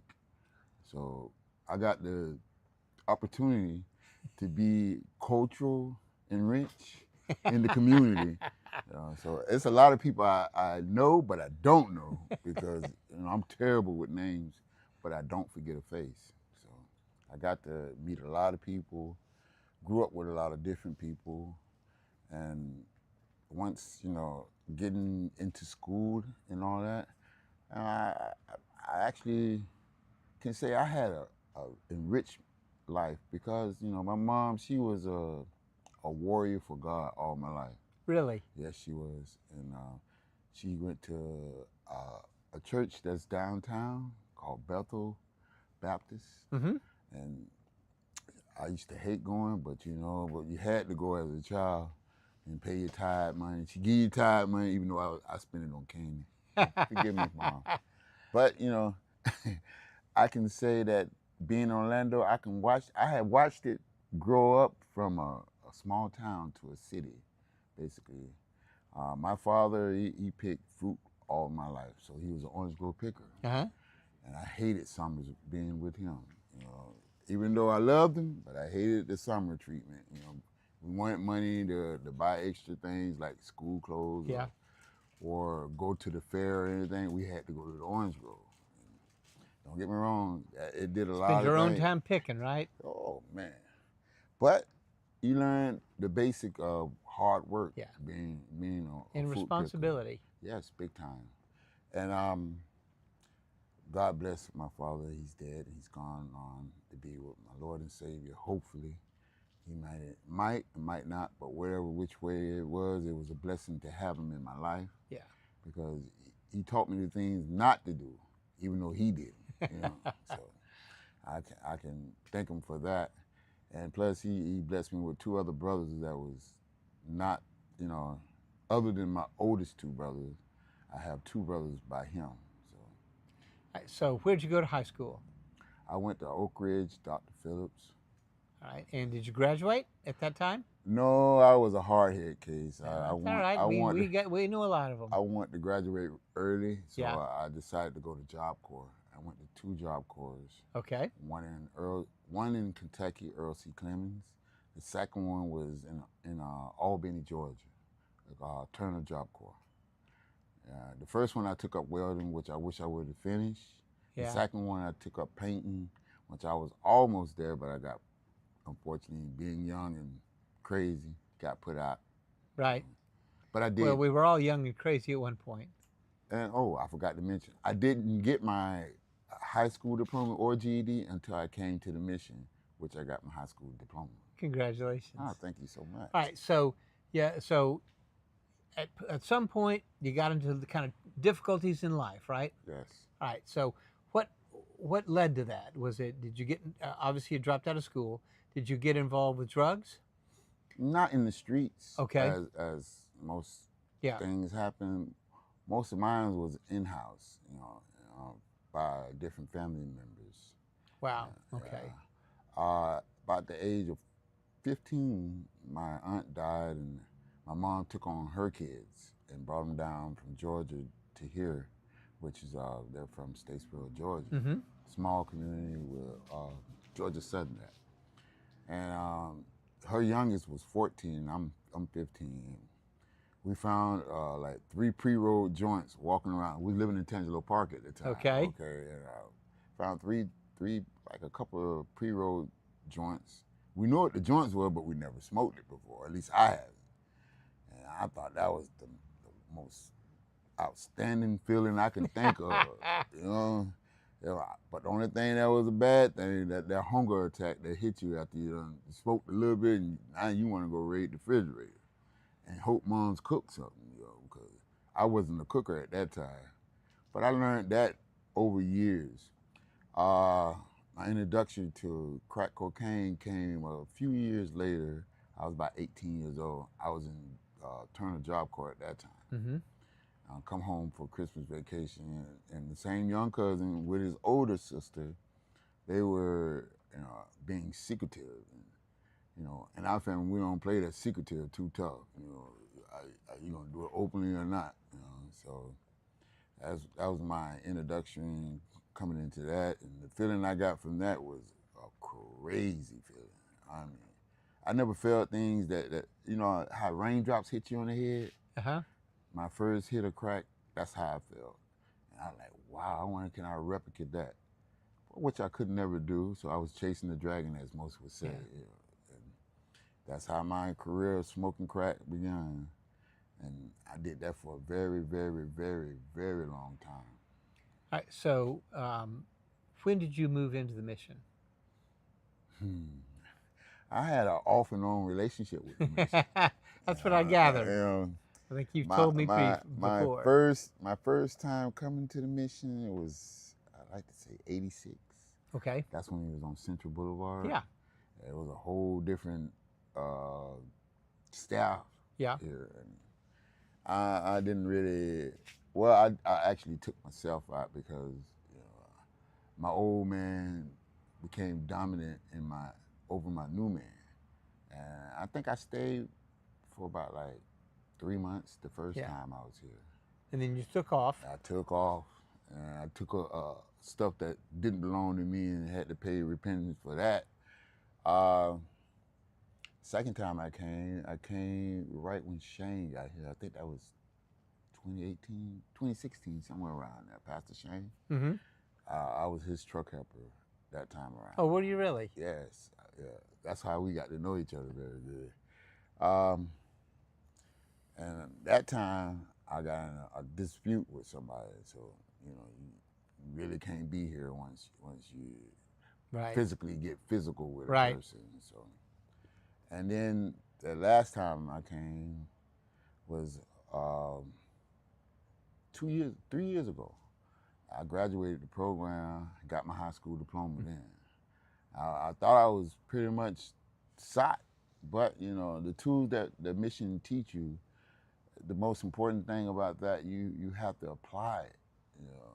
Don't think that you got it all covered without actually applying it to your life, which I never did. Even though I had went home and being in a faith-based household with my mom, you can only lead a mule to water type deal. Yeah. And I was that mule that didn't want to drink the water. So I would, leave home for weeks at a time until it became months. Then finally it just say, forget going home. I'm stuck in this rotation of misery. stayed out there for a long time, and until coming up to this time, being in the mission. It was early this year, about January 3rd, I was in a car accident, hit and run. I was on a bicycle, left for dead. And I can remember trying to get up, but hearing people around me saying, don't move, don't move. Me, I didn't want to stay there. I didn't want to be in that position. But I could hear the police come, and then the next thing I blanked out. So the next thing I know, I wake up in the hospital, which was like 3 to 4 weeks later. They said I was in a coma for 2 weeks. And on the operation table, I was pronounced dead twice. Goodness. Yes.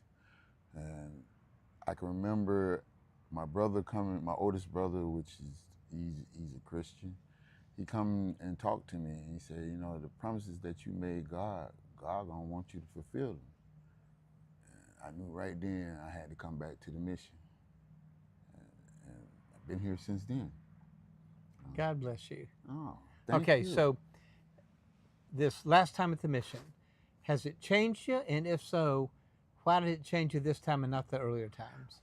I would say I have more drive this time, because my main thing in my main prayer is that I want to have more humbleness, be stillness.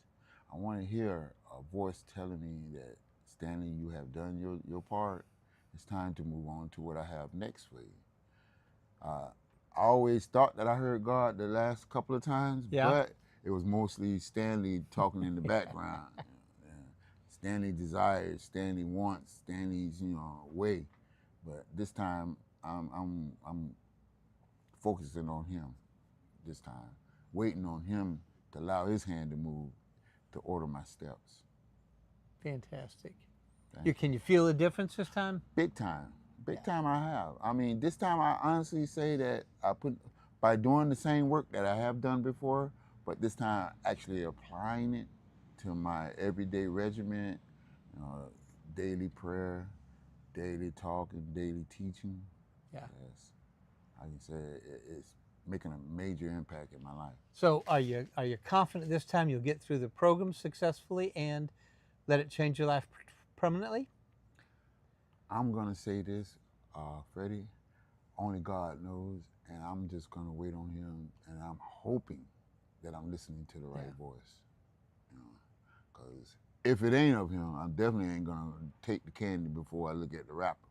Yeah. At least, so I want to say that being under his shield or protection or umbrella, it's more safer, it's more comfortable, and you can do it without the drugs, alcohol, And I'm feeling that now, because I have another one I just gave up, which I quit smoking. Congratulations. For being a smoker for That's over fabulous. 40-something years. Oh my gosh. I got 4 months in, yay. Really? Yeah. It's okay, so 4 months without smoking. Yes. How long have you been sober? Sober, 4 months. 4 months. This time, because, once you go back you had out a relapse. once you go back to the misery, everything that you did, plus the extra stuff, Yeah. normally come on too. So It bubbles up again. Oh yes, it's like riding a bicycle, they say. Well, that's awesome. Well, congratulations. Thank you so much. So, what makes it feel different this time? You said you're fired up for it. You're more committed. Why? What commitment do you have this time that you didn't last time? Lack of focus. I would say lack of focus, because I'm not speaking for other people, but I have watched it. Some people only come for the bed and the rest, but not the change. Mm-hmm. And I'm here for the change, and I think that's the most important part. To want to change, to want to do something other than what you used to doing. Yeah. So. Fantastic.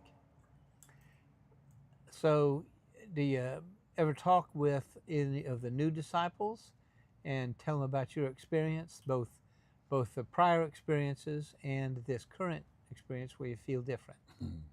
I tell anybody that wants to hear it, but I don't initiate it right off the bat because I have to feel a person, because I think that the Spirit wants you to tell your testimony, but He also wants you to be able to hear your pain and hurt in their testimony.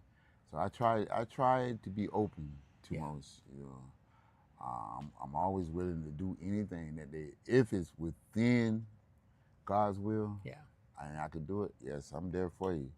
But you know, one of those cut buddies, but one of the pastors said, I ain't one of the cut buddies. No, I'm not one of those type guys.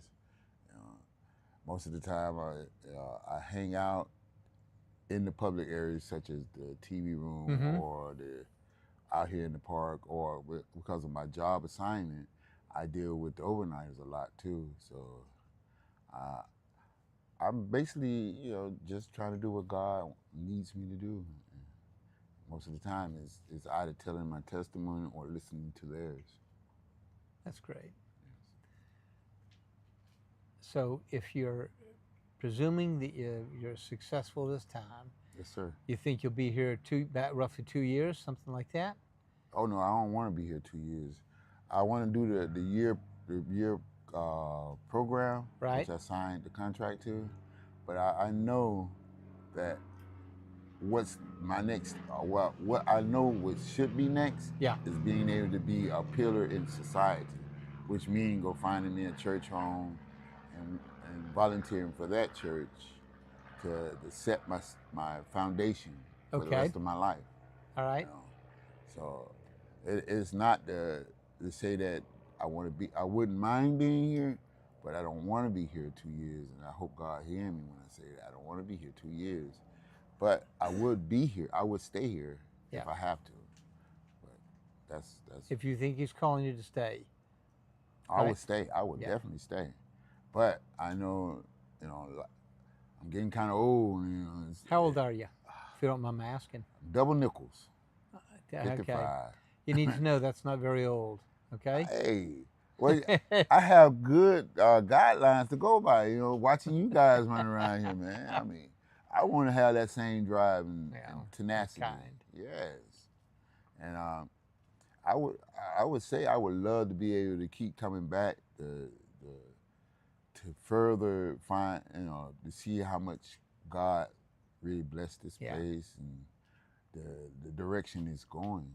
Because we just recently, as you just seen before I sat down, our new director, and I think he's an awesome guy because there's no payment need. We agree with needed. you. But, Absolutely. But I like the tenacity that he has and the compassion that he has for the sick and hurting. Yeah. I think that's very awesome. Good. All right. Well, God bless you, my friend. Thank you. Thank you, brother. Thank I you love for you. having me. We got to have more pleasure. chats like this. You know Amen. that? Hey, not at 3 in the morning though. Oh no. I'll call you at 3 in the afternoon. Now that's a better time. Thank God you. bless God you, bless Stanley. you. Love All you, right. man. Oh, can't leave that.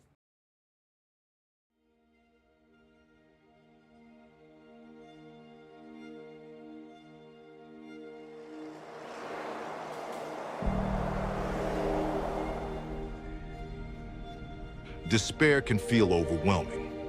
Sometimes our past tragedies or past mistakes are hard to escape. But hope is powerful. It starts with a small step like a meal or a warm bed. Hope is being honest, finding strength, and reuniting families. It's knowing your children will be safe tonight. At Orlando Union Rescue Mission, we transform lives. With your help, we provide the foundation for a brighter future. Support us, give hope, and a new beginning. Orlando Union Rescue Mission.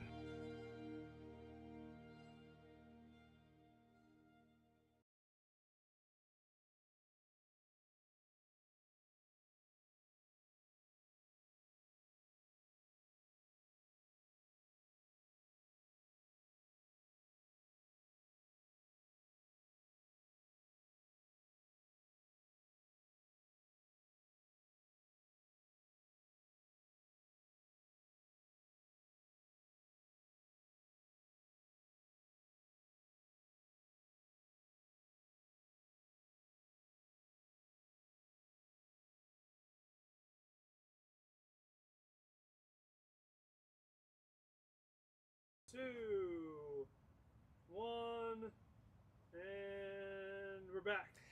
Welcome back to Conversations on a Bench at the Orlando Union Rescue Mission. It's now about 3:45 a.m. and we have Kenneth, one of the extraordinary guests here living at our men's home, who's going to tell us about his experience at the mission. Kenneth, thank you, brother. Thank you for being awake at 3:45 in the morning. Woo! To God be the glory. God, amen. He better bring the glory this time. All right. So, love for you to tell me about where you grew up, about your childhood, your parents, and ultimately how you ended up in Central Florida. Well, okay? Very long story. That's all right. We got time. I grew up in a home where there was a lot of military. My father was military, and we moved around. So you moved around? Yeah, I moved around a lot. So where were you born? I was born in California. Yeah, California, and we stayed there for stationed on a CBC base, and after that, we went to some other states. And I was so young, I don't really know all the places that we moved. You know what I mean? But at some point, we came back to Oxnard, California, and that's where I went to high school in Oxnard, and got involved in a lot of different things. I was a drummer for a while, so got into marching. Now, a drummer band. as in rock band drummer, or a drummer Marching as band. in marching band? Marching okay. band, and got a scholarship and things like that, and around the wrong kind of people, so I didn't actually take advantage of the opportunities, so therefore went down the wrong road. Did you get involved with drugs? Oh yeah. Okay. Yeah, I was the kind of person that was good at selling things, so you could imagine I could talk and communicate pretty well, so I was able to put myself in places where I shouldn't have been, and unfortunately, you know, I hurt a lot of people's lives and hurt my own life in the process. And soon after that, I got into physical businesses with actual, you know, legitimate business license and things like that. I became a painter, had a painting business called Pen Preferred Painting with the triple P power for paint. When you think of painting, think of pen. Did that pretty well, but there was a lot of other competition, and to really make money in that industry, you had to get bonded and insured and workman's comp, and so that's what I did work on, and it. Now, at that time, were you still using? Well, I wasn't really using. I was kind of trying to make money. Okay, and using that as a front. All right, you were dealing, a little but not bit. using. Yeah, That's yeah, interesting. yeah, Okay. yeah.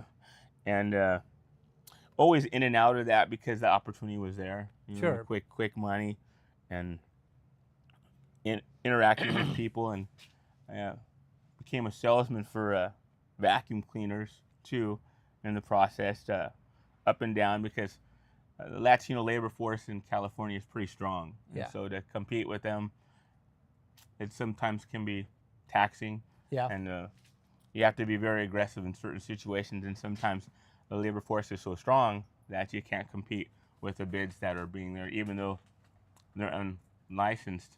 Yeah. People are willing to still go with the lower price, you know. So I couldn't pay journeyman prices. It was just hard to make those wages for people when I'm competing with such a hard bracket of people working in industry. So soon after that, I got into a lot of different sales positions and met my wife, and she was actually my second demo of demonstrating a vacuum cleaner, the Rainbow Vac. I sold that for a while, and we got married and started doing other business ventures, got back into computers, repairing them, things like that.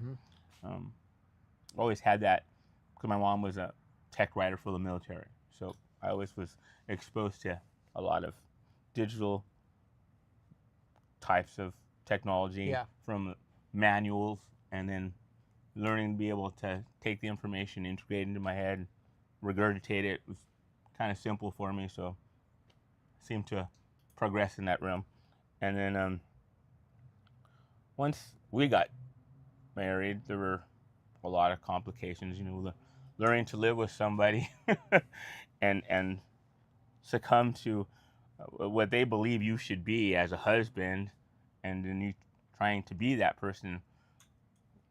It's night and day sometimes, and we had a lot of issues, and I don't really want to go into that because that was part of my spiraling into a downward cycle. I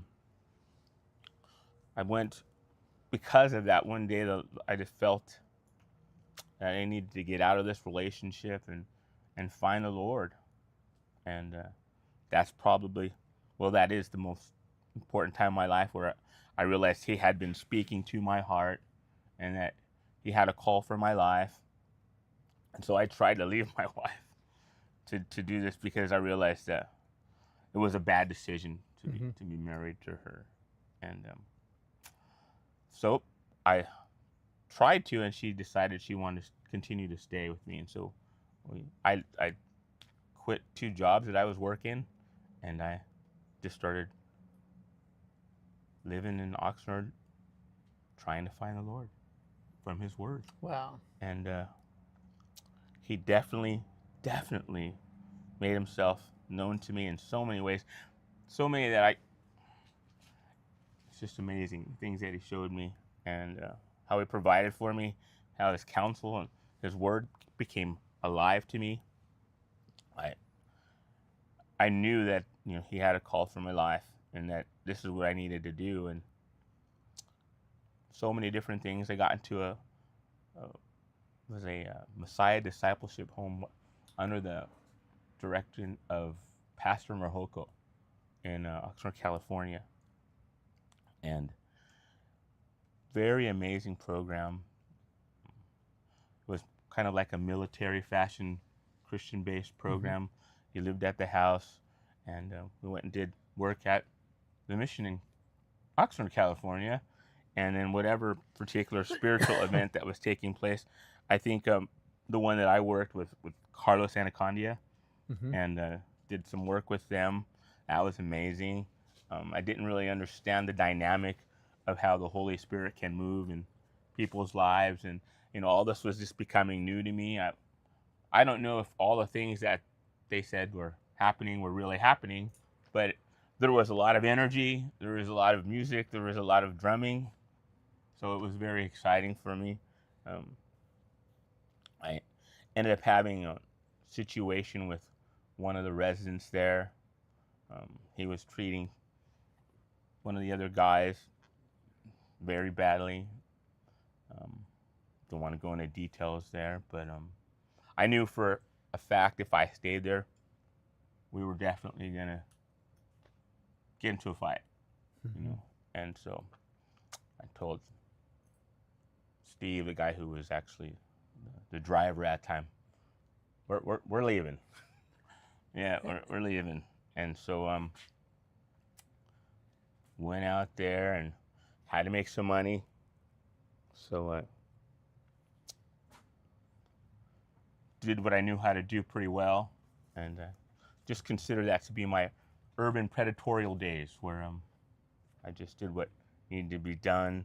I was incarcerated for a short period of time, and my wife and some other people were kind of maintaining life in a station wagon that we had bought, and moving from here to here.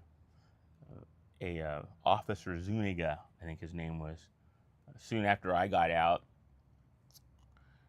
he took the car because he knew that that's what we were doing, and that was tough. Now we were on the streets.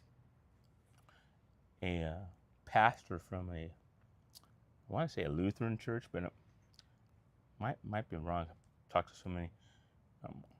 I was actually writing a story called Global Velocity Dimension, an acronym for God, and he looked at my storyboard and my stories, and he felt there was something here. He wanted to help us out, gave us a ticket to go to San Francisco. I wanted to go there for Academy Art College. At the time, it was Academy Art College, but now it's Academy Art University.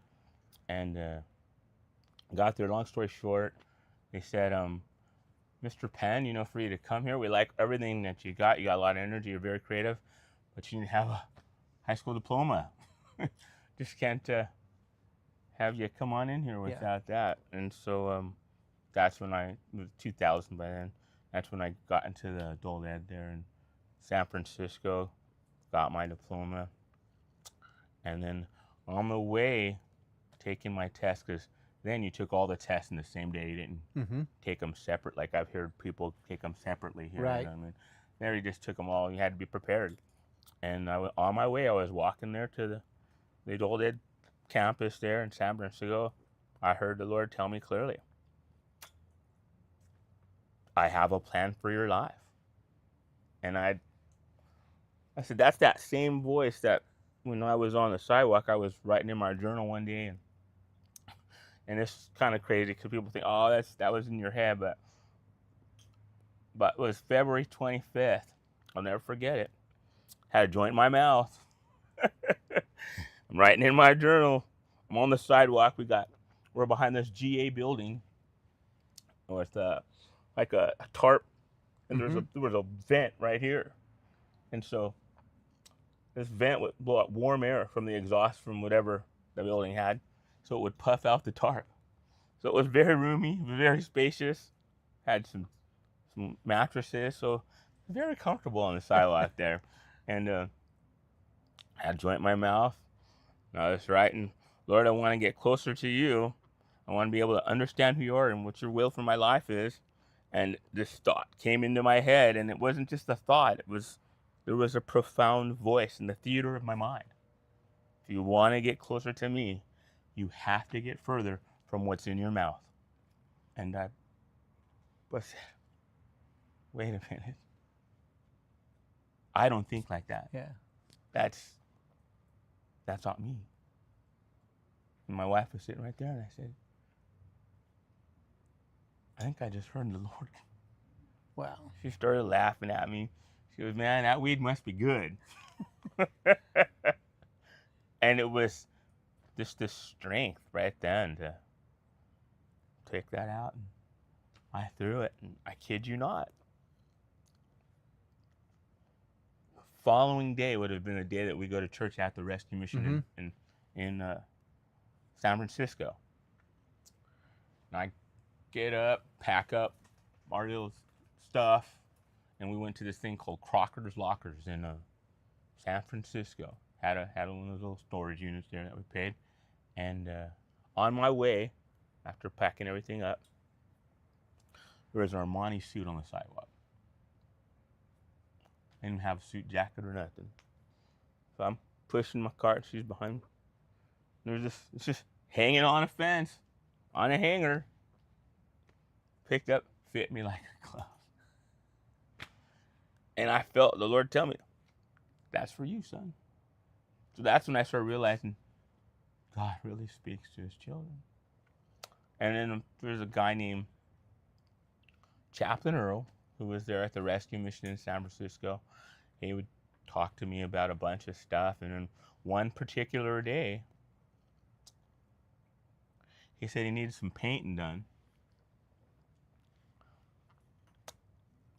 And this was actually before, that's how I got involved. I should probably have said that part first, but before I actually got involved there, I was just coming, eating the bread and eating the food and stuff, and we were on that sidewalk, and that he was ministering to me about stopping and using marijuana, because I felt weed wasn't a bad thing. It's from the planet, you know, it's okay.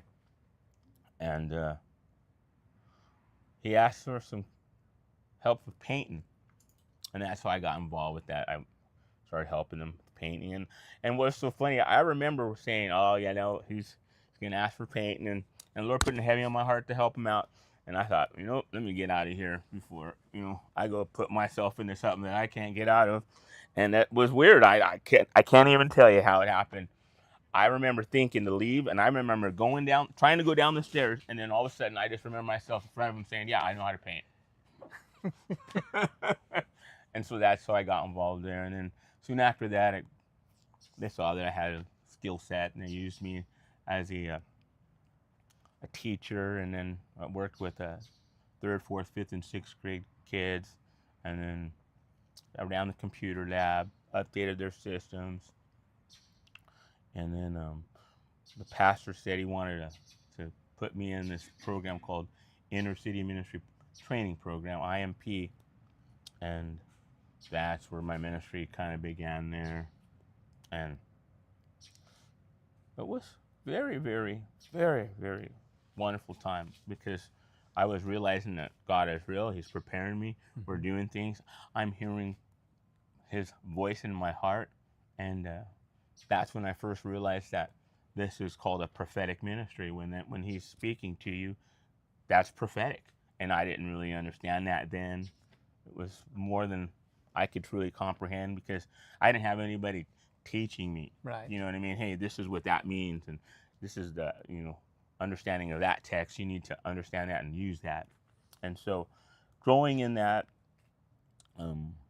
my wife became friends with somebody who had actually taken that particular pastor, it was the Assemblies of God Church, to the board over some very minute things, but because my wife was speaking with her, they felt I was a liability. They asked me to step down. And so I became a pastor of the actual local presbyter. And that's how the Lord will move you. You know what I mean? Yeah. He took me out of one place, and then now I'm working with the local presbyter that particular pastor had to report to. And so I started seeing that my life is gradually increasing, and then everything seemed to be going well. And then there was a conflict in the church where my wife was involved in a way that it's not worth talking about, which caused conflict, and we left that church, and I came to work with my cousin's church in Pittsburgh, California. And then after that, I saw there was more conflict of other issues that it's not worth talking about. It's just the enemy not wanting to see you grow and thrive in the Lord's work. You know what I mean? The enemy's job is to kill, steal, and destroy. And I didn't understand how good he is at doing that. You know what I mean? And I didn't take advantage of using the spiritual warfare, the weapons of our warfare, which are not carnal, but mighty and strong for the tearing down of strongholds, taking every thought captive and making it obedient to Christ. I didn't understand that. I was still young. And so that's when I started realizing that spiritual warfare is real. And that's probably somewhere around, I want to say 2009 or 10, somewhere right around there. And I got a job working from home. So I worked from home for a while. And very, very long story short, after my wife and I separated in somewhere around 2015, I went to Idaho to help a friend of mine who was a real estate broker there, and basically did a bunch of maintenance work and updating her dilapidated properties, because her kids were crystal meth users and things like that, and I didn't understand the whole identity theft thing, and that's where I became a victim of identity theft.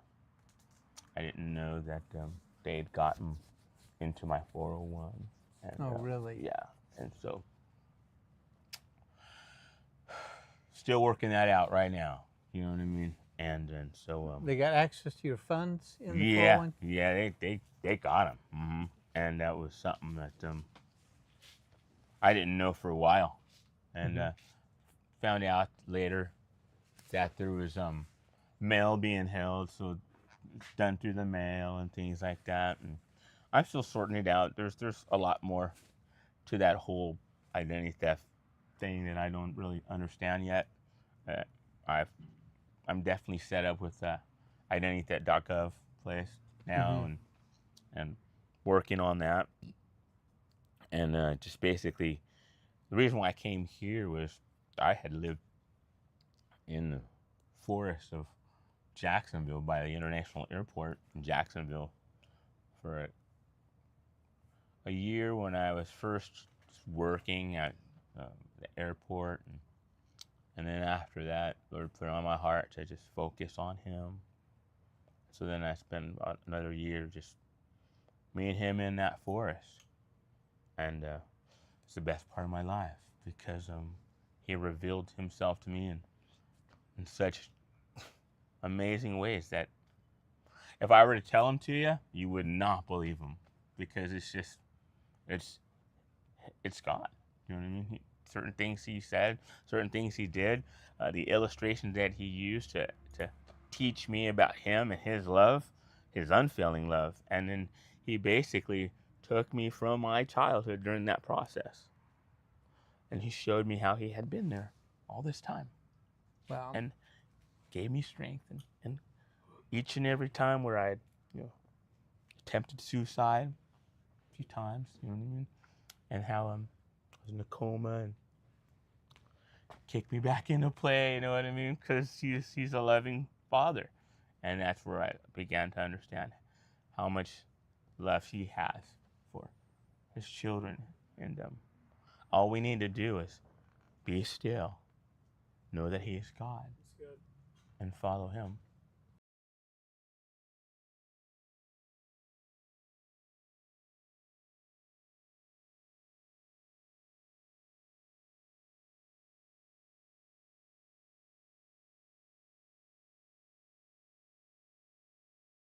Hey, all right, go ahead. All right, so how'd you end up at the mission? So what happened? I was in Tallahassee, Mm-hmm. and I heard the Lord tell me in March that He wanted me to go to Orlando.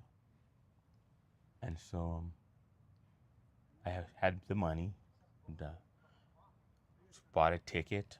March 7th would have been one of the pastors at the Connections Church, and it would have been his birthday, that's right. And there were some things I had worked with him that didn't pan out right, so it was obviously real that this was the Lord telling me to move on, because there was some, not on my behalf, but there was some integrity issues there that I needed to be out of. And so came here on the bus, and I had no idea where this place was, and he said go to Orlando Rescue Mission. And so I got off the bus, rolled my case right over here. I was just about to ask somebody where the rescue mission was, and I could see the cross. So it was obvious, and rolled it on over, asked somebody there about it, and they said, is this your first time? They got me in bed, stayed there. The second day I was here. The third day I was out looking for work and riding the bus and trying to learn the bus. I didn't get back by 1:20, so I had to sleep right in that building. Those buildings across the street was just wood, and it was during the time where the time was changing. So it was jumping ahead. Yeah. And I remember waking up thinking, oh wow, they're in the cafeteria right there, so it must be time for me to get up. And I walked down to McDonald's and got something to eat. And then I came there, and they said there were no vacancies in the men's program. And so I went to the Salvation Army on this side, stayed there for 4 or 5 days, had my stuff here, and then the Lord told me after 5 days, go put your application in. Put my application in, and I was supposed to have a meeting with the pastor on a particular Wednesday, and he couldn't make that meeting. I was actually at the police station putting my identity theft claim here that I was moving over to here, and got my police report, asked if he could give me a ride back, and then by the time I got here, they said, oh no, we weren't going to be able to meet with you tomorrow at 8:30. And so I stayed the night, came here, and they brought me in that following day on Thursday, and got my clothes. That following day, I was working at the store. So what kind of experience have you had since you moved in? Has it changed you? What have you seen here? Well, I've seen a passion by the leadership here to really want to help people grow and thrive in their relationship with Christ. And so that's the reason why I feel the Lord called me here, so that I could help gird those who are, not believing 100% that the Lord God Almighty is real. You know what I mean? And to help them to understand how awesome He is, to just give your life over to Him, to come to His guidance and counsel through His Holy Spirit, and your life will be changed, forever.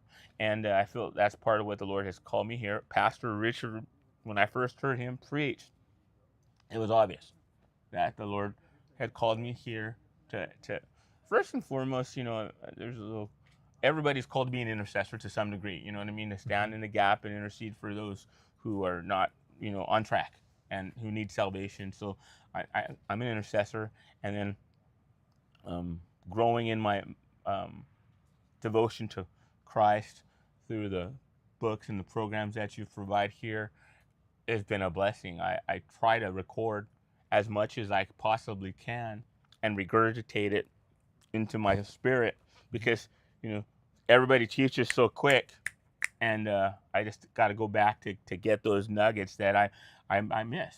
You know what I mean? So to put it in a nutshell, the program Spiritual Alignment is great.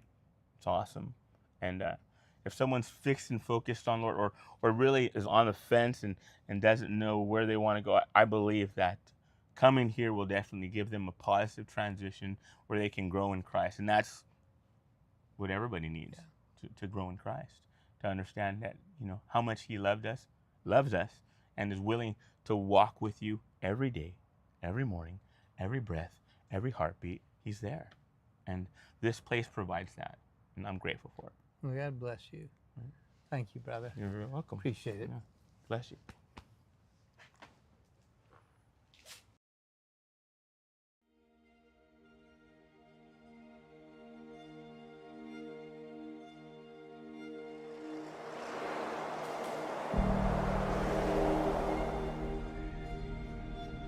Despair can feel overwhelming. Sometimes our past tragedies or past mistakes are hard to escape.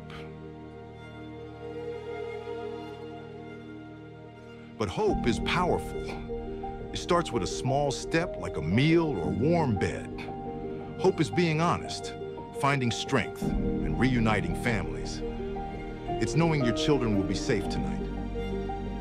At Orlando Union Rescue Mission, we transform lives. With your help, we provide the foundation for a brighter future. Support us. Give hope and a new beginning. Orlando Union Rescue Mission.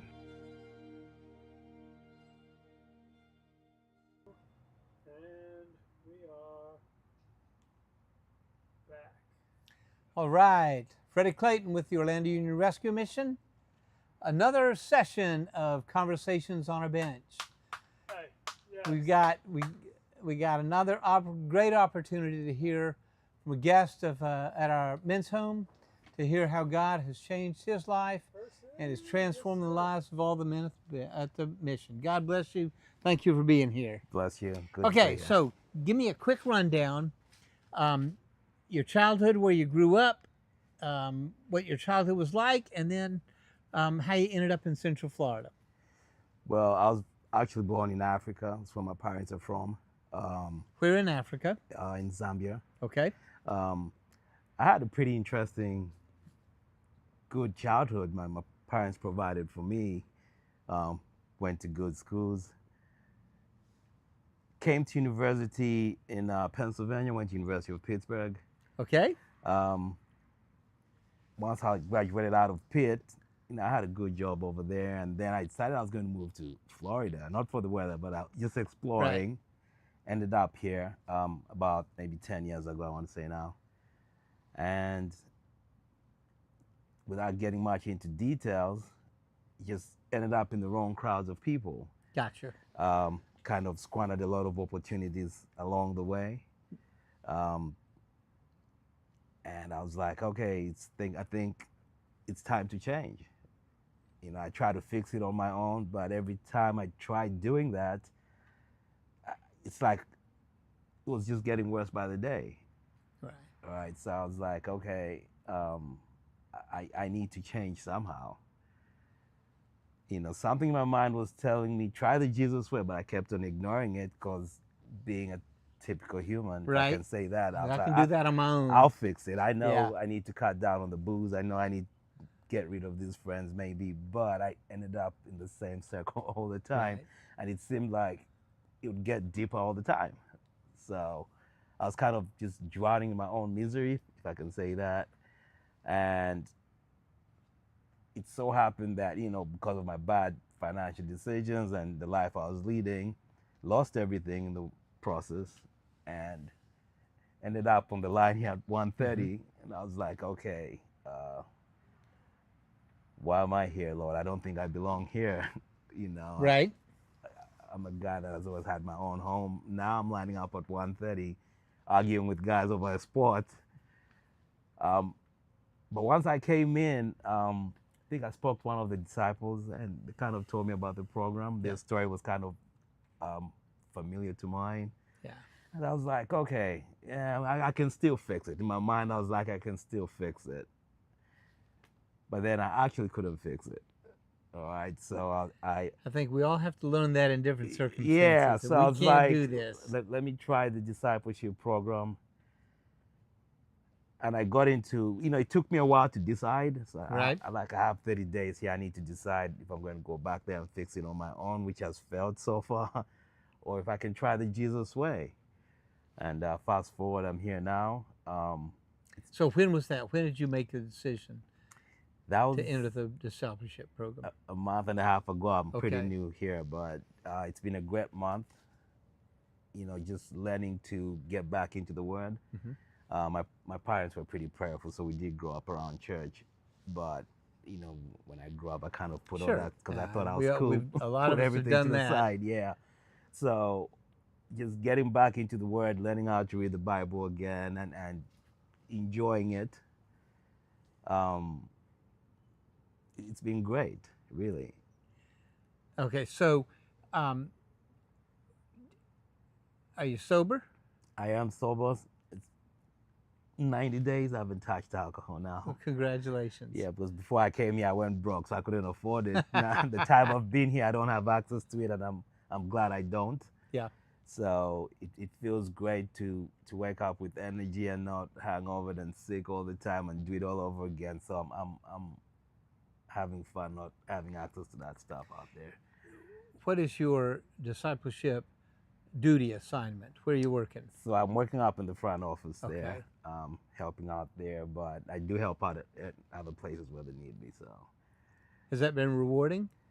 it has, you know, and I get to speak to the guys because Yeah. you know I'm part of the Intech team. So you know I hear interesting stories, and you know just speaking to them. Some don't want to speak, but then you can see if they had an opportunity to speak to you, they will. Yeah.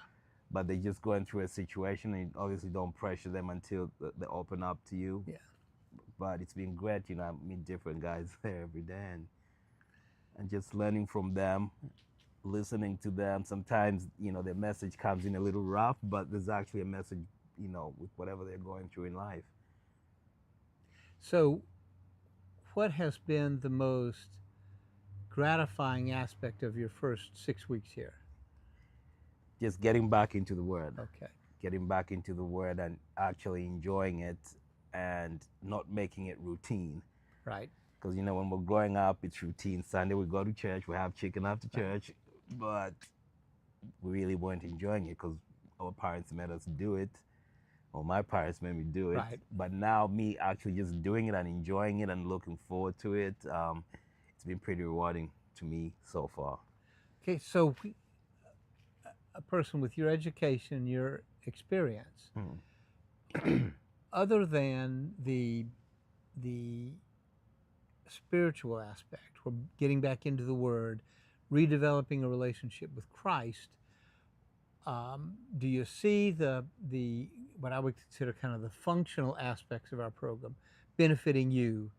Obviously, getting you past any desire to drink alcohol, and providing some structure or discipline that, and I don't know what the circumstances were when the reason you lost, I mean, the benefits of your great education, your job, so you wind up at a line at 1:30 in the afternoon.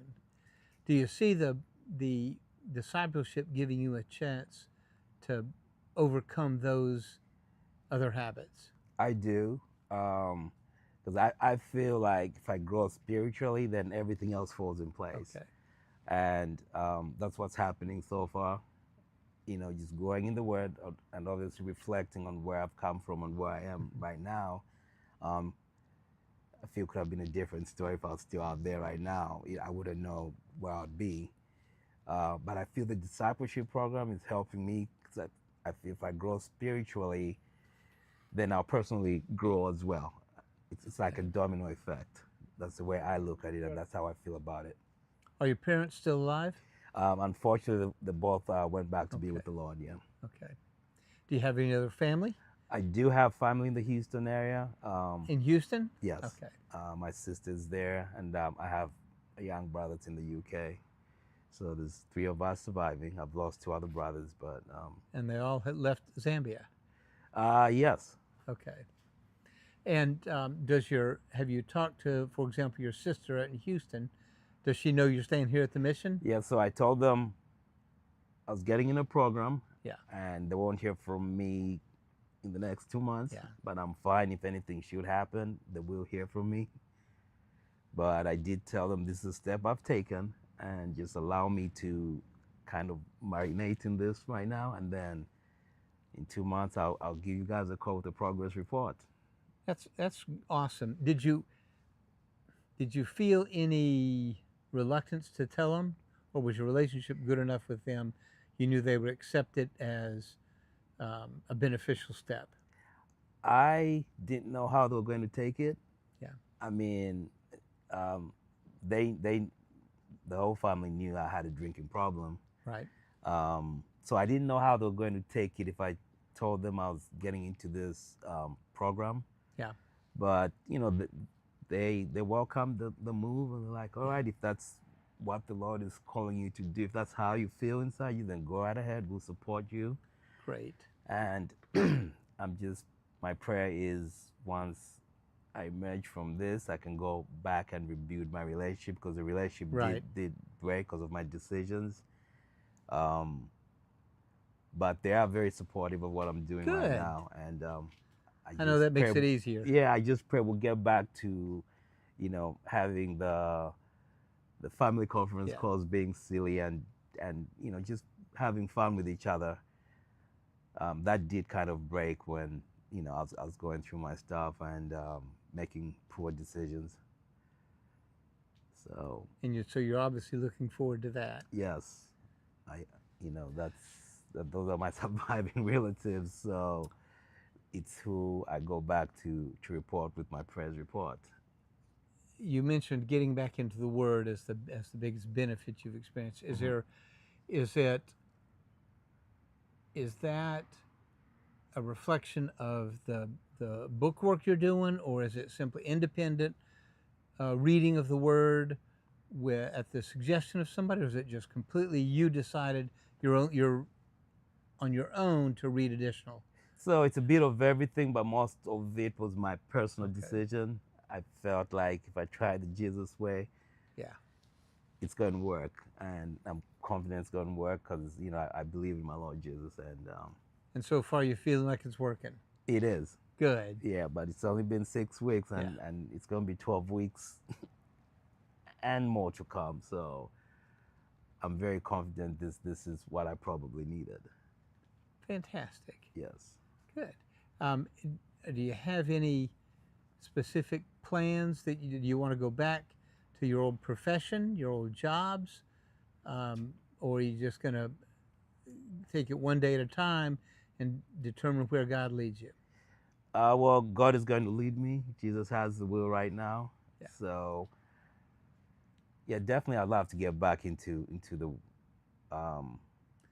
What kind of working profession? work. What were you doing for a So, job? I went to school for business. Mm-hmm. So I've worked in administration most of my working life. Okay. Done quite a bit of sales and customer service. Yeah. So I'd love to get back into that, but then also just this walk right here and talking to the guys that come in at 1:30. I'd love to do some kind of counseling of some sort. Yeah. But that's just me thinking way ahead of myself. I'm sure at some point I might seek guidance somewhere on how I can help out other people that might be going through what I went through and what I'm still going through. I'm still work in progress. I haven't reached there yet. So. Well, good luck. God bless you. Bless you too, sir. All right. You got anything else you want to say about the mission or your experience here?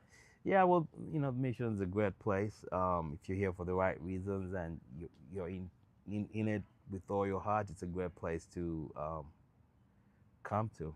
Yeah. Yeah. Well, thank you. Thank you. Congratulations. Yes, sir. Okay. All right. Want me to announce it? Yeah. Oh, all right. We'll take about a 5-minute break. We'll look forward to seeing you back here soon. Thank you. There's so much blood in my hands from things that I have done. People that have been addicted for the drugs that I sold. These people were part of a gang. Can feel overwhelming. These individuals, they don't take things lightly. So either you're working for them or you're working against them. Escape. I wasn't afraid of the fact that they wanted to kill me. I was more afraid of the harm they could cause to those that had nothing to do with this. So here I am, homeless, planning on how I can get my hands on something that I can protect my family with. And all these things are just rumbling through my head. I'm trying to piece all these things together, and things start coming to my head. Well, just take your life. Your help, we provide the foundation for a brighter future. Support us. I lived a very give hope. New beginning. Life would be the proper Orlando word. Union Being in Rescuers. high-end restaurants, insane amount of money and luxury things, whether it's clothing, hotels, it didn't matter. You had so much coming in, you didn't mind spending so much, I got involved very heavily dealing drugs. So I was moving up and up the scales, but things kind of hit the fan. There was a big drug bust in the city, and they started investigating me. I found myself wanting to leave the area, so we decided to move to Florida. I could no longer deal drugs with the people I was dealing, so I had to stop. And if you're not an asset to people, then you become a problem because you know people, you know things, you know places. So we get to Orlando and we find ourselves having issues with the persons we were staying with. When you are living in a life where you expend so much money in stupid, unnecessary things, money runs out. Because I had not been working for about a year when I came out here. The moment they seen that there was no money flow from my end, they no longer were my friends. They were no longer the ones that were protecting me. It kind of switched real quick to cause us harm now.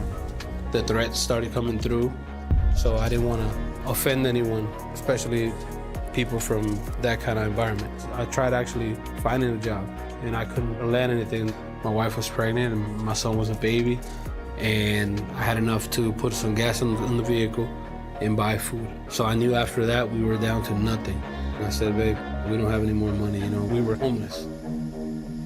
So here I am planning on how I can get my hands on something that I can protect my family with.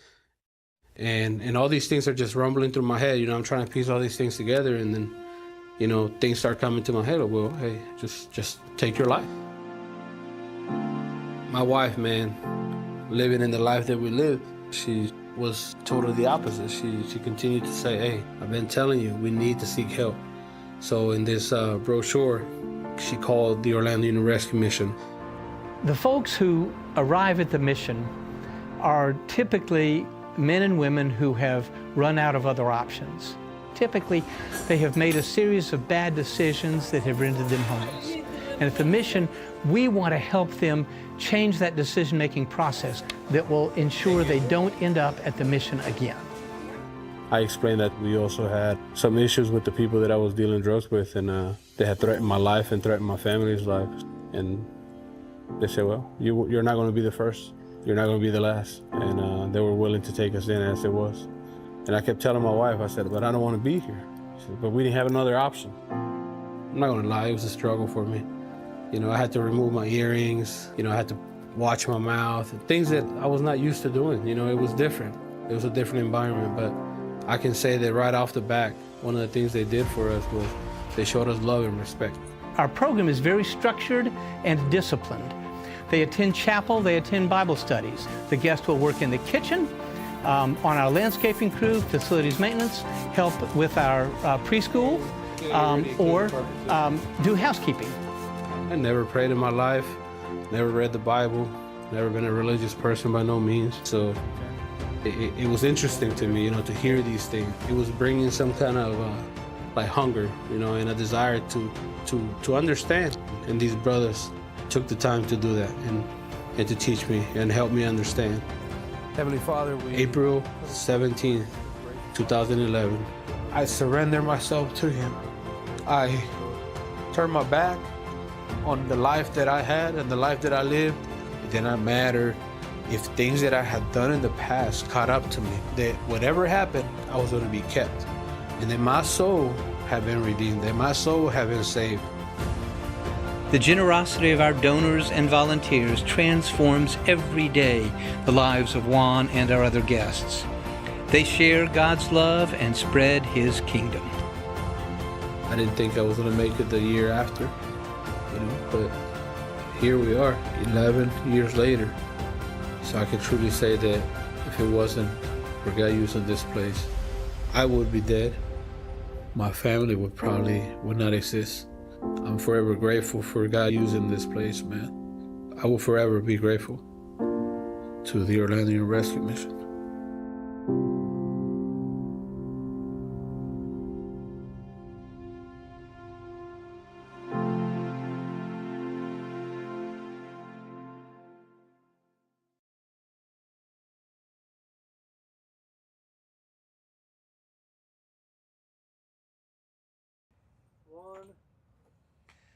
Welcome back to Conversations on a Bench here at the Orlando Union Rescue Mission. I'm Freddie Clayton. I work here.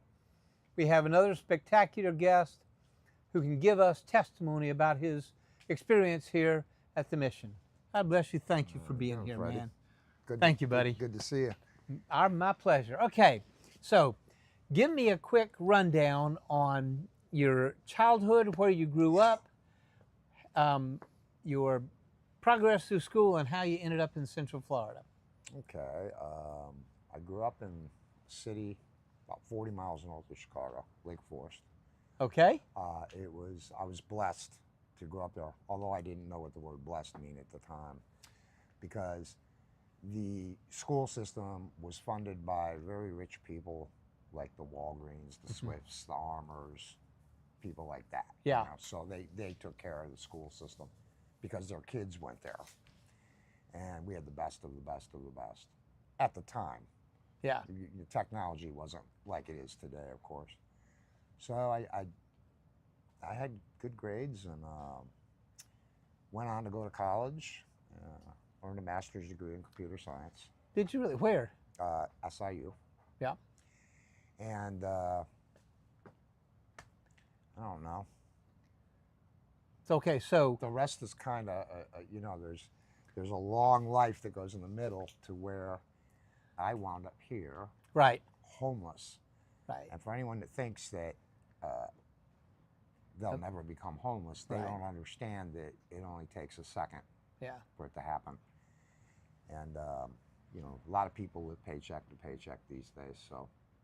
All right. So how did the guy go from getting a master's degree in computer science at Southern Illinois University, end up at the mission? What happened? Well, a bunch of 10 to 14-year-old kids happened. 10 to 14-year-old kids these days are coding. Okay. And they're all willing to take the job at a lot less money than Gotcha. you are. So that market got flooded. Wow. And so I moved on to doing different things. piloting a super yacht, things like that.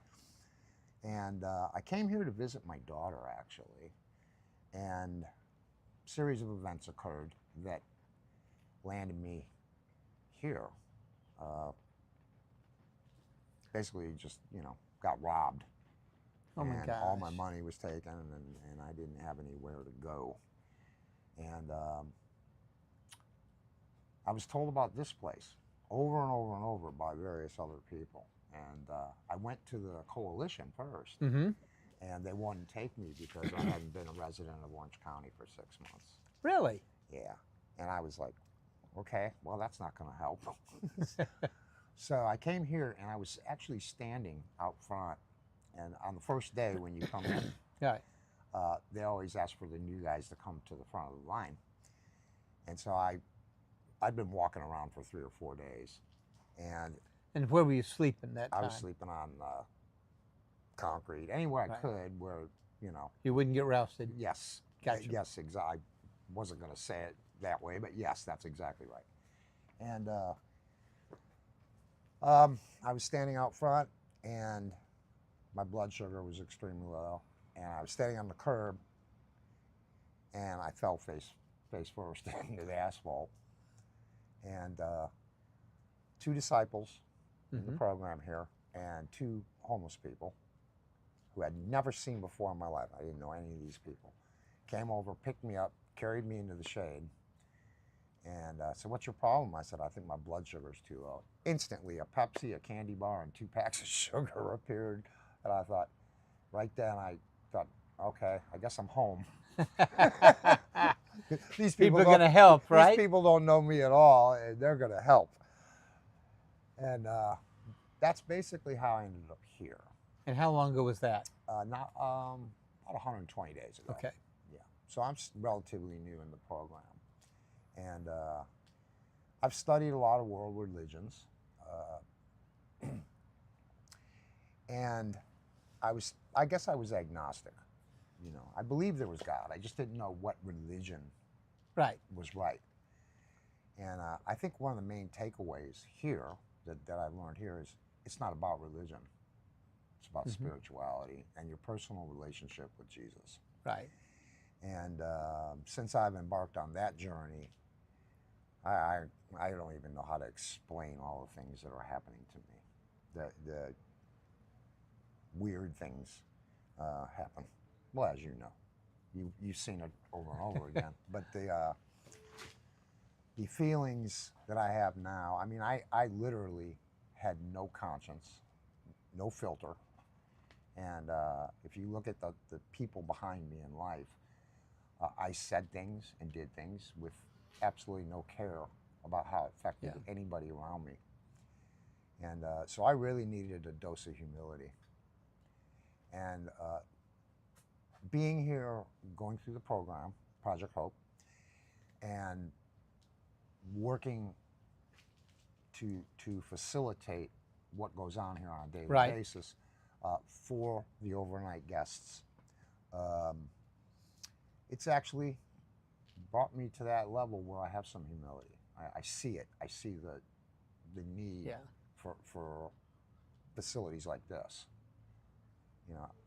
I sit there at night and think about it. I say, man, if we had 50 of these, we could actually be doing something. But it's just difficult. I don't think people realize how much money it takes to run something like this. I'm not going to get into any numbers that I actually know. But the thing is, without all the donors out there, this couldn't happen. You're exactly right. And we need more. We need more donors. But I've at least got a little bit of humility. I like to think more than I have, but I'm still working on it. Well, I'll tell you what, it is admirable and encouraging that you admit that publicly like this. It's tough. I know. I really thought twice about even getting up here and talking to you. Well, thank you for doing I've come to know Freddie a little bit, and this is a global audience potentially, and I always knew bearing your soul like this. I already knew I'd be in light someday. I thought it might be a little different than this, but it's all good. I'm happy to do anything that will promote this place. Well, thank you. We appreciate it. It's changed my life immensely. That quickly, you think? I think so, yes, because, you know,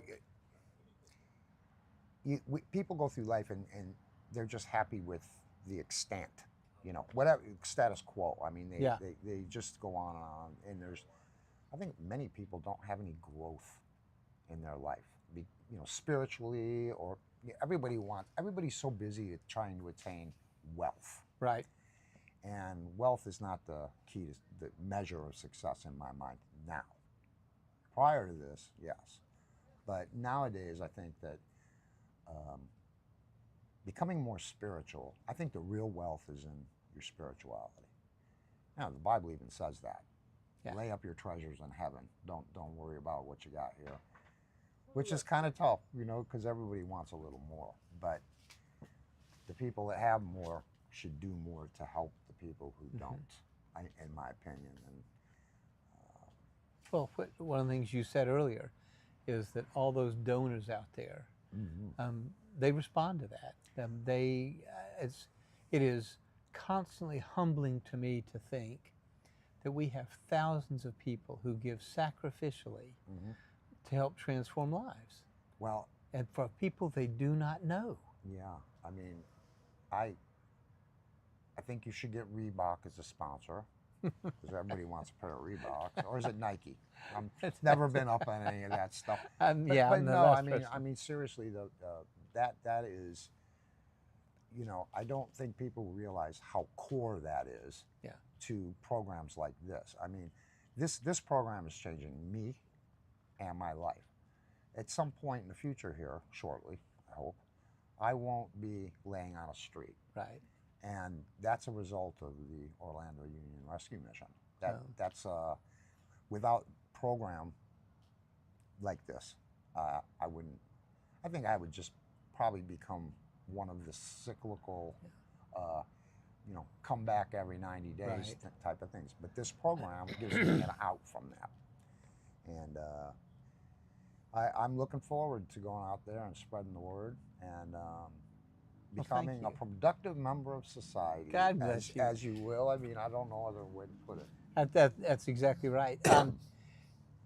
Did you, during the difficult times for you, did you develop substance abuse issues? No, drinking excessively or drugs? No, I did not.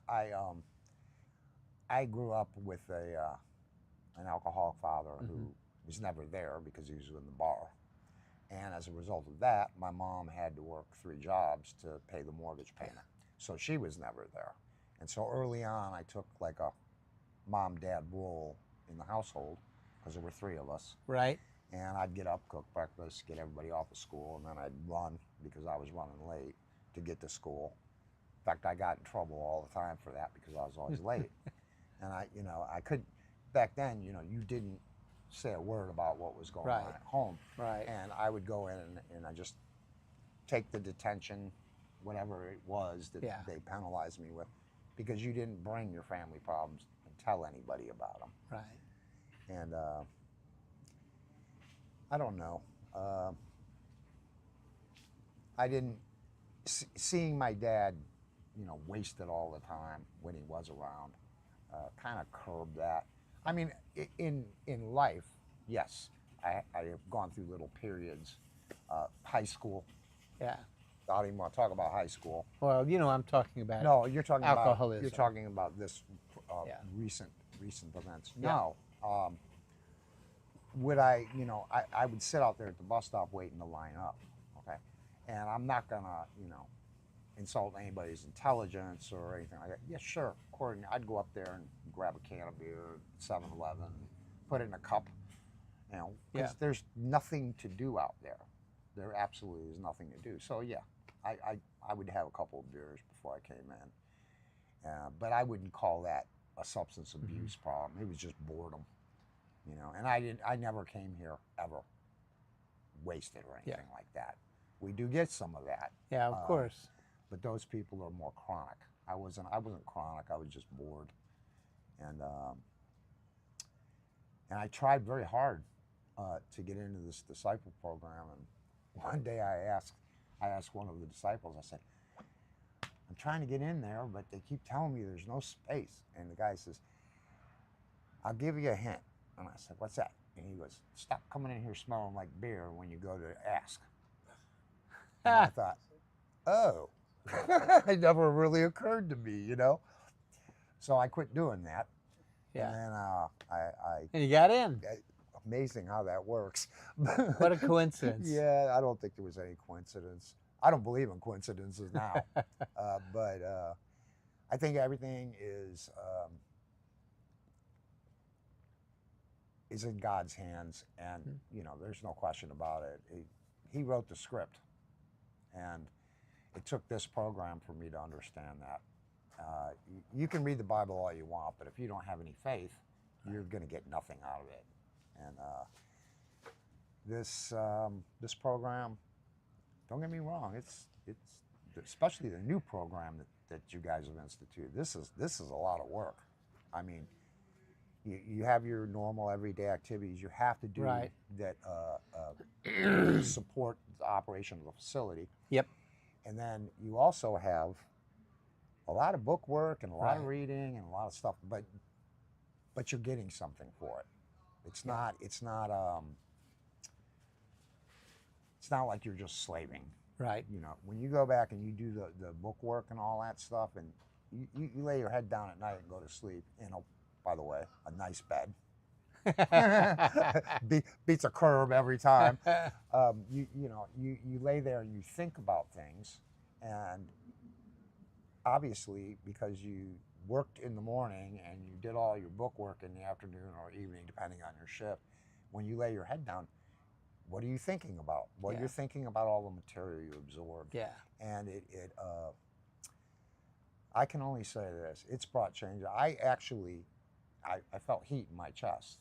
And I have had a heart attack in the past, about 10 years ago, 12 years ago now, I guess. And I had a couple stents put in. And I felt that feeling in my chest, and I got really upset. I got, And I went over there to the medical place, and the doctor was in, and he said, well, let's take a look. And he hooked up that EEG machine to me.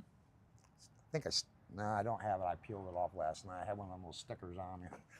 Take a shower. But he says, no, everything looks fine here. Good. I'm thinking, well, what is that then? He goes, I don't know. And I came back to my room. By the time I made it back to my room, which is like, I don't know, 12 doors away, I realized that's probably the Holy Spirit, because I had just read, I'm reading Ephesians, and I think what's happening is he's taking control of my life, like literally.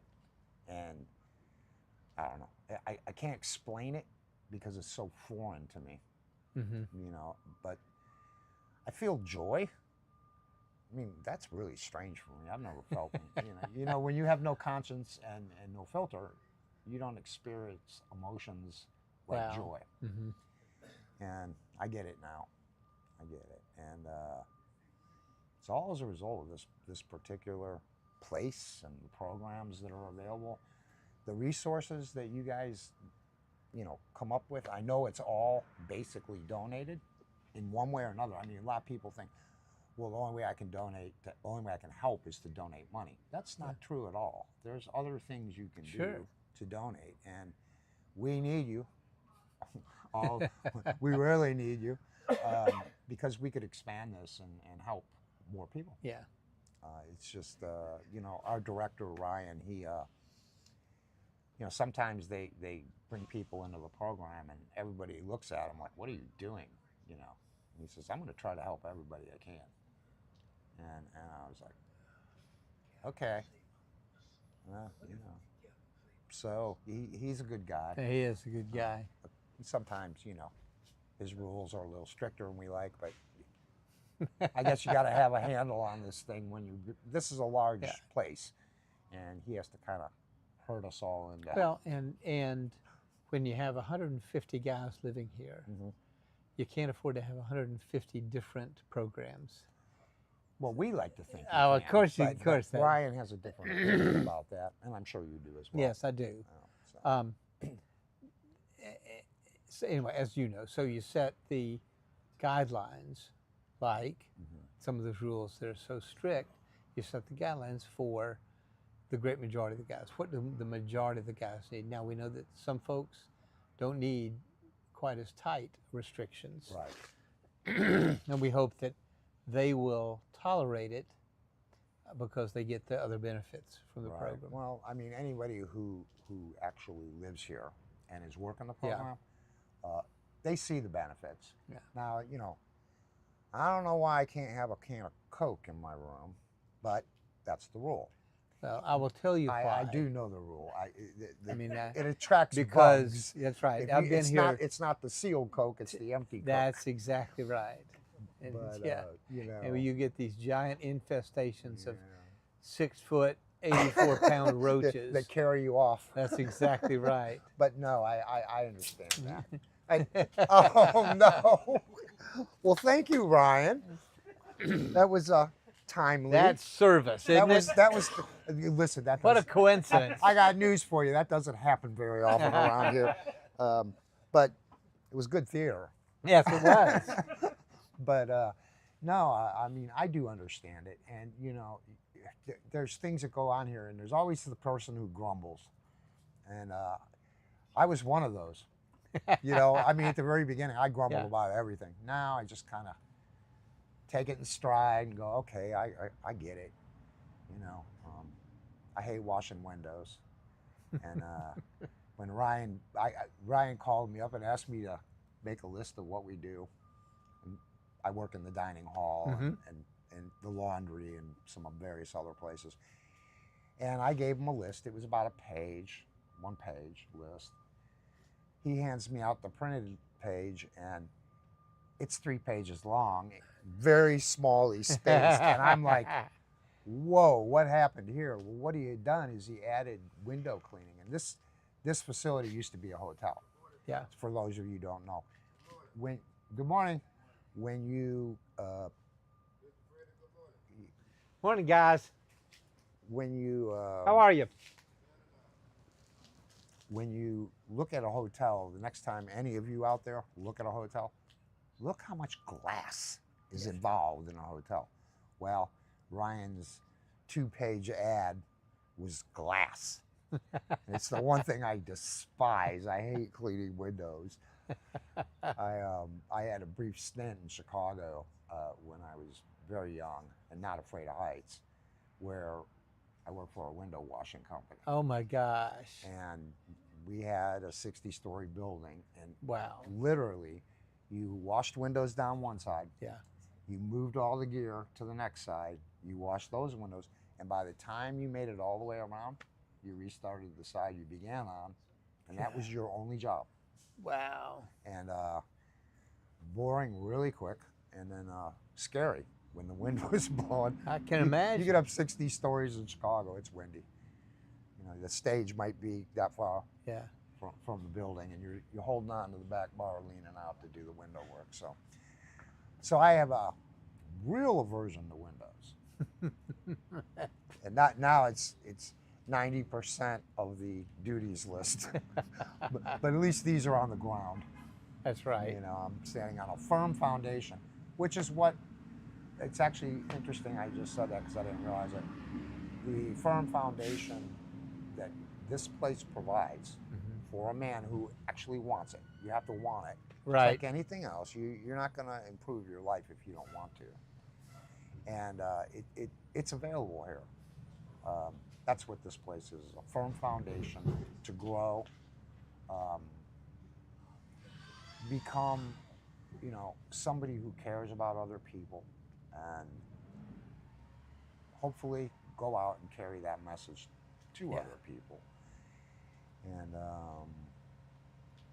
the only thing I can say is we need help. We need more donors, we need more money. Obviously everybody needs money. But we need more of it because this is a qualified program. Yeah. You know, and you guys that are out there donating, you can go to guidestore.org and see exactly how much of it goes to the program. It's pretty impressive actually, how Man, they must not be paying Ryan very well. I looked Well, it up. no, he is massively underpaid. Yeah. I can tell you. See, you people need to help because Ryan needs a raise. I don't think that's changing anything. No, but Thank you, though. the donor class, you know, when I grew up in the 70s, Mm-hmm. and we had this little program called sociology. You know, and I'll never forget. I took it in my first year in college, and they were talking about social responsibility. You know, what is your part? What is your part in maintaining the status quo but helping the people that need it? Yeah. And the safety nets. Well, they emptied the garbage. That costs money too, by the way. The safety nets are not enough nowadays. I'm going to wait for a second here. Can you actually hear me on this when that's going by?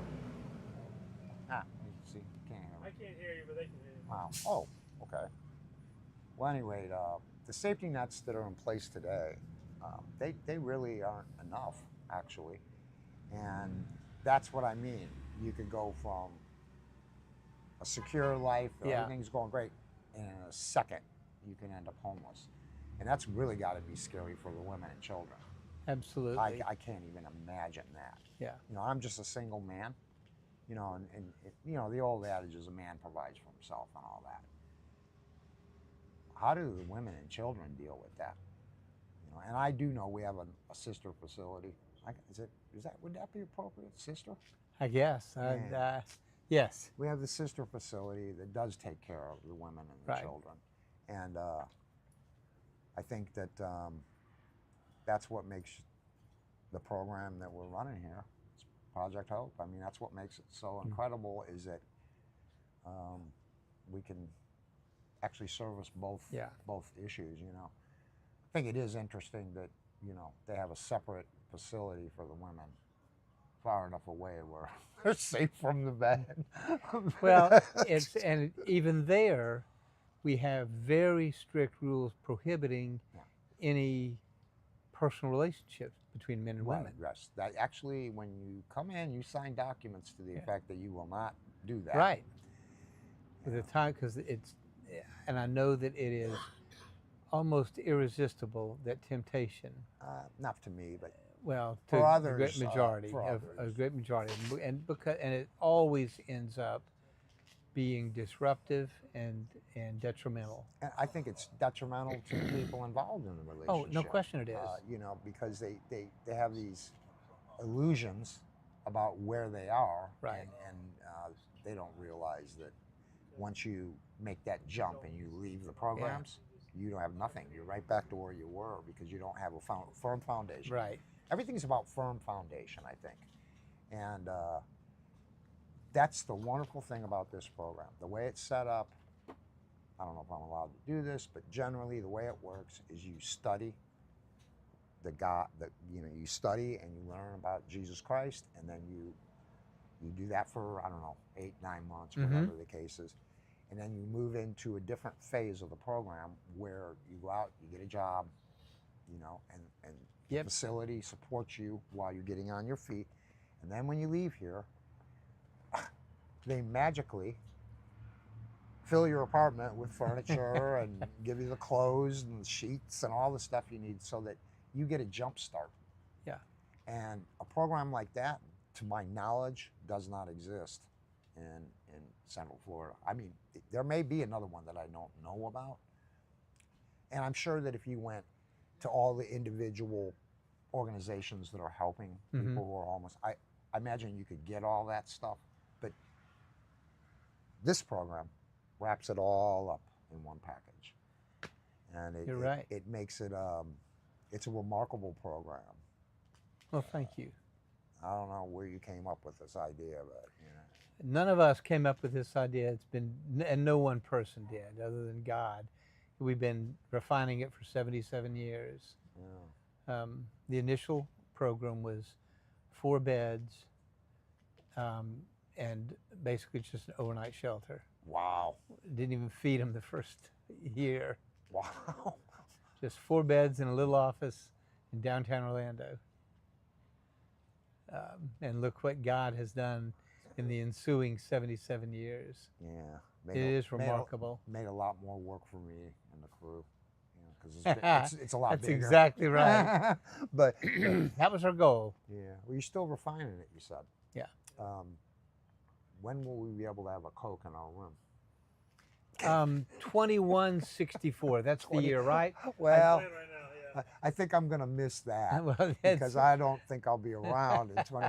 I'm hoping to be hanging out with Jesus at that point. I'll tell you, if I'm here, then I'll let you have Coke. Freddie, you're going to be here forever. Yeah, Freddie was here. He was actually born in one of those 4 beds. Oh, no. Really? Well, you know, the guy showing up at 6:30 today, his father was one of the founders. Wow. Yeah. So we have had. It's interesting. We've had today, or in the 24 hours, Alan Peacock, his grandfather-in-law, his wife's grandfather, no, his wife's great-grandfather, and Robert Stewart's father were 2 of the 4 founders of the mission. Wow. Now, where does Mr. Moody come into play? He was the 5th executive director from 1978 to 2010, I think, something like that. He moved it along quite a ways. He sure did. Yeah, I mean, he built the entire family home, the all 3 phases of it. Yeah, he introduced the Career Learning Center, a high school for adults, and the preschool for kids. Wow. Yeah, he's a remarkable man. Yeah, and that family's still involved. His daughter, Yeah. she still works. She's director of guest services still. No, she's director of, I want this done and you get it done immediately. That's exactly right. That's what she is. She's the woman who intimidates Ryan and me. Yeah, significantly. I believe she's very intimidating to us because we're way down the order. No, if she asks you to do something, it's amazing. She is amazing, but she walks with such confidence. Yeah, well, she has done. She probably grew up doing this. Oh, she did. I mean, yeah, it's when they moved down here, she was in high school, I think. So anyway, and she has served in every capacity imaginable at the mission. Wow. All right. All right. Thank you, It's been a pleasure God bless speaking you, with my you. friend. Thank you for saying nice things about the mission, and God bless you for what you do here. Thank you. You're very welcome. My pleasure. God bless you.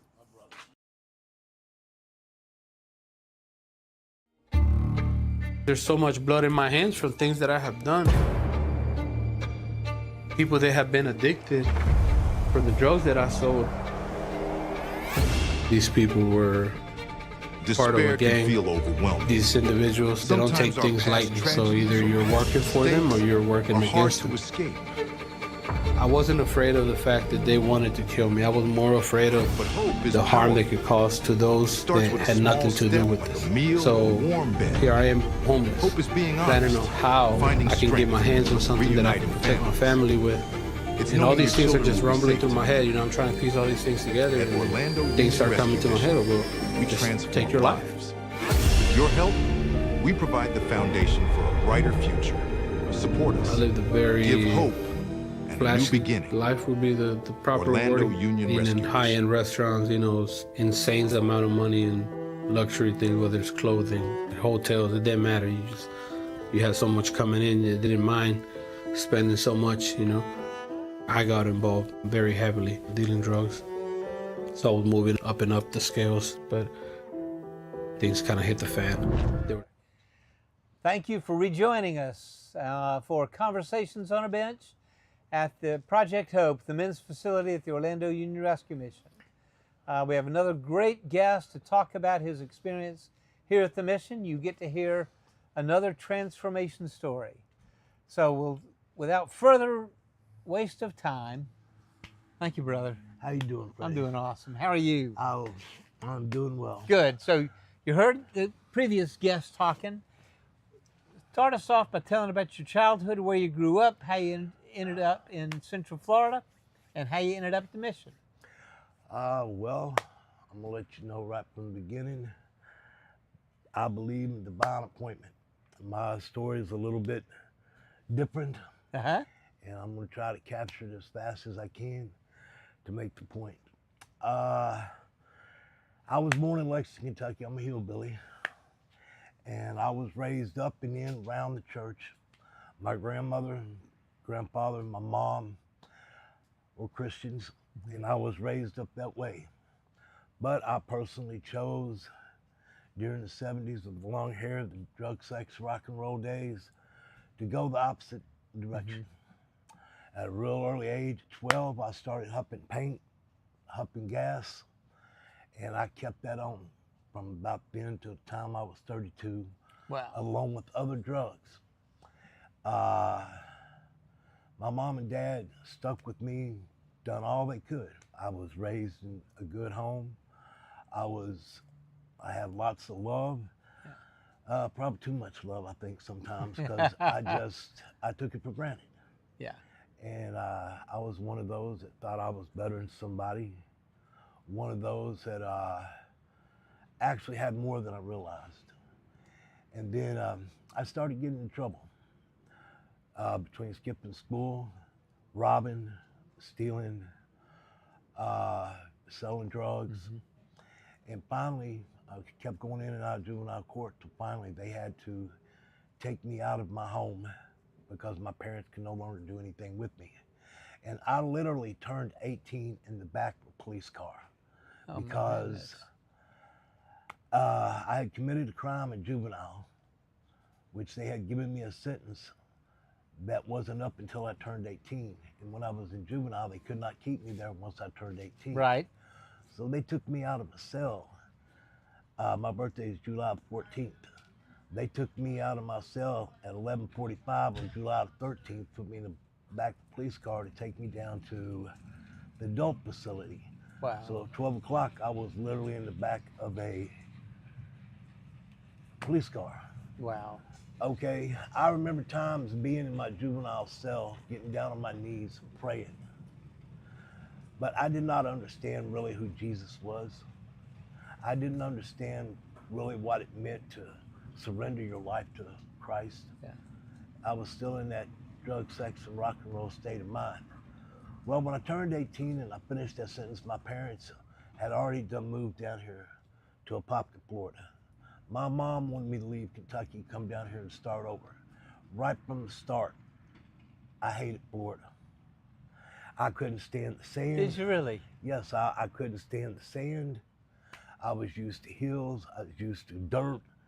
I got down here and all the sunshine, and I just had a bad attitude. And it didn't take long for that attitude to show, because in a matter of months, I caught a sentence that actually, that was in '84.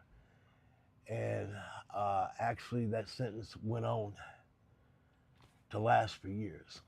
And then once I got in prison, I'm sugarcoating a lot of this to go fast, but once I got in prison, I had stopped and I turned my life back to the Lord. Shit. And while I was in prison, I was serving the Lord. I got out with the intents to get into the ministry and to teach and preach, talk to people about Jesus, and to be an example. Well, lo and behold, we have an enemy. By this time, I had had a son, and I'd been away from him now probably about 7 or 8 years. Well, I get out of prison.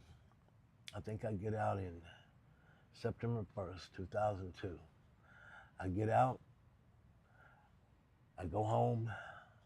My dad had died, so I was with my mom. It was good.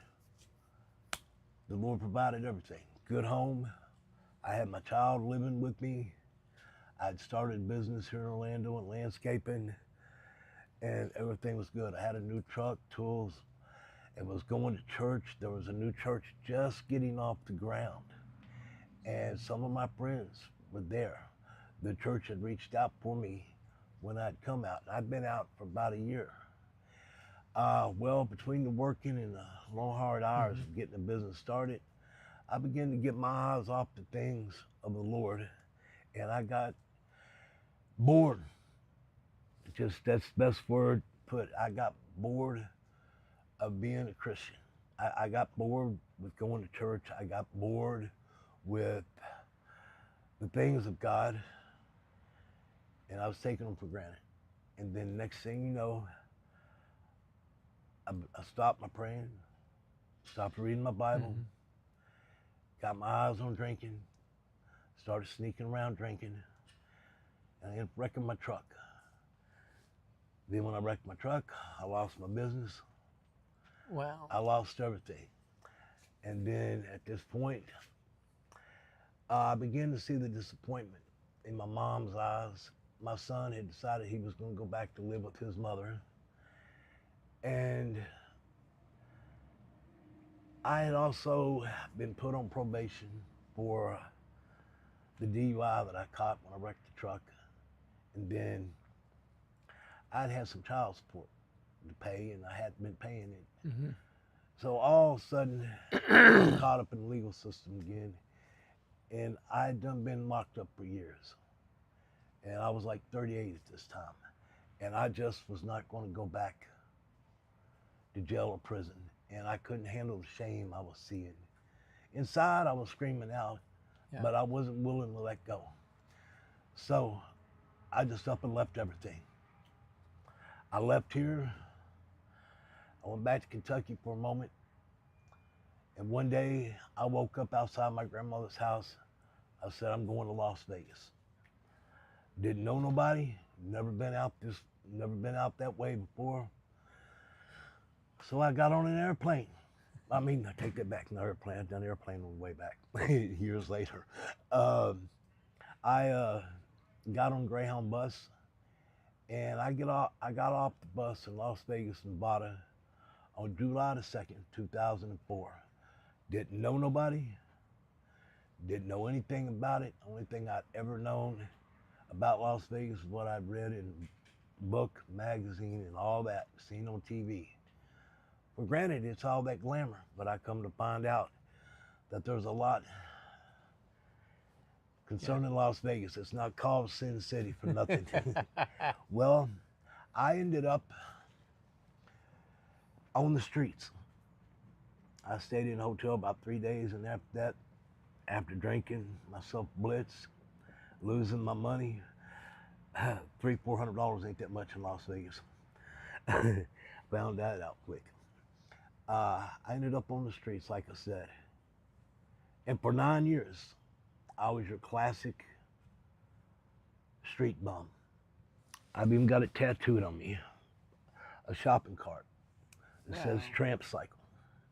That I went from dumpster to dumpster, getting aluminum cans, plastic bottles.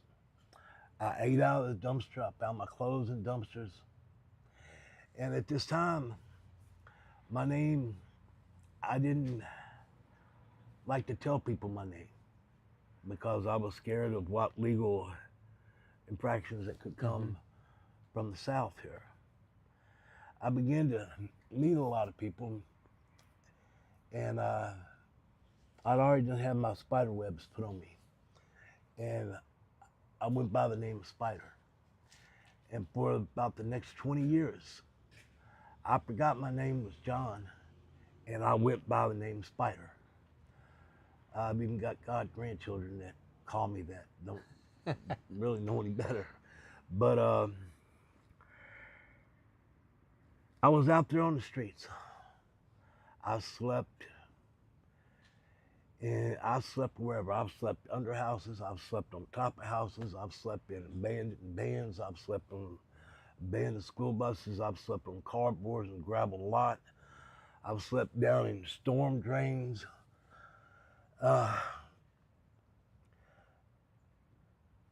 But the reason that I'm saying this is that all along the way, there was in my heart something screaming out.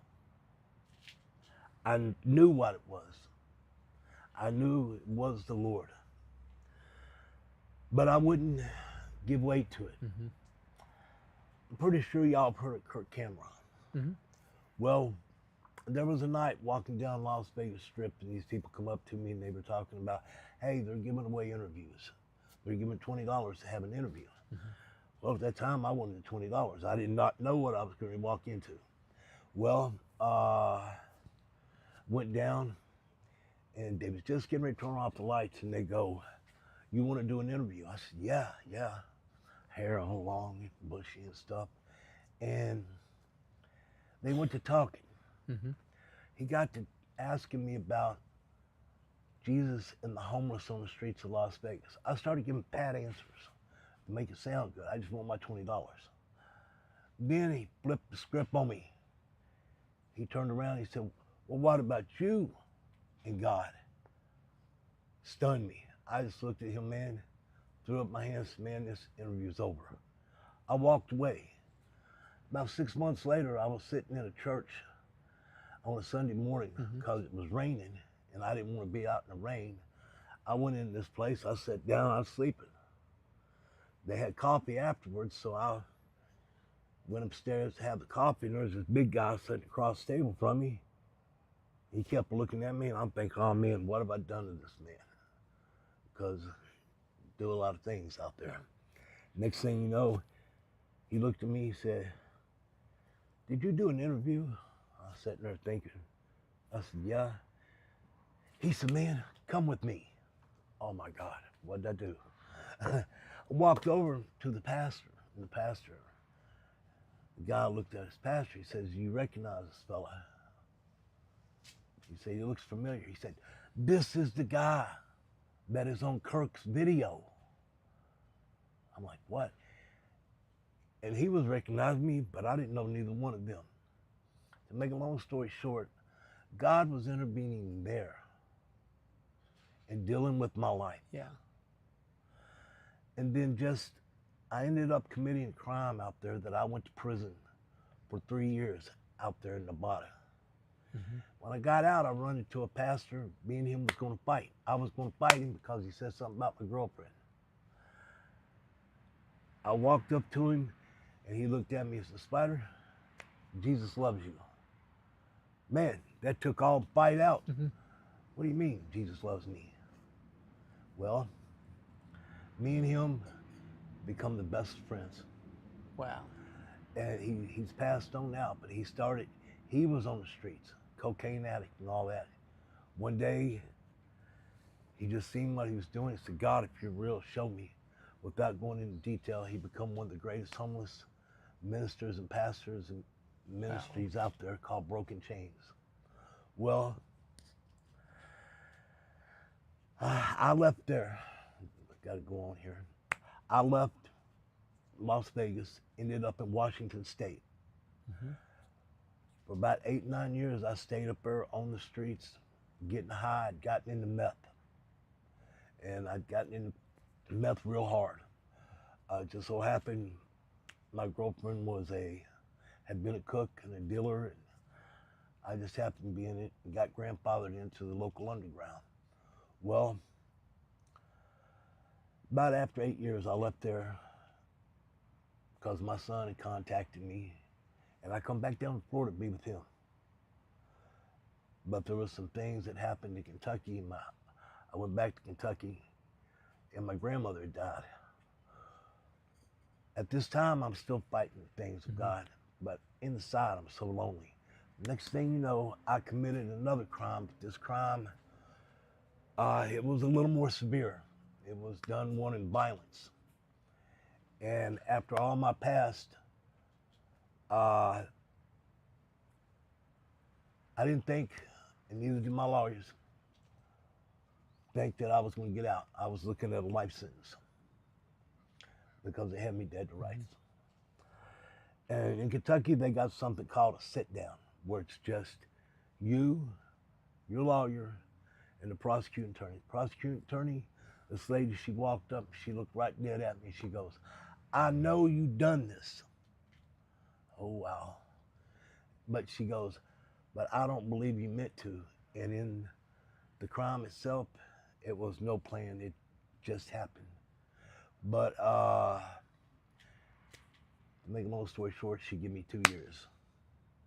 That wasn't her to give it to me. God gave me that 2 years. Yeah. But when I got out, I was not thankful. I mean, I was thankful, but I was not obedient. I went back to Washington, got back on the meth, got back into crime. About 7, 8 years into it, I get a call from Florida. It's my mother. She goes, "You're going to be a grandpa." What do you mean I'm going to be a grandpa? My son can't have a child. But come find out, he did. And I went on thinking, man, my grandchildren ain't never going to know me. I'm never going to be around them. They're going to know they just got some deadbeat, no good grandfather out west. And that stayed in my soul. I found myself at night crying out. I tried to get down on my knees because I just lived in a little pop-up trailer to try to pray to God, "Lord, help me." In his infinite ways, he heard me. And without going in further detail, a couple years later, I had another one, but I had not even met the first one. And finally, God I swore I would never come back to Florida. I was going to leave this life behind. The people I would have nothing to do with. I tried to erase everything. Tried to go totally blank-hearted and blank-minded. But God had other plans. I do not believe in coincidence. I do not believe in something just happening. Divine appointment. Next thing you know, the kids got taken away from their daddy. And then when the kids got taken away from their daddy, they went to my ex, the grandmother. And to make a long story short, the Lord laid it on my heart and opened the doors for me to come back to Florida. I come back down here about 2 years ago. I met my grandchildren, and it was right then that, boom, I knew it's him calling me back. That something has to take place. These kids need me, and believe it or not, Freddie, I come to find out I needed those kids. But there was one thing I knew inside me. I needed something more than those kids, and I knew it was the Lord. And I started reaching out for him. And I was staying with my sister at that time in Astor, but it worked out to where I ended up on the streets. I was over in Popka and I went back and forth, but I had been into a rescue mission out in Las Vegas. Just was in the program out there, but I had to leave due to legal problems without going any further. But, and I knew that Orlando had one because I had been on the streets down here. And now I'm getting too old to be out here doing this. Although I slept right across the street between McDonald's and Kentucky Fried Chicken in the ditch a few nights. Wow. And then I ended up coming over here and doing an overnight thing. As I come in here and I have the program, would see the chapel, and I seen the guys, I like this. Each day I would go out. I'd catch like a bus to Disney Springs. I'd go out there, and it was during Christmas time. I'd read the scriptures, I'd listen to the music. I'd come back here during the day. It was a safe place to sleep. I could eat. I had the word. And by this time, I had done made it up in my heart. Lord, this life is yours. Take it. Do what you're going to do with it. And my time had run out here. So I couldn't be here. So the next thing you know, I went to the Salvation Army, and then all of a sudden, some said, go try out for the discipleship program here. I didn't want to. I didn't want to come here because I wanted to go be with my kids. Well, God put me in a situation where I was with my kids. I got to stay a month, and he kept putting it on my plate to come here. Finally, I come here, I filled out the application, and then they told me to come back Monday. Well, Monday morning I got up. I remember getting right across the street, right off the bus over here across the street at McDonald's. As I'm walking up the median, I'm saying, Lord, I'm not sure about this. My feet started slowing down. If y'all wonder what I'm looking at, Ryan's standing right here, bothering me. I gotta brag on you in a second. Yeah, but I was like, wow, I'm not sure of this, I'm not sure.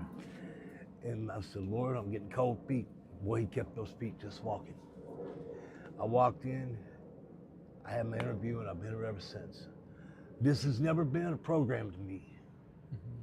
This has been a place where I truly come to that in my heart, I need to solidify my relationship with Christ. I knew the way I was living, I couldn't go on like that any further. It was insanity inside. It seemed the further I got away from Christ, the meaner I got. I had come to the point I was miserable. I couldn't stand waking up, and I just knew it was time. I come here, and he's intervened, and he's taken me back from one way, because I had to ask myself these questions. Do I believe in that man on the cross? Do I believe that he rose from the dead? Do I believe that he's real? Do I believe that he can walk right up to me as I am right now and touch me, and that he is at the right-hand side of God? Because if I didn't believe that, this whole thing is a hoax. And when I answered that question from my heart, that's when it got real, and that's when my life started changing. And when you let him, he will. And he's taken one from the gutter and a violent person and given love like I've never known. And it's growing every day. And these men here, they have helped in spectacular ways, just being pens, microphones, and tools of God. I want to go into a ministry, something similar to this. I want to help the homeless. I want to reach out to men that have walked away from the Lord and is looking for a way back. And this place has been a help and a strength and an inspiration to me. I pray for each of the leadership. I pray for the organization. But I realize that it has to be foundationed in Christ. Amen. Because without Jesus, it's not the power to make this come. It ain't been here 77 years because of its own. Right. There's a greater power behind it. No question. This place each day, as I'm here, I'm kind of like what you would call a floater. I do a little bit of everything from the time I get up in the morning till I go to bed at night. And just things that have happened here is spectacular, unexpected. And I really thank you all. I gotta talk some real quick. So John wouldn't say this probably, but I don't know if you even might not even know it, but the way you're saying God has changed you, and the way you want to change others and help others. I just had an interview this last week and a half ago, of a guy, John and Les, the guy who just interviewed before him, he sat down with you, started taking any leftover food we had from breakfast and taking it down to the bus stop, just 2 blocks down, and handing it out to guys and praying for them, and then preaching. Then first you started handing out food to them, and they're like, well, why don't we offer to pray for them? So they start praying for them, and then they start preaching the gospel to them, and then they start telling them about the mission. So this is like progressing over weeks. And then this last week, a week and a half ago, I met with one of our, he's now in the program. Yeah. He said, I was at the bus stop, and they brought me food, and they prayed for me, and I need to be here. I need to be around guys like that. I need to be in a place like this. How I marvelous. can't be on my own anymore. I need to be around guys like that. And so this is like, you're the thing. Maybe you didn't know that, but like the thing you're saying has affected you so much, is affecting these guys now. It's just exactly right. amazing. So thank you for what you're doing. God bless you, brother. You're amazing. This man, I'm gonna tell you what.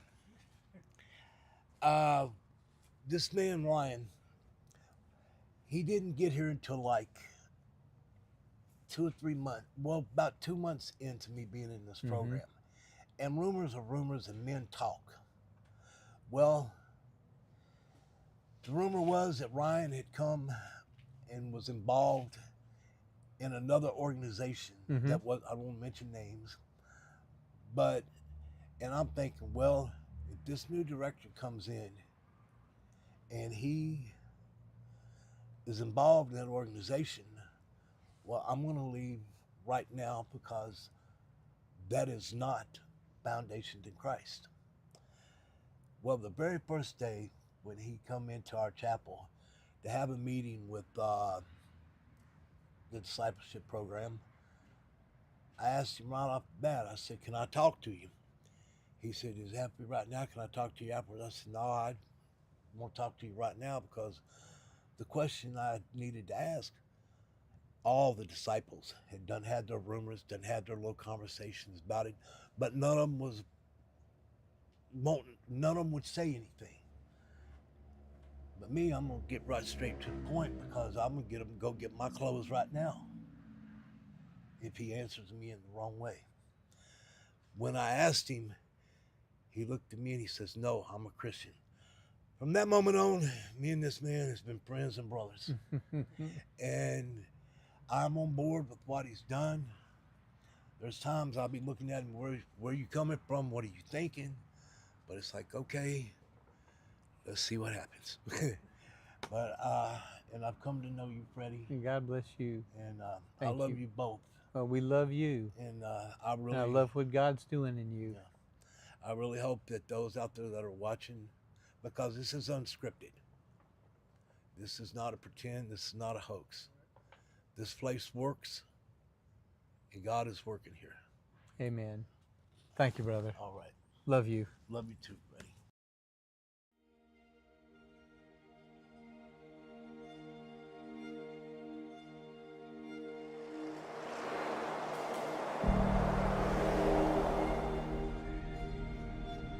Despair can feel overwhelming. Sometimes our past tragedies or past mistakes are hard to escape. But hope is powerful. It starts with a small step like a meal or a warm bed. Hope is being honest, finding strength, and reuniting families. It's knowing your children will be safe tonight. At Orlando Union Rescue Mission, we transform lives. With your help, we provide the foundation for a brighter future. Support us. Give hope and a new beginning. Orlando Union Rescue Mission.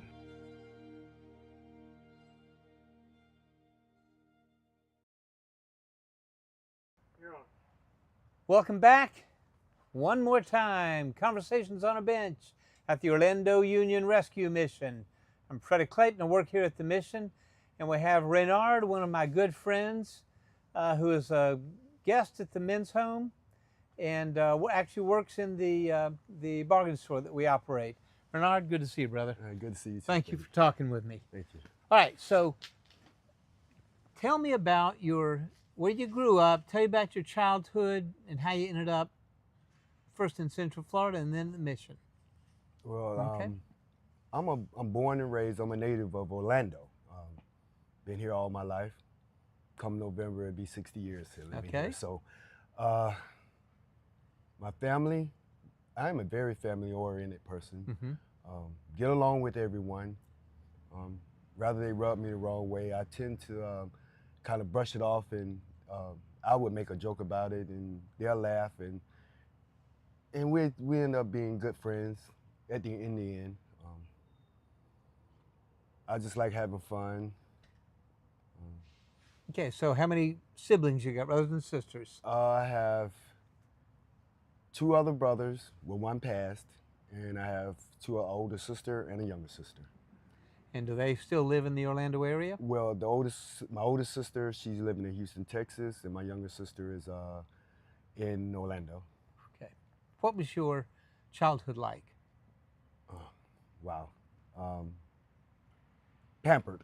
I was. All right. I was anyway. I was mama's baby. Yeah. So whatever I did, if I even did anything wrong, didn't get too much punishment. Used to set my brothers and sisters up a lot for a fall because I didn't want to get in trouble. I knew what the outcome was, so she knew. My mother knew. Yeah. But she let me get away with it anyway. So, and where'd you go to school? I grew up first elementary. I went to Tangelo Park Elementary School. Then junior high, I went to Walker and Rest Ridge. My high school, I graduated from Wyomore Tech. Well, let me politically correct, Wyomore Career Education Center. Gotcha. All right. In Edenville. Right. And did you, after high school, did you go to work? What'd you do after high school? After high school, my plan was to go into the service. So passed the test, went to the MEF station. When I went to go get the physical done, they discovered I had a hernia. So they told me to get it repaired and come back and you can get in. Mm-hmm. So my mind frame, I was like, well, I already passed the test, signed the paperwork. So why don't Uncle Sam go ahead and take care of it, and then I'm in. But no, they refused me. So after that, I just decided not to after that point. Okay. Then I went back. I just started working at various jobs until I kind of found something that was for me. Never really did because I didn't know what God had plans for me. Right. Didn't know that, and I wasn't a spiritual person at that time either. So I felt like God didn't have a hand in anything that I did. That's just the way I felt. But as I got older, started going to church a little more, and then I thought about Jeremiah 29:11 because He had a plan for me, future and a hope, no evil. So I kind of went with that one, and until today, I love it. And so, how'd you end up at the mission? Wow. It was in '87 when my mom got ill. She passed away, and I wanted the pain to stop. Didn't know how to make it stop.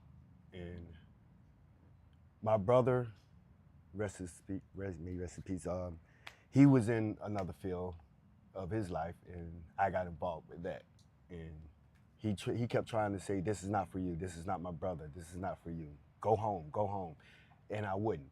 So I'm a grown man, I do whatever I want to do. So I ended up using drugs and numbed the pain nicely for me. It did good until I couldn't maintain it and be a functional addict. That didn't work. Long story short, I ended up, my family didn't know who I was. They didn't recognize me. So I ended up leaving and being on the street. It was kind of easy for me because I was like, I could talk my way in and out of any situation because that's the way I was. Every bit of everything that I said to people was a lie, and I got away with it for a long time. So I had to keep changing up. I go from neighborhood to neighborhood or city to city. And then I ended up back in Orlando. Then I went into the rescue mission when it was on Central as an overnight guest. And I can't remember which one of the staff members I talked to, and they told me, well, we have a discipleship program. Could you be interested in that? And I'm like, well, what does it entail? And they say, well, it's a faith-based program. We help you get closer to God, help you get on your feet. If you don't have your high school diploma, we help you with that. There's a job assignment that you have to do daily. There's a lot of Bible reading. There's chapel service every night except for Saturdays. So I was like, well, let me think about it. So I slept on it, and for some reason, I just felt like something tugged on me and said, go and sign up. So when I got up, we ate breakfast, had breakfast, and then they told us to go outside. He said, if you want to join the program, you have to go and sign up. So we went to the other end of the building and fill out the forms. And at the time, I think Pastor Hall talked to me. Told me no. He said, this is not the place for you. And I kind of was like down, kind of hurt, because I know I really wanted it, but it wasn't a want. I had to need it.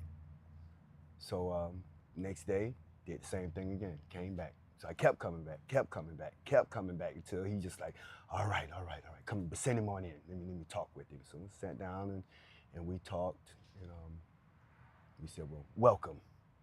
And it's like a ray of sunlight just shined on me, and it was amazing. So that was in 2011. And we said it was a year-long program. So in my mind, I did a year and said, okay, I'm good. I got this, which I didn't. I would say about 3 or 4 months. I was okay. Right. Then, as the Bible says, I returned to my vomit. And I was back out there again.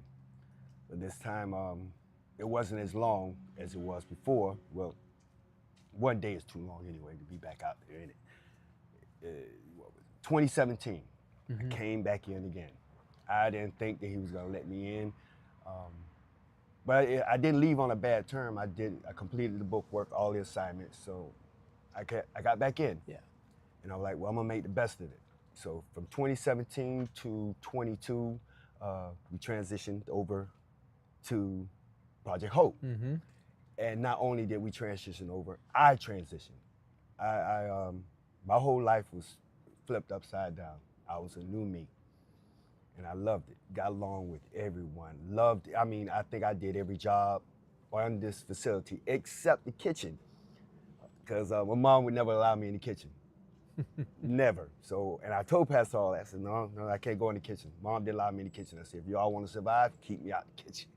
So they did just that. So I ended up at the store. And I loved, well, at first I didn't like the store. Then after how did it go? Pastor Hall, he said, well, how about you going to school?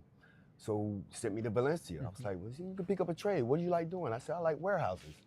You know, I like, I have OCD, bad. So I have to have things in order. I like to go into my room at night with the lights off. I don't have to turn the light on and know where everything is at. So I didn't know how to work with that into a career. So warehouses came in, so I was like shipping and receiving. I ended up getting injured and had to come back into the program, and I started working in the front office. So start communicating, answering phones, helping out the overnight guests or new disciples coming in, orientate them, kind of show them what the program is about, what to be expected of you and everything. And I was like, well, this is a new area for me. I was like, I like that. I said, I'm a people person. I like people. I like talking to them. So that worked out. That worked out well. So then my dad, which he passed away almost coming up on a year now. Can't believe it. He needed someone to take care of him, and I was the only logical choice because my oldest brother, he's not doing well himself. My older sister, she's in Houston, and my little sister, she couldn't take care of his needs as well as I could have. She would have tried though, but she didn't. So I ended up having to leave in 22. I had to leave in 22 and go and take care of him. I stayed with him for the next 3 years, and then he passed. He went home at 100, and I'm so proud of that. He was in no pain. He didn't suffer. Excuse me.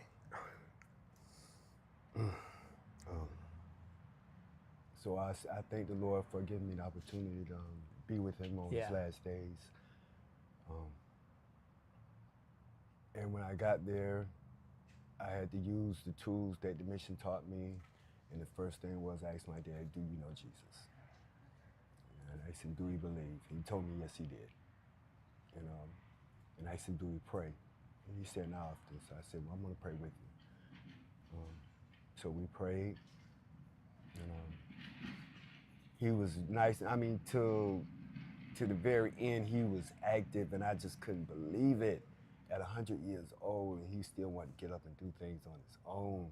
I got this, I don't need your help. I said, okay. Then he'll turn around and say, yeah, okay, boy, come here, I need you, get up. I get up and I help him. I really miss him, but that was my biggest struggle. It was like, that was my trigger, was death, especially of a family member. Anybody that dies and I'm close to him, it kind of does something to me. And then when he passed, I thought I got all my grieving process out of the way, and actually I didn't. And Penny, who I'm working for now at the store, she asked me to come and work for her, and I'm like, yes, I would love to. So I was like, I know it's a job, looking for a job, and the Lord directed me that way, and I ended up going, and I don't know what triggered, I don't know what happened, but everything went back to my dad, and I fell again. And so she said, are you willing to go back into the program? And I'm like, yes, I should have went back as soon as I laid my dad to rest. I should have went back and picked up where I left off at, and that was my own fault. I blame myself for that. I don't blame nobody else. But I'm here, I'm back, I am doing very well. Get along with everyone. I just want to get back to where I was. Well, actually, I'm pretty much there. I'm that happy. I'm back to that happy-go-lucky person. Yeah. Always helping everyone, going the extra mile. And you don't have to ask me to do it. If I see something that needs to be done, I do it. So, do you think this time it's going to be different? You think it'll be a permanent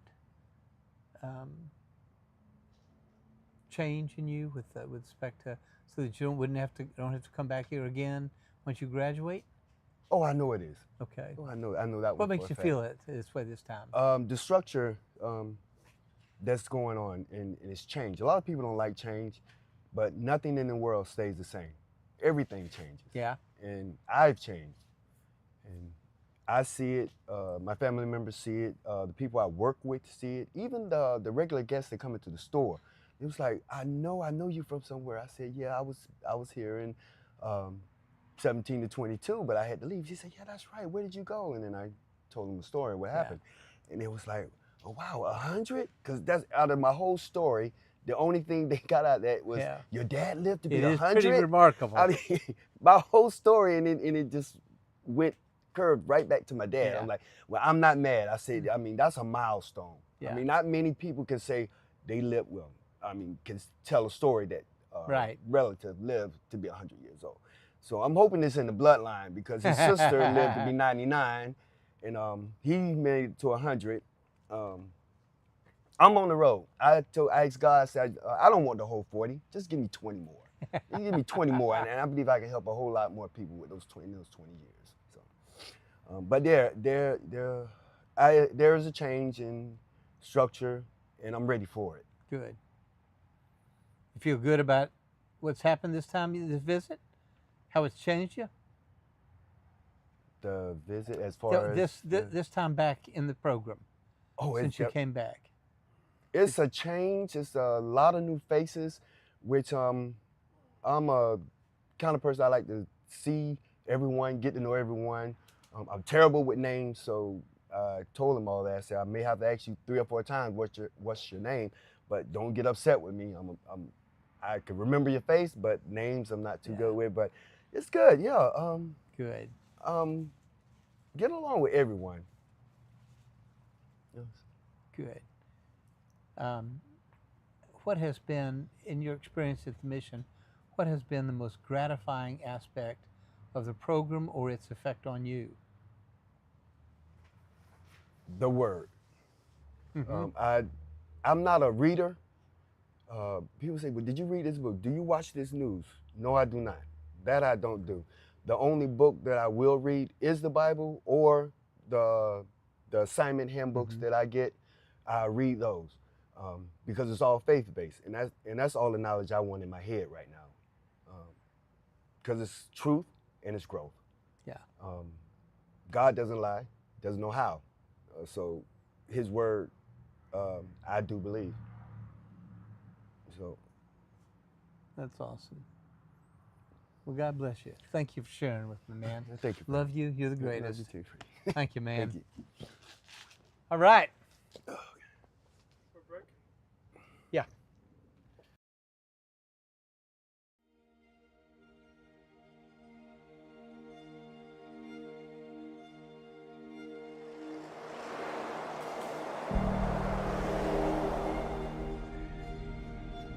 Despair can feel overwhelming.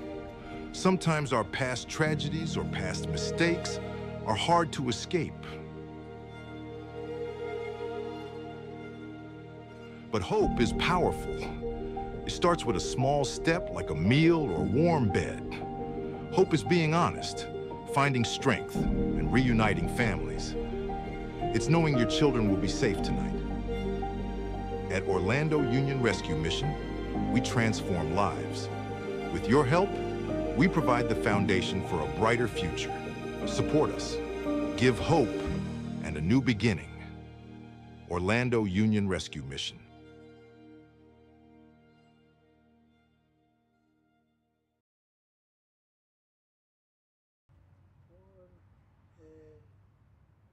Hey, all you folks watching out there, Conversations on a Bench. It's Freddie Clayton at the Orlando Union Rescue Mission.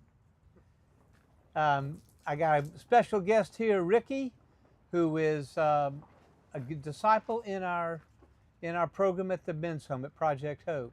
Ricky, good to see you, brother. Thank you for doing this. Good to see you this morning. No problem. All right, so tell me how, where you grew up. First, catch me up. Where did you grow up? How'd you end up in Central Florida? And tell me something about your family. I grew up in Monterey, California, which I was born on Salinas Army Base. Okay. Army Base out there, Fort Ord. And my family moved around to Georgia, lived in Louisiana. Now, was that because your mom or dad was in the military? Yes. Okay. And what brought me here to Central Florida is actually in 2010 when my dad passed, I actually came down here to get in the program when it was on Central. But the discipleship program was full. Really? So I ended up doing the work part of the program. Right. And staying a few months, then moving out, going back to California for work. Okay. And then I ended up decided to come back and needed a change in my life. What kind of change do you need in your life? Kind of lost my way, following the path of God. All right. Did you end up getting involved with substances abuse? Any drugs and alcohol? Or? It was a little alcohol, but it was mostly anger. Okay. How did the anger manifest itself? Did it get you in serious trouble? I got in some trouble when I was young. Spent majority of my teenage life locked up. Okay. So it was like dealing with stuff that I had no closure on. As far as after my dad passed, like I needed closure on a lot of stuff, but I couldn't get that. So it was a lot of anger still built up, and I still deal with it nowadays. But being in a discipleship program actually helps. How long you been with us this time? Actually 9 months. All right. And you feeling a change? Yes. What kind of change do you see here? I see a full change in myself as far as walking through faith with God and being a part of the discipleship, being a discipleship for Him. Do you feel like it's tempering your anger? Yes, it is. It helps a lot. Good. Because you're being in a program, a lot of different people you have to deal with, a lot of different attitudes you have to deal with. So it teaches you to control your anger and not bust out in outrage, just sit down and have a conversation with them about it. What do you do? What's your service assignment in discipleship? Where do they have you working? I work at the store and on the truck. So you're right. You're okay with Khalil? Yes.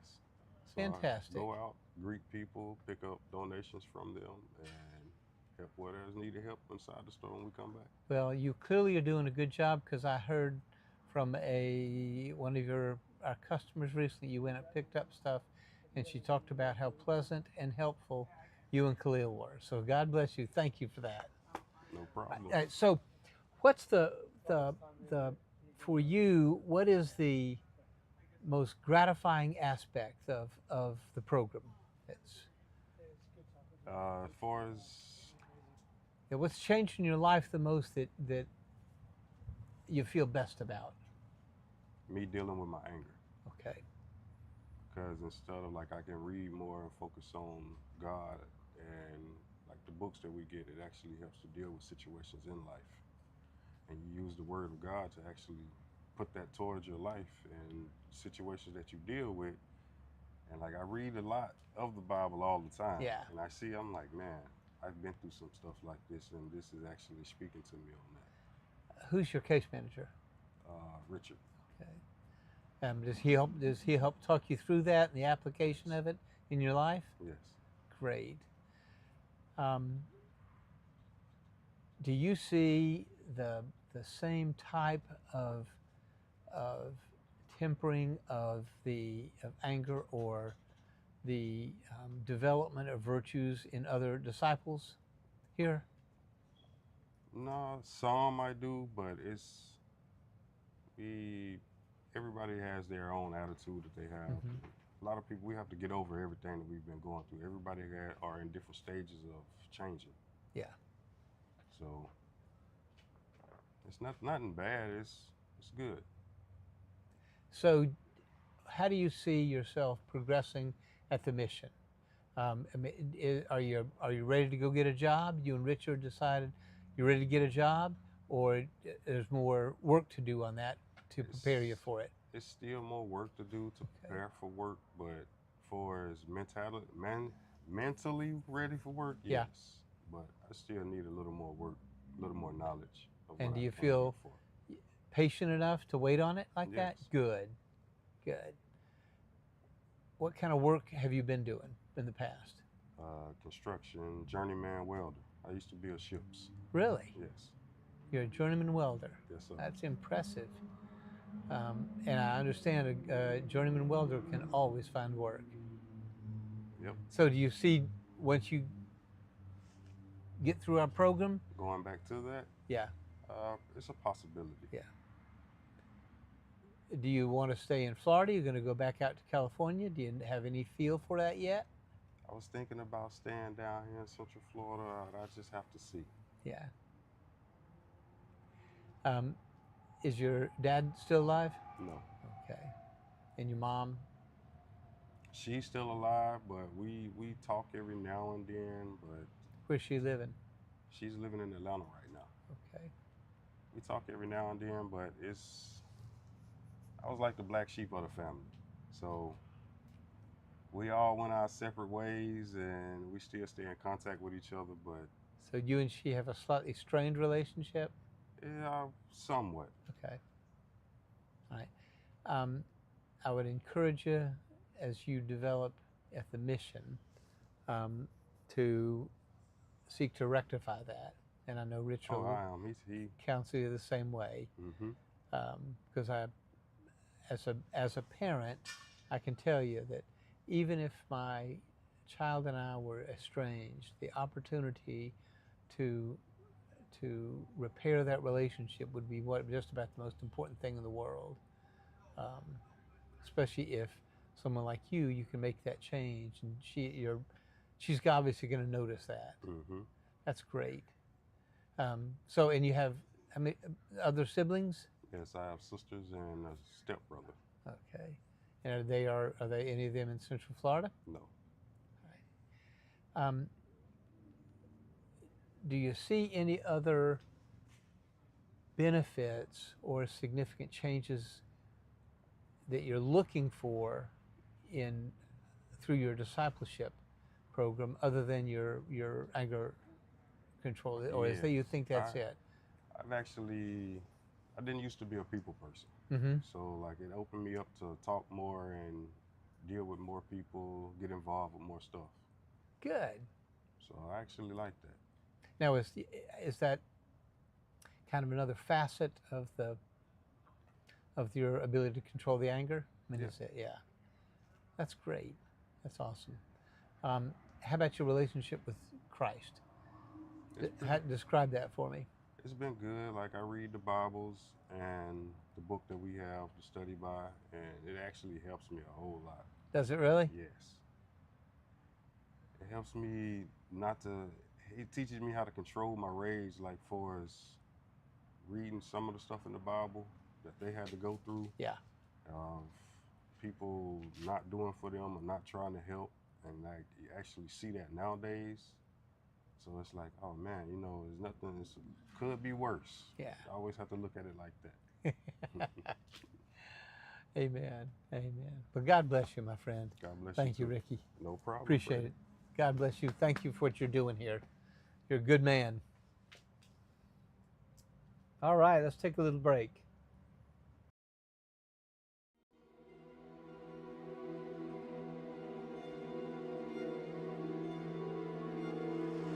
There's a lot of things I'm not proud of in my life.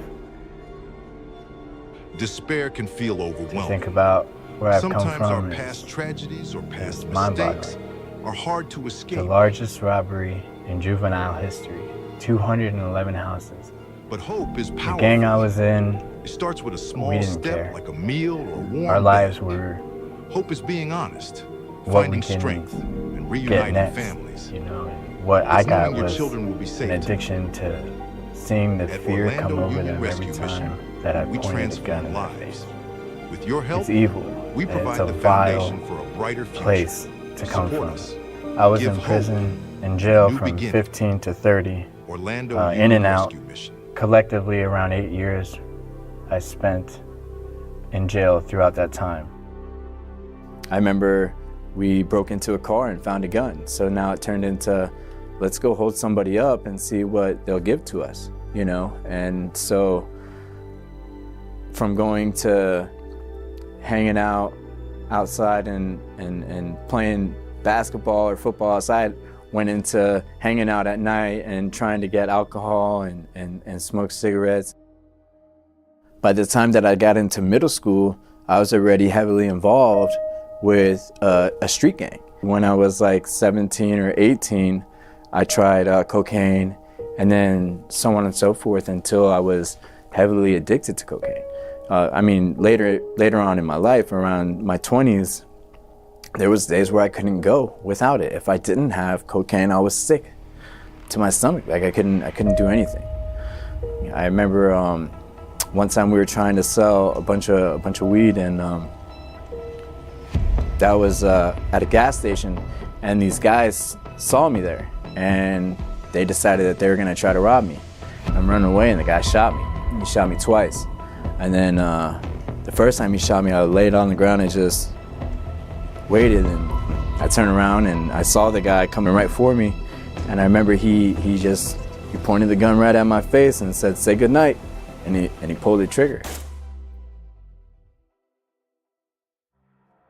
I kind of flinched, and when I flinched, I kicked him on accident, and it made him drop his aim from my head to my chest, and it hit me in the chest. I remember I died, you know, and when I died, I knew it because I can see myself on the ground, like as clearly as I'm seeing you right now. You know, I just was laying there and it looked like I was looking in the mirror. And then I saw the EMT cut my shirt open and stick me in the heart with a needle. And when that happened, now all of a sudden I'm back in my body, I'm looking around and there's blood all over the floor. That was the moment that I came to the knowledge of who God was. You know, that there was a God. You know, I didn't have any idea of who he was. I just knew that he existed. From that point on, I know that God had his hand on my life. Even though I still messed up, he still didn't let my life go. He still didn't let drugs overtake me to the point of overdosing. He still didn't let other gang members kill me. He still didn't let me get hurt in prison. The same judge I had for like 10 years of my life. The judge looked at me and he was like, when are you gonna get your life together? Look at where you were when I first met you, you know? At least you had something, you know, to call yours. Now what do you have? You don't have nothing to show for the last 10 years because you need to either go into a program, a rehabilitation center, or I'm gonna send you back to prison. You know, those are your two choices. And he gave me his card and I told him I would try the rehab center. And he told me where to go. And I went there and I did the interview process and they didn't take me. They wouldn't take me because of my violent history. God had his hand on my life. He took me through all of that just to bring me to the point where I needed the Orlando Union Rescue Mission. And that's where I found who God was, who Jesus Christ was as my eternal Savior. When I first came in, I was right here by this bullpen. I remember waiting at this gate, hoping that they had space for me. And this is where I spent my first 2 nights, right here, bed 9. This is where I came, my first chapel service.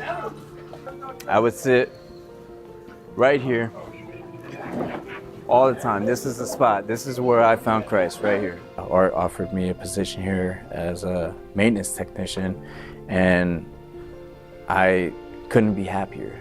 In the 3 or 4 years that he's been with us, he has really gotten to a point where he has grown quite a bit so that he in turn can lead the disciples that we have had, that we have now, to also develop, to also grow, and it's been a blessing. Great person, great personality, good leader, good coach. You know, he came from the bottom and now he's pretty much up there, somewhere where I want to be. When I first came to the mission, I needed a place like this, but not that I needed it for my benefit. I needed it to get me through probation, to get me not going to prison. I needed it to get me out of trouble. And now it's a privilege to get to be here, to find people who have the same walk of life as I have and who have had a hard time, and to be able to instill in them what somebody took the time to instill in me. And that's just really the gospel of Jesus Christ. I pray that you would just draw them as you did my own life, Father. That you would just bring them to a place where they realize that they can't do anything without you. I pray that you would bless them on their journey, Lord. Each and every one of these men here deserves to have a life as I have. And that starts with knowing you, Father.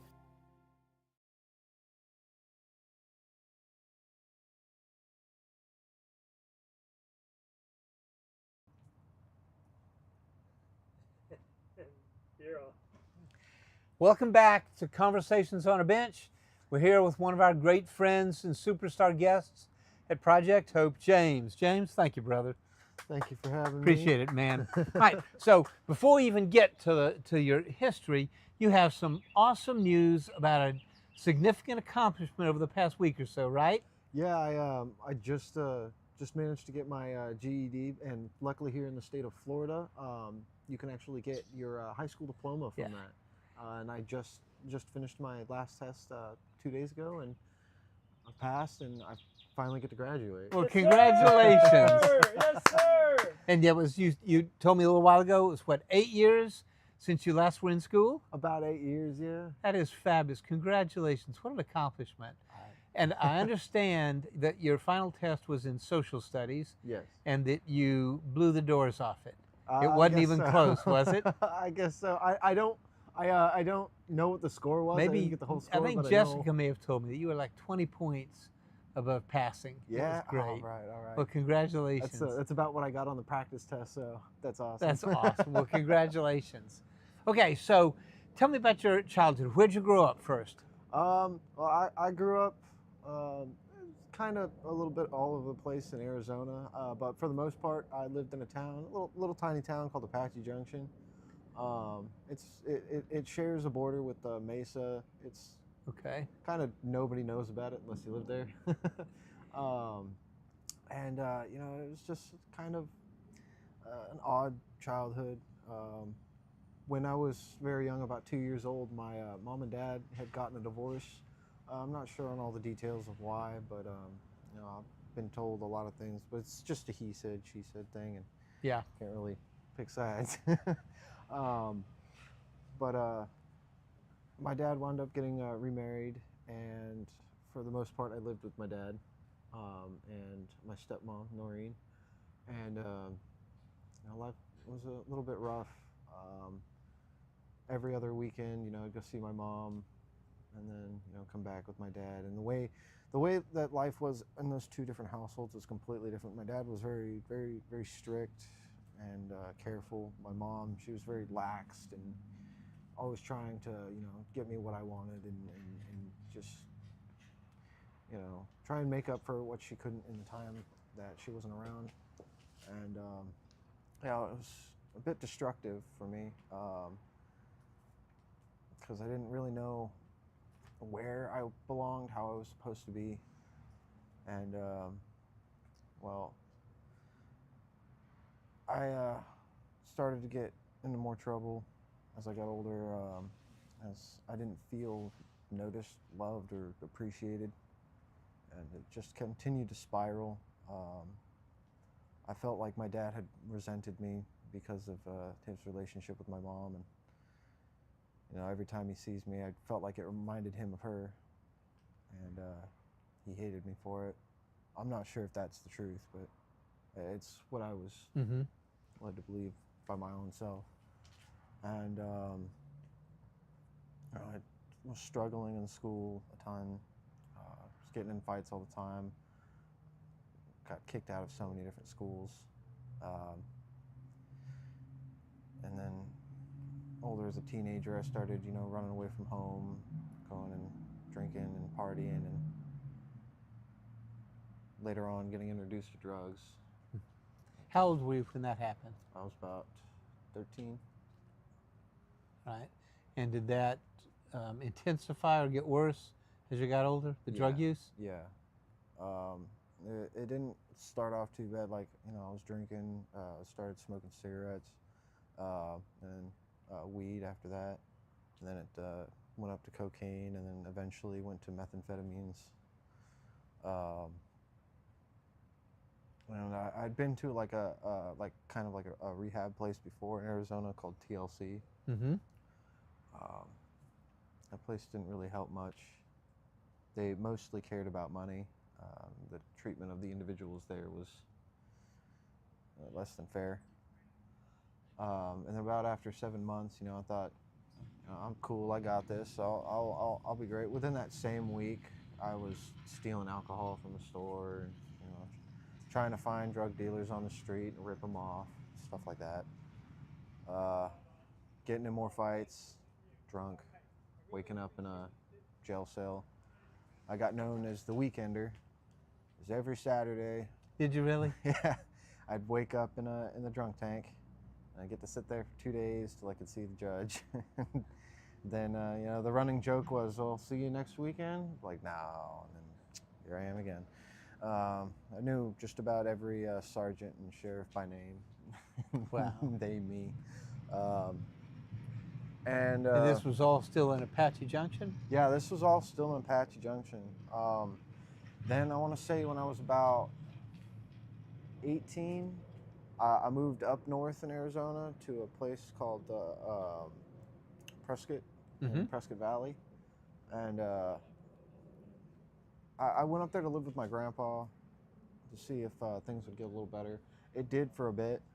I started working with him for a couple years, and I was doing a lot of construction and stuff like that. Got a lot of experience doing it. And then, I met this girl, and we really hit it off. So I was like, oh, well, this will be fine. I moved in with her. I had a couple grand in the bank, and I got another job at a Home Depot. I was making really good money, and then, she wound up cheating on me and kind of taking everything I had. So, back out on the streets. Oh, again. man. Then from there, my problems with drugs and alcohol just got infinitely worse. And eventually, I decided that it was time to leave Arizona, get a new change of scenery, start life anew. Moved here to Florida when I was 20. and I've been here since. I'm 23. Okay. But it started off pretty good. You know, I had a house, was living with some friends, and then the people that we were renting this house from, they broke our deal on our agreement and doubled our rent out of nowhere. They'd start shutting off our utilities before the due date, and then eventually they sent some sheriffs to give us an eviction notice, so they say. That never happened. There was always somebody there, so we would have known if somebody had come and posted something on the door. So one day they just showed up and they told us we had about 12 hours to get out, and I was just, oh boy, here we go again. And then, you know, it started again with the hopping between hotels, making new friends and sleeping on their couches, getting back into drugs again. Kept spiraling. Tried to end my life a couple of times. And wow. I thought I was just so darn useless and so darn powerless. I couldn't do anything right. I couldn't even kill myself. But you know, after several failed attempts and plenty of pity parties, I was led to this place. And at first I was a bit skeptical about it, and then there's a fella here named Jason. He talked to me, and I found out just how much I related to him, and the ways that we'd grown up. I mean, we're almost the same age too. He's like, what, 27, 28 now? Yeah, he had a lot of the same issues I did. His family life was a lot better, but still, we had the same kind of problems. So Yeah. I was able to find somebody I could, you know, talk to about it. And you know, told me about this place. He told me about the love of Jesus. And rather than what I used to do when I'd hear about Jesus, I used to, you know, cover my ears and try to ignore it, or, you know, debate and argue about it. But this time it was different. I felt something. I had taken all the events that led up to this, I ran them through my head, and all the incidents, all the problems. Began to realize that, or even just question, like, this couldn't have all been coincidence. This had to have all happened by chance. To be led here, to be speaking with this man, to be thinking this right now. And then he just asked, he's like, can I pray for you? It's like, yeah. So, you know, he prayed, and I broke down crying, man.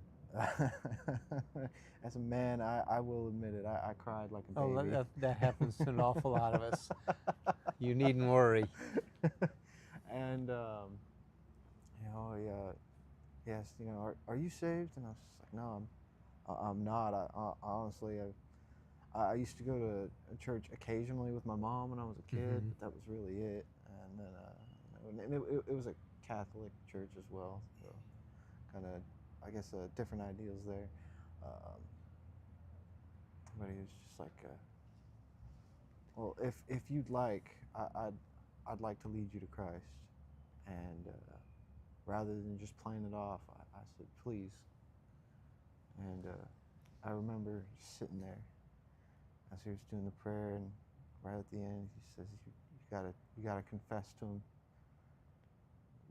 out loud with all of your heart that you believe. And I remember just yelling, I believe, all while crying and sniffling, trying to compose myself, but I couldn't. I felt the warmth, the love, the spirit come down and embrace me. And after that, he told me, why don't you go up and try to apply for the discipleship program here? And I'm like, oh yeah, that sounds like a good idea. And he's like, well, it's a 1-year commitment. And I'm like, well, I ain't got no place to go, nothing to be doing, so why not? And I went and I talked to them, and it didn't seem like it was going to go well at first, because during the interview, like at this time, I had a broken wrist, and I still have a really bad back. I've got scoliosis. My spine goes at about a 30-degree angle, and then it straightens back out. Oh man. So I'm always in a lot of pain, especially when I've got to like lift heavy things. But I've been dealing with it forever, and you know, some it won't be a problem. I'll still be able to work, but you know, they're very skeptical that I wouldn't be able to, and at first I was denied, and for a moment I was broken. You know, I didn't know what to do next, and for the first time ever, I went off and I prayed, and the next day they told me, come on in. So they'd all had a talk, and they're like, we want to give you a chance. And I had a big old smile on my face. I couldn't be more happy. I almost couldn't contain myself. I went from, you know, being denied to all of a sudden they're giving me a shot. That's great. And How long ago was that? This would be a little over a year, about 13 months ago, give or take. Yeah. And I was just so darn grateful. And, you know, I had my bumps and hills and troubles while I was here. And it did take a while to truly learn what it meant to be a disciple of Christ. And I'm still learning, but I went from being this angry, bitter person who wouldn't listen to what you have to say, always has to defend their own opinion, just so absorbed with my own pride that I couldn't see anything else differently, to, and I'm not trying to like brag or anything, but I began to be able to humble myself, to be able to remove myself from these situations that my pride would once dictate over me. I've noticed I've become much less angry, happy darn near all the time. I've got a greater sense of life, of purpose. I know that. How would you describe that purpose? The purpose, oh, how would I? Putting it into words is the difficult part.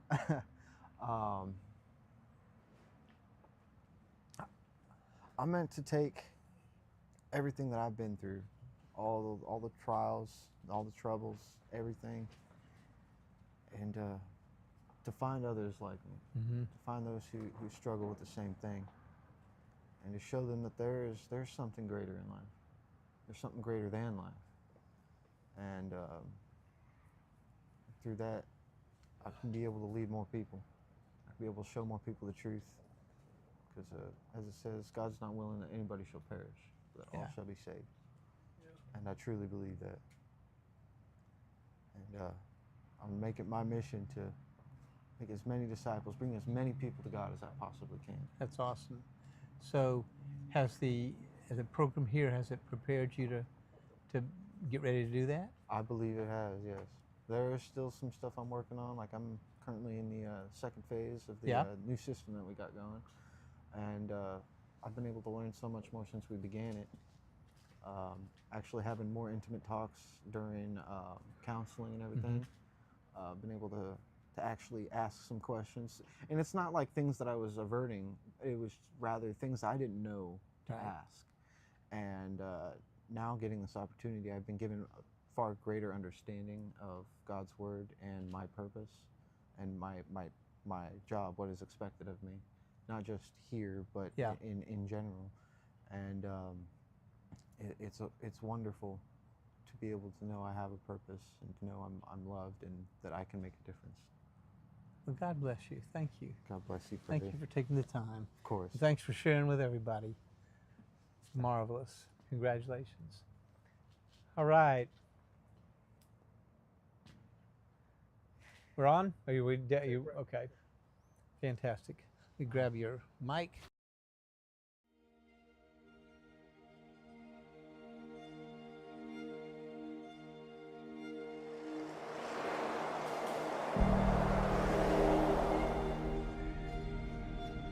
Despair can feel overwhelming. Sometimes our past tragedies or past mistakes are hard to escape. But hope is powerful. It starts with a small step like a meal or a warm bed. Hope is being honest, finding strength, and reuniting families. It's knowing your children will be safe tonight. At Orlando Union Rescue Mission, we transform lives. With your help, we provide the foundation for a brighter future. Support us, give hope, and a new beginning. Orlando Union Rescue Mission.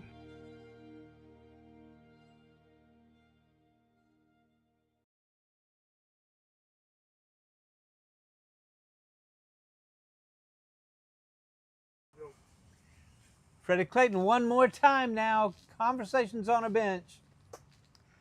Almost 6:30 in the morning. How many hours have we been doing this? 15 and a half? Yeah, about 15 and a half hours.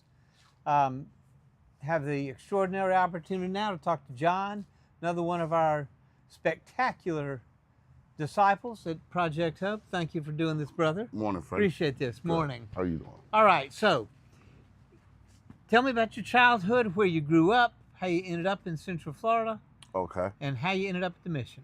Cool. I was born in Syracuse, New York. Separated from my family, raised by a Southern grandmother. Went to child foster home at the age of 13, all the way from Syracuse to Brooklyn, New York. So I mainly was raised in Brooklyn, New York. Okay. I had some bad times, good times, but growing up was an experience of not having your real family around. Yeah. So I learned to have foster brothers that became brothers. I have been to prison. I did some things that got me in trouble. How long were you in prison? I did 12. Okay.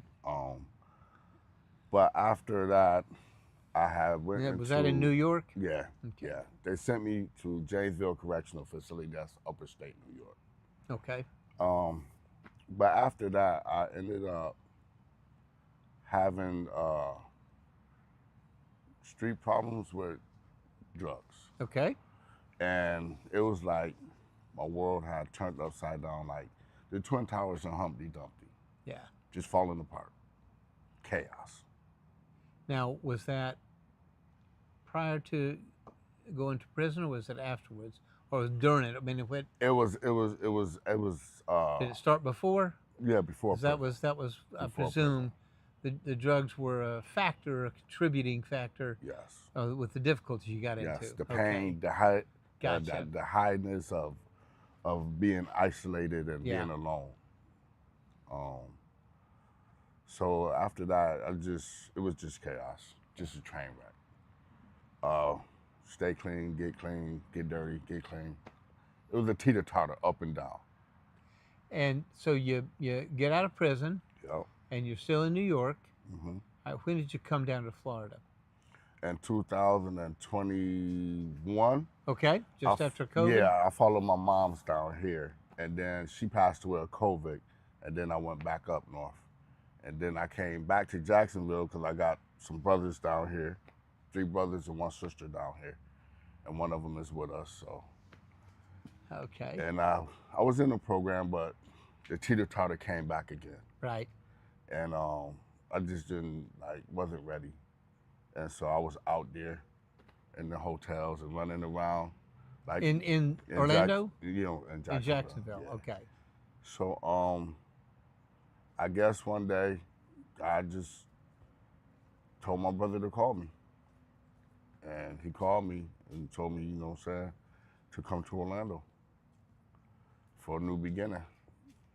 Wow. Sit still. Let Jesus work on you and put you back together, because that's only one king that That's can what your put brother you back was. together. Your brother was advocating that. Yeah. Yeah. It's time for you to get it together. That's awesome. So when was that? I came down here July 25th. Okay. Of 2025. Of 25. Yep, down here. And how soon after getting down here did you enter the mission? July 29th. You guys Okay. move fast, and I appreciate that. You guys do go to work. But yeah. So what's it been like since you moved in here? If you let the light in your heart, everything can change. Has it started changing in your heart? Yes. Yes, because if you open up, your body is like a parachute. If you open up, you can see the glory coming while you're going down. You can see the glory. You can take your time and see everything instead of falling and rushing. You know, your mind is a parachute. Open up and let God in. So, what aspect of this, the 3 months? Yeah, about 3 months now? 67 days, yeah. What aspect of it has been for you the most profound, the most important of the program? Is it getting into the Word? Is it living with these brothers, of all of whom are going through this same stuff? Is it your counseling sessions with Shane or Richard? What aspect of it has been most profound and important for you? It's getting into the Word. Okay. It's learning God's Word. Because, listen, as we grow up, we have teachers, right? Right. So, to me, as I learned, because I've been around Christian people, if you just listen to Jesus and read his story, there's a lot of books out there we read, fictional books. Yeah. But it's only one true book out there that helps you understand, and it's a real book, and it's called the Holy Bible. And that book is not fiction, and it does not lie. It's the truth. Amen. And you get into your character as a disciple as you read the book. Yeah. And you feel that in your heart now. It's changing you. Yeah, yeah. I'm one of the cooks here, so. Oh, awesome. I'm one of the fishermen of the disciples. And I like the way I laugh now. I can laugh, I can joke, I can have fun. I'm not in the dark clouds no more. So what do you see as kind of the development of your progress here? I mean, is it growth? Growth, spiritual growth. Yeah. I get to talk to the fellas. It's like I got brothers now, more brothers. Yeah. You know, I'm not alone. Yeah. Do you see yourself, when you look around, you see some of the senior disciples, do you see yourself in that as position? Images? Yeah. Yes, some of them are images. All of them are images. Yeah. You know, but it's to be careful what image you take in life. Amen. That's exactly right. So who's your counselor? Pastor Shane. Okay. Is he good? Yeah, yeah. He helps me with a lot because I'm learning to be more of a Bible person now because I didn't really grow up with the Bible running in the streets and stuff. Right. He knows his scripture. And he helps me with a lot of things. And as I said, my name's John, so I'm in the Bible, so I'm learning just who John is. He is learning your namesake. He is the witness of the light. Amen. The disciple Jesus loves. Right. All right, so you expect to be here a couple of years? I can't predict the future, only Jesus can. Okay. So I go with whatever he got me to do. And because I always made the choices. Have you been sober the whole time since you moved in? Yes, and God it's bless fun. you. How long has it been since you've been sober for 3 months like that? Okay. It's been 60-something days because I just had my 60th chip. Okay. From CR, so it's over 60-something days. And how long has it been in your life, the last time you were sober for 60 days? 2 years ago. Okay. Because that teeter-totter came back. Well, this time we're going to make sure it doesn't. Yeah, we're gonna make sure it stay on the ground. You feel confident? Yeah, matter of fact, we're gonna take the teeter-totter out the playground. That's right. Take it off the dang post and just lay it on the ground. Yeah. You feeling confident about that? Yeah. Why do you feel so confident now? Because I'm around fellas that know the word, that can help us. And help give you accountability? Yup. And grounding in the word. Yup. Because we are teachers towards each other as disciples. And you feel that obligation to help the others like that. Mm-hmm. And you see they're doing that to you? Yeah. Because if I see an overnighter that need help, I'm going to help them. If I see anybody need help, I'm going to help them. Because God said, go help your next disciple. God bless you, man. Thank you, friend. Thank you, John. Love you, brother. Love you, too. Congratulations. All right. Hello, Dr. Stewart.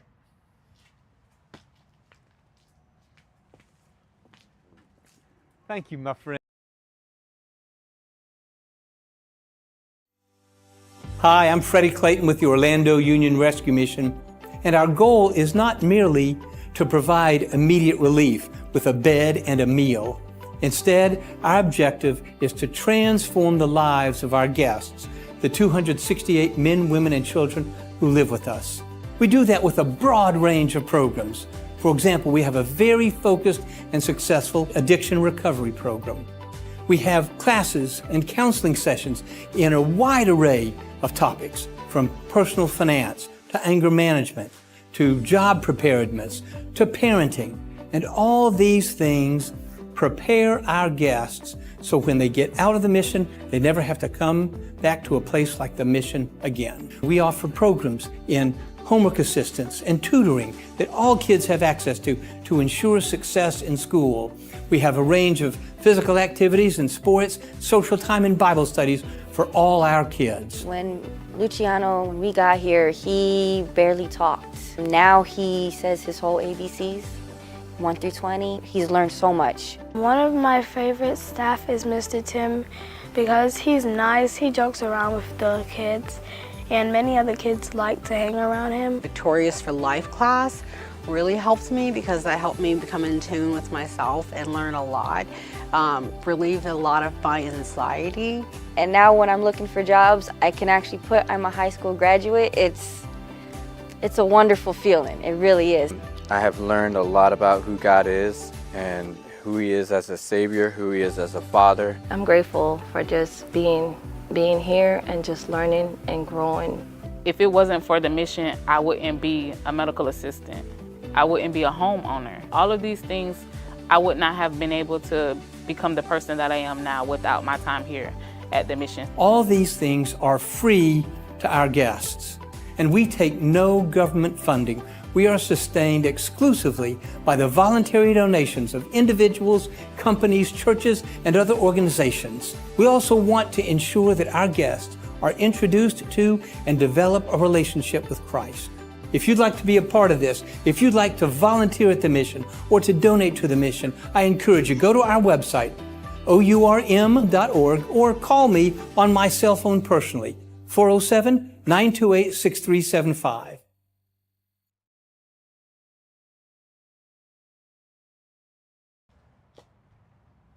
All right, we have a special opportunity right now on Conversations on a Bench. We have our extraordinarily esteemed and beloved City Commissioner, Robert Stewart, District 3 Commissioner here in Orlando.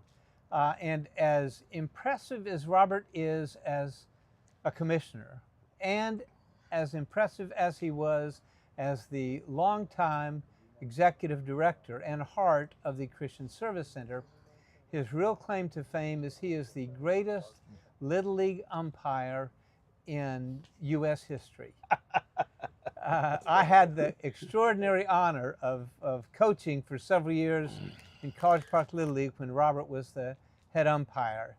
And he was not only infallible on the field, but he also brought a joy and volunteer spirit to it. So, Commissioner Stewart, thank you, my friend. God bless you. Thank you, and thank you for being here today. You are a nut. We're going to spend all the time talking about baseball. I'm sorry to say this, but our audience would probably find it a lot more interesting than what we're going to really discuss. Absolutely. Go ahead. Cubs won last night, so they got to do a 5th game on Saturday, which I'm kind of excited about. Oh, do they really? Yeah. Awesome. So, but anyway, yeah. And why do you? I still umpire. You know, I've been umpiring 57 years. 50. God bless you for that. So I umpire only during the summer during tournament time because I don't have to do the other stuff. Yeah. And so it used to be so, that as a young umpire, people would call and say, well, you got Tuesday night and you got Thursday night and you got this and this. Yeah. And I go, okay, great, thanks. And after a while, I did the World Series and did three of those. And now they go, well, can you come over anytime? Would you stop by? And I go, I don't do the plate anymore because I'm just too old. And he said, what they would say, well, will you go in the field or will you just do evaluations of our umpires? Now it's like, you're the old man. I get a chance to decide what you want. That's right. The Grand Wizard now. Thank you for doing that. I'm not sure I'd use that term. I would. Because you're magic on the field. All right, so thank you for your service. on the city council. I'm sure you have noticed, as I think all your constituents have, that we've had an increase in homelessness over the past several years. Have you been able to discern the cause or causes for that? Because it's, as you know, it is not just a small incremental increase. You know, it's doubled in what, 5 years, more than doubled in 5 years. What's caused it? Well, I don't agree with the numbers. Okay. I don't think it's doubled. I think there's a slight increase. I will tell you that in the last 5 or 10 years, we've gotten better at counting people. Right. And we've gotten better at knowing where people are, and we've gotten better at getting them, getting services available to them. I'm glad that someone with real authority says that, because I've participated in 6 pit counts, and my primary conclusion is that no one should believe the pit counts. Yeah, no, they never should have. And in a sense, they really aren't designed to do that. In a sense, they're designed to see an incremental increase or a percentage increase, and not necessarily an identifiable number.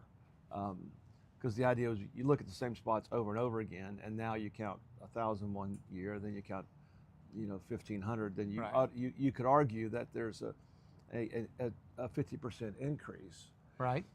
But you can't argue that it's 1,500 now. It's probably more like 6,000 or 7,000 that are okay. Well, first let's tell the audience what a pit count is. Yeah, pit is the point in time count. It's a count that the government uses to identify the number of homeless in the individual area. It's done exactly the same way. It's done exactly at the same time, all throughout the entire country. So and we go out, volunteers physically count homeless people. They go out and talk to homeless on the people, streets, they identify them, they determine if they're homeless. And it's done really throughout the entire country. And the whole reason why it's done at one time is that so you won't have a duplication of efforts. You won't count in Orlando in January and then later on count again up north, where north would have more people up north because they may have migrated back north of the summer. So the idea is that we're going to take this kind of one time, 1 week in the entire country, and we're all going to go count. And it gives you a number that I think is probably pretty, again, the progression. I will tell you, at the Christian Service Center, we used to track certain numbers, and as we tracked them, we knew that they were unduplicated or duplicated clients. And when I joined, I wanted to get exact numbers of who we served, how many people we served, and that kind of stuff. And realized over time that we could not get that. It was nearly impossible. But we did track the numbers the same way. So I could tell you, not necessarily at the time, how many homeless people that we had or how many people that we served or whatever it may be. I couldn't tell you with assurance that it was accurate, but I could tell you that it was 10% more than the previous year. It was because it was counted the same way. So you always got a chance to see the trend, and that was important to us. I believe that what's occurred is that we have gotten better at providing services, and because of that, people are more identifiable. The HSN program of sending counselors out on a more regular basis has created a level of confidence that the people can feel like they can come in. We're getting a better count of people. They are more visible, but it's interesting. My wife and I just had a chance to celebrate our 49th wedding anniversary. Congratulations. And in that, we decided Thank to God go, for patient women. Absolutely, absolutely. And then we decided to go to Europe, and we did a river cruise from Passau to Budapest. And in those areas, you park near the downtown area, and you walk around. You see. And what was fascinating to me is that the number of homeless that were available that were identifiable in Budapest and in Vienna and Krems, I guess, were the 3 areas that I may have noticed. And here we were, just a tour group walking in the tour section, and there are homeless sitting there. I have a picture of a woman it's meant a lot to me. It's a woman who's prone on her stomach with a cup at the end of her, with her head down and just praying. It is an incredibly powerful picture. I thought to myself, the homeless is a condition that is all over, and it's a condition much like Christ said. It's a condition that it is designed or created or identifiable to test our faith, to determine that what is our real role in taking care of people. And so it was just interesting to see that. And when I look around, I ask people, I said, well, how bad is homelessness? Oh, it's terrible in Orlando. I said, have you been to Denver? Have you been to Atlanta? Have you been to Milwaukee? And the answer is, well, no. I said, so we've done a wonderful job keeping people in Orlando, and they see this, but they don't see that Orlando's done a pretty good job trying to get a handle on the people that are here. At the same time, it's not complete and inclusive. It's not. There's more that we can do, and as a body of faith as well as government, we ought to partner together to kind of figure out how we help those who are the least of these. Okay, so how do you think we're doing as a society as a whole in Central Florida? What kind of grade would you give us in addressing the issue and I'd give us reducing probably it? a C+ to a B-. Okay. We're doing some good stuff. I mean, you know this more than anybody else. In Orlando, in our society, we allow somebody to be on the street because we believe in personal freedoms. Right. So we believe in personal freedoms. We say, okay, you can do whatever you want. You can be on the street, and then we say, well, don't be on the street. And we go, but we believe in personal freedoms, and it's a really delicate balance of that. So the idea is that, 2005 I wrote the definitive, but I wrote the recommendation to the city of Orlando on what to do about homelessness. 21 recommendations, and we put them in order, what we thought was important, and the theme of that, there was always this kind of carrot and stick. If you want help, we want to provide help for you because we don't want you to stay in that condition. At the same time, we don't want you to be a danger to others. But in that balance is people can sleep on the street because we believe in personal freedom, and as a society, and that, by the way, that in my opinion, that freedom thought goes through everything that we do. A good example is that in Europe, you pay for insurance on the car. So if you have a car, you pay for insurance. It doesn't matter who drives it. It's a property issue. You pay for car insurance. In the United States, we pay for car insurance. We pay for the driver. So you're covered with whatever car you drive. Doesn't matter. And if you have only one car to drive and there's two of you, the idea is that you will drive less, so you're going to pay less. If you have 3 cars and there's only 2 of you, the idea is you're going to drive more and you're going to pay more. That's not the case over there. The case in Europe is it's property. So their entire society is based upon essentially a feudal system of property. And so when we look over here, we're based on a system of personal freedom and individual rights. And it becomes really, really a challenge for us to kind of look at how we address those. I think Orlando is doing okay.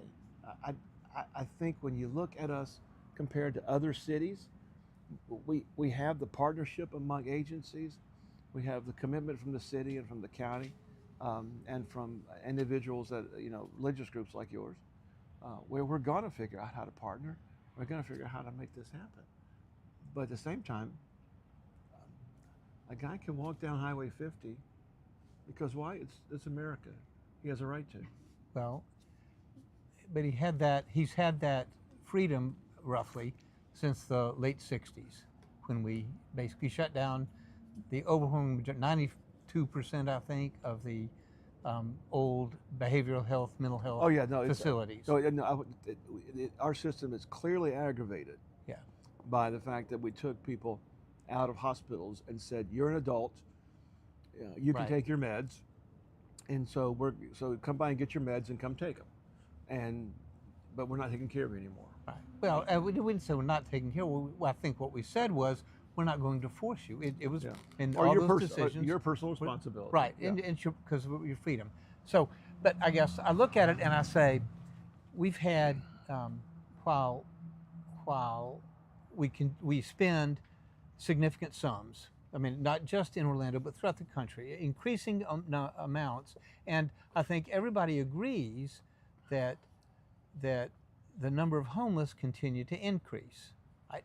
And I hear, basically as a skeptic, I hear a lot of what I would consider facile explanations for it that don't mirror the other aspects. Like you say, personal freedom. Well, we've had that exact level of personal freedom for 30 years, 50 years now. But that wouldn't cause an increasing number, a consistently increasing number, whether it's 100% or whether it's 20%.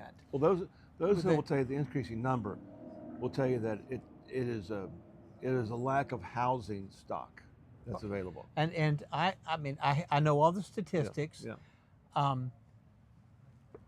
If it's a lack of housing stock, and I believe that is part of the explanation. I don't believe it's the full thing. And I'll tell you, my reaction is, I notice the people who say that are never responsible for the housing stock. Okay? They're responsible for other aspects of treating homelessness, which means it's not their fault. It's the developer's fault. They don't build enough housing stock. That's what I hear all the time. All right? Well, yeah, but let me. Yeah.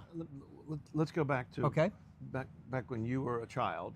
Yes. Which I remember because you're considerably younger than me. Back when you were a child.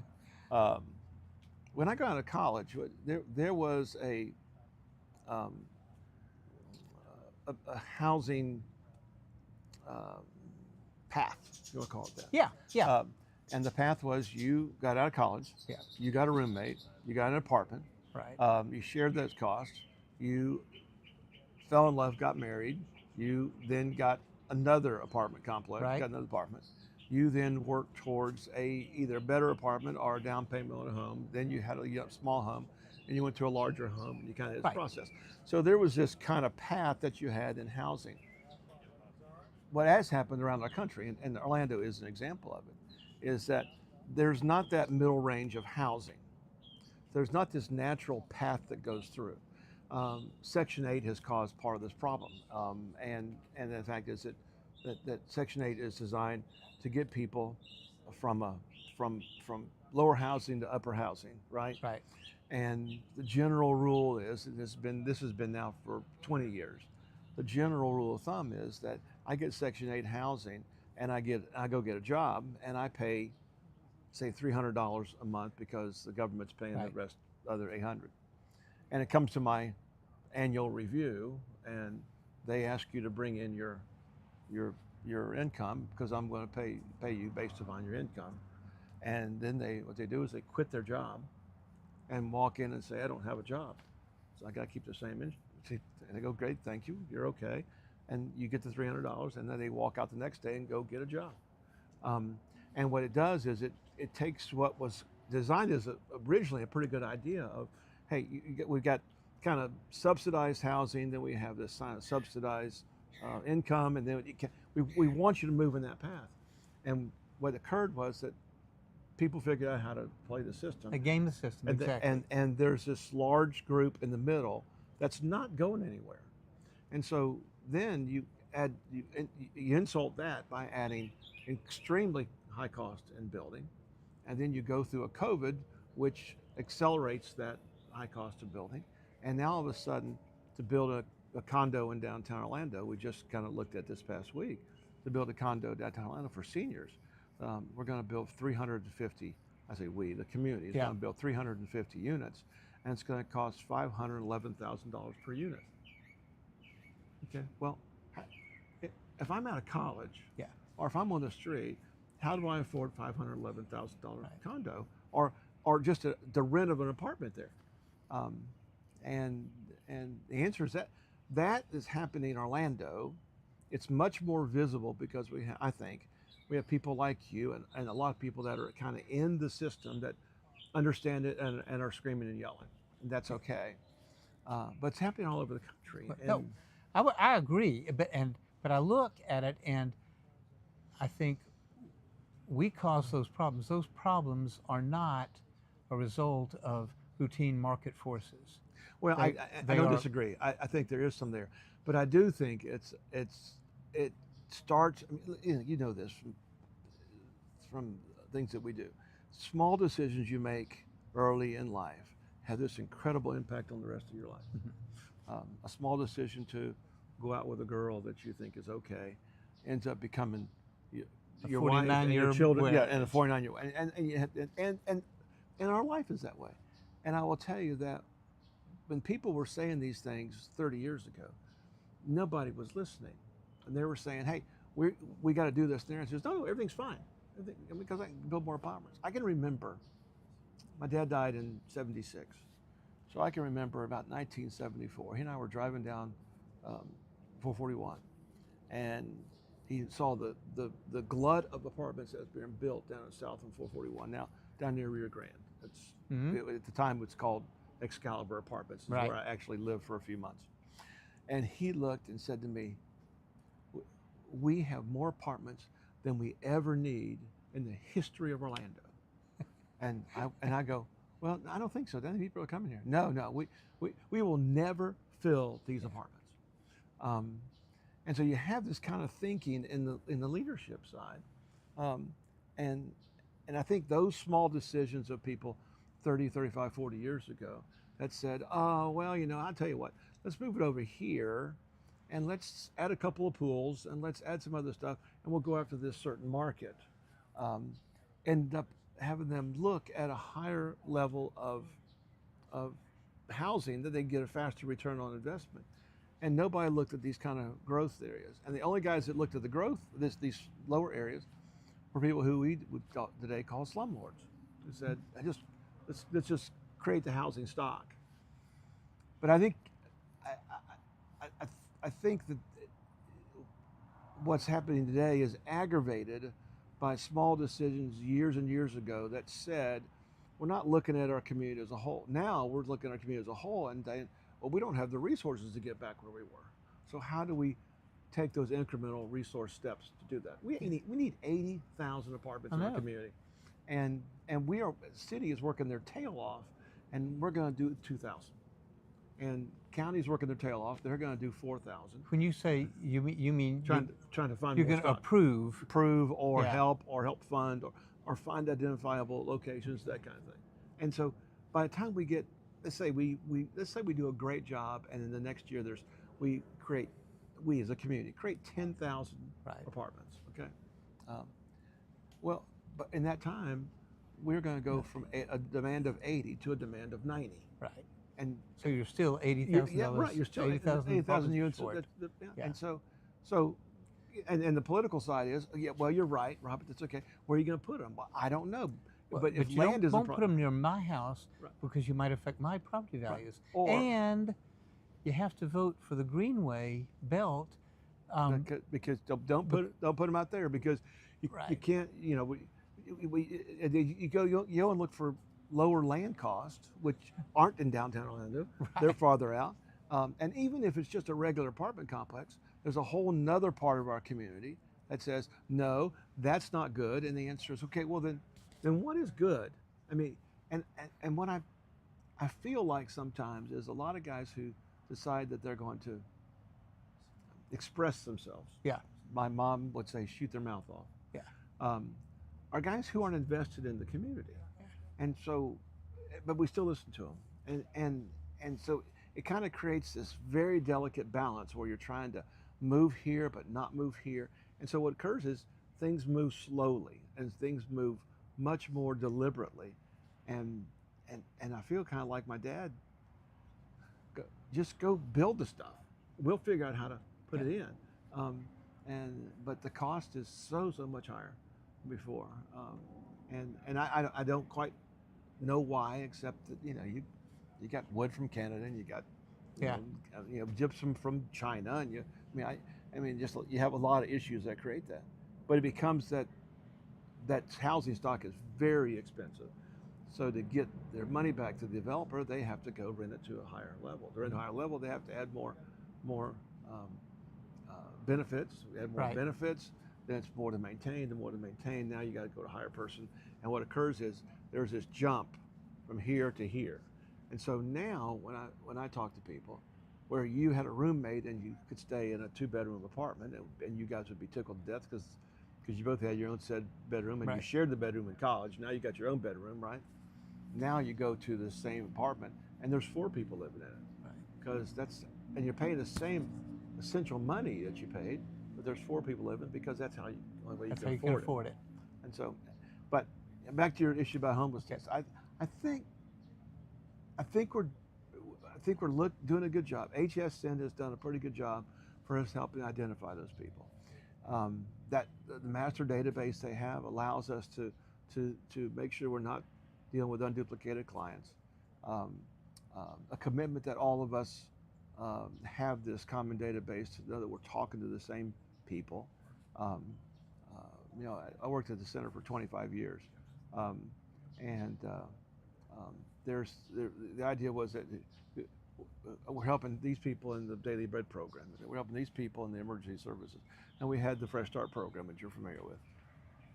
And all that was kind of happening, but the guys were going from place to place, or they weren't. But we never identified that. HSN allows us now to identify that.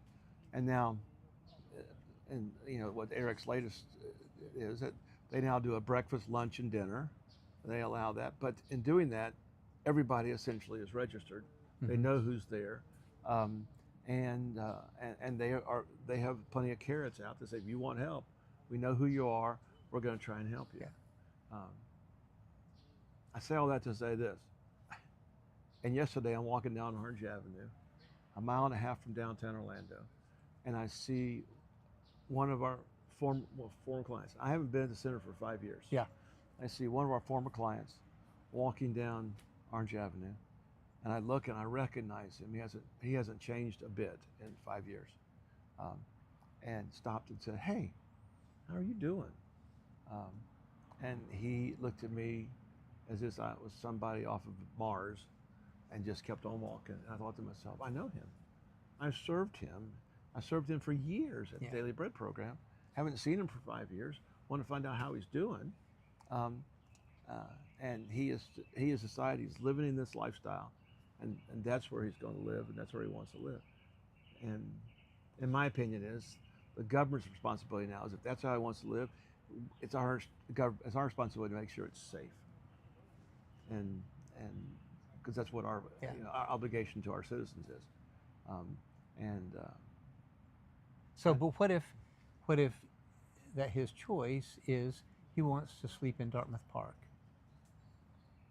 I think there's a delicate balance. Because, I agree. Trade-offs involved. Yeah. No solutions, only trade-offs. Exactly. And I don't know that we, in a sense, I don't know the community should allow that. At the same time, he has personal freedom and it's public property. And now, you end up with one part of the government says, you don't mess with him. He can do that. You can sleep on a bench, okay? And the other side says, no, you can't. And a community that is stricken, divided, based upon how you, and they haven't come to a consensus. And I will tell you that, maybe it's just me, and I talk about this all the time. That 50 years ago, there was a strong feeling of faith within the leadership, and a feeling that our job is to express our faith, and part of that faith is to care for one another. Right. And over the last 50 years, it's gone away, and it's become replaced with this quasi feeling of faith. I'm going to do just enough to feel good. I consider almost transactional. Yeah, exactly. I'm going to do enough to feel good. Right. But I'm not going to do more. And that wasn't how it was 50 years ago when the Christian Service Center started. It wasn't how it was 70 years ago. How long have you guys been on? 77. 77. Good job, though. I'm impressed. Yeah. But not surprised. When the rescue mission started, I mean, I'm certain with 24 hours to talk, you probably discussed this. But, you know, 4 guys came together and said, we need to do something. Yeah. And I'm honored to say that one of them was my dad. Absolutely. And so that's a legacy that's been left with me. But now you have 77 years later, society is different. And it's so much more transactional. And so therefore, if I'm going to help you, I want something back in return. So government, pay me back in return, I'm gonna take care of them. Or you're gonna do this, or you're gonna do this, or you're gonna go work, you know, and it's not this genuine feeling of just of the fact that we are obligated to care for one another. And at the risk of sounding arrogant, but it won't surprise you that I sound arrogant, that that's one of the things that I appreciate massively about the mission, because we don't accept any funding from governments, that we remain animated by our faith. I mean, it's as you know, it's expressed. Some people might think it's heavy-handed, but we are enthusiastic and open that divine obligation that Jesus gave us to love our neighbor and to help the least of these, my brothers and sisters, is precisely what animates us. Yeah. So I worry, quite honestly, one of the reasons that I'm not interested in taking any government funding is I worry that it, for lack of a better term, Robert, and I know this sounds really harsh, it kind of contaminates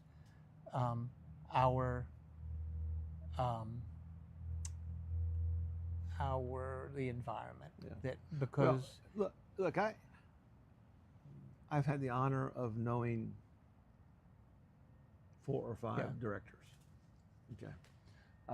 And I have the honor of knowing many for a long time. One of the things I did at the Christian Service Center, as you know, is we met once a month. I wish they continue to do it. We met once a month with the director of the Christian Service Center, director downtown of service providers, and we just to sit together and have lunch, just to do nothing more than the fact to say we love each other. We're all Christians. We're called to the same mission. We're doing it differently. So I've known that, and I've heard from, which is kind of interesting, because I've as an executive director of the Christian Service Center, there was some money that we took from the government. Right. And there were some things, there were some strings tied to it. And then there were some other programs that we didn't take any money, and we could do, and we could express our faith in the way you want to. And we always tried to ride that delicate balance, because the volume of people we dealt with every day was a lot. Okay. But I can tell you that 2 of your previous executive directors would come to me as a commissioner and say, how come I can't get more money from the government of the city? How come the city's not giving me money? I promise you, I'm not going to do that. Yeah. I mean, not only because you're retiring, but even your successor, I won't say. Well, and the answer is there are strings attached to the money you give, and you, I say at the time, you don't have those strings attached. If you're willing to have those strings attached, and one of those is to attend an evening worship. One of those strings is to say that you're gonna come and live our faith. We're gonna come tell you about our faith.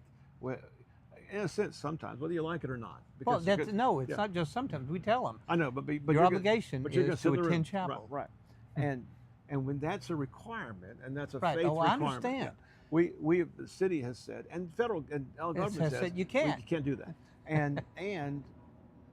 And the success of your program, candidly, the success of your program is you're dealing with a smaller number, with much more engaged in their lives. Right. And that engagement comes from the caring and the faith side.